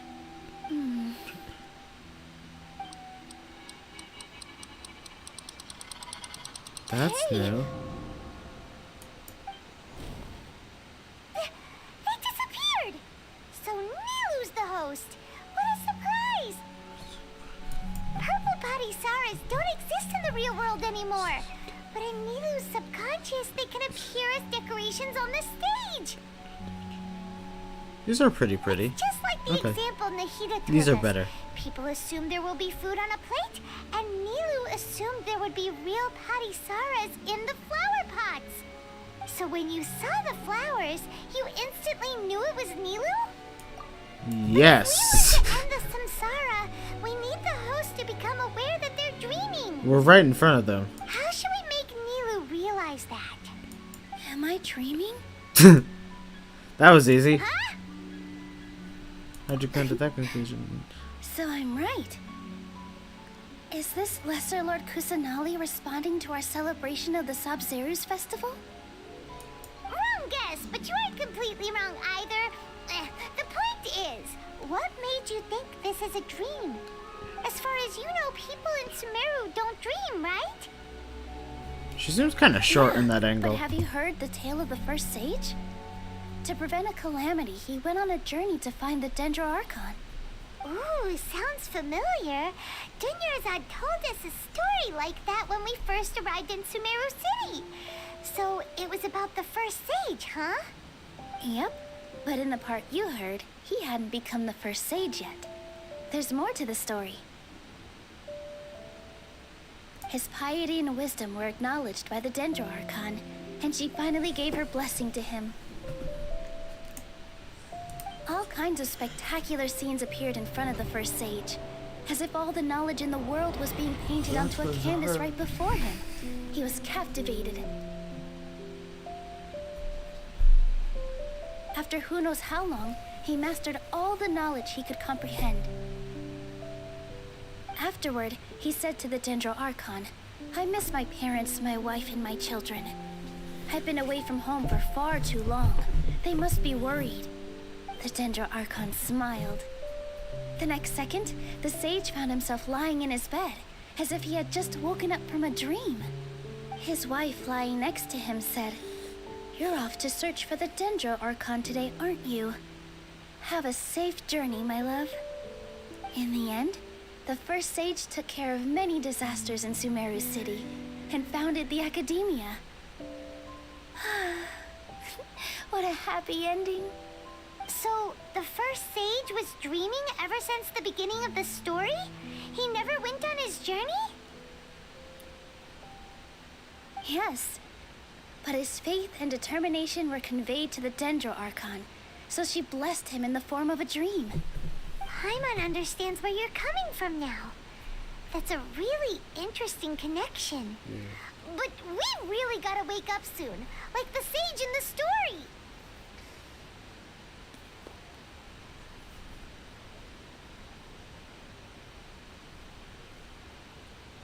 Now that it knows the dream should be over soon. Well, it just so happens that today's Sub-Zeru's festival is almost over too. Yeah, let's hope we don't reset. Oh, is this the dancing cutscene where the thumbnails were? Sorry. Since we're in a dream, let's make this final dance of Sub-Zeru's as beautiful as we can.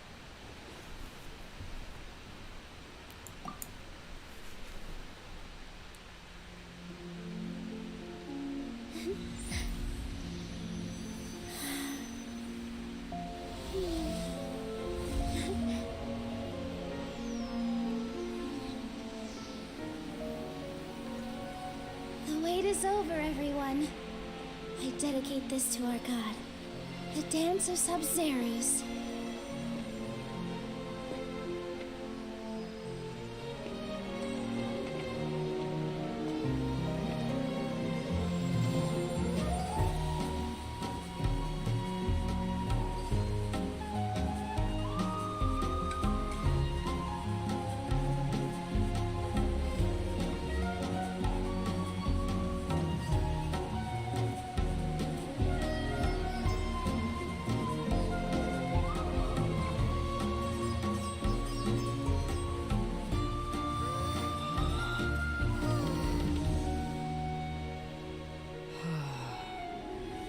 I'd be lying if I said I had no regrets. I would have loved to see Nilu's dance.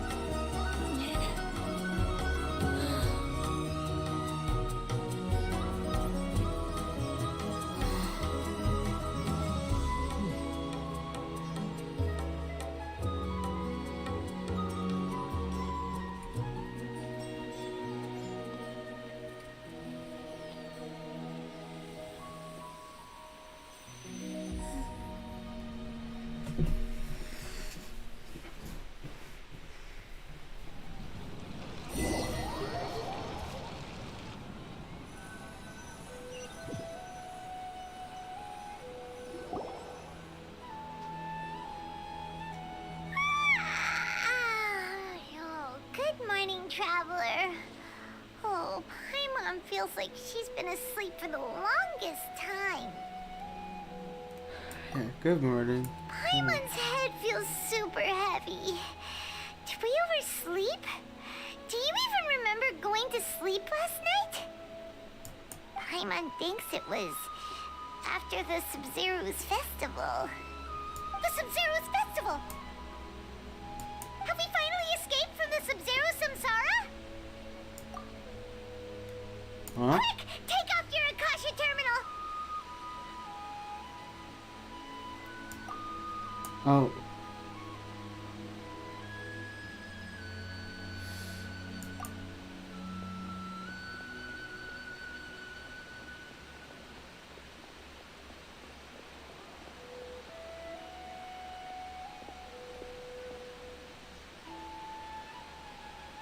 She's not in her room. What happened? Let's go to the usual spot. Huh? What usual spot?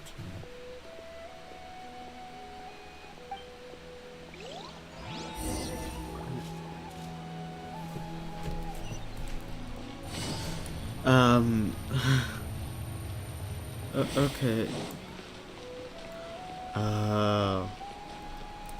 Catherine? Well done, Traveler and Paimon. What? And thank you, Dunyarzad, for organizing the Sub-Zero's festival for me. I'm sorry, who are... Dunyarzad! You're okay! Don't scare us like that! Oh, she's alive. Traveler Okay. Paimon, I have something amazing to tell you. I just had a dream, and I saw Nilu performing the dance of Sub-Zeros.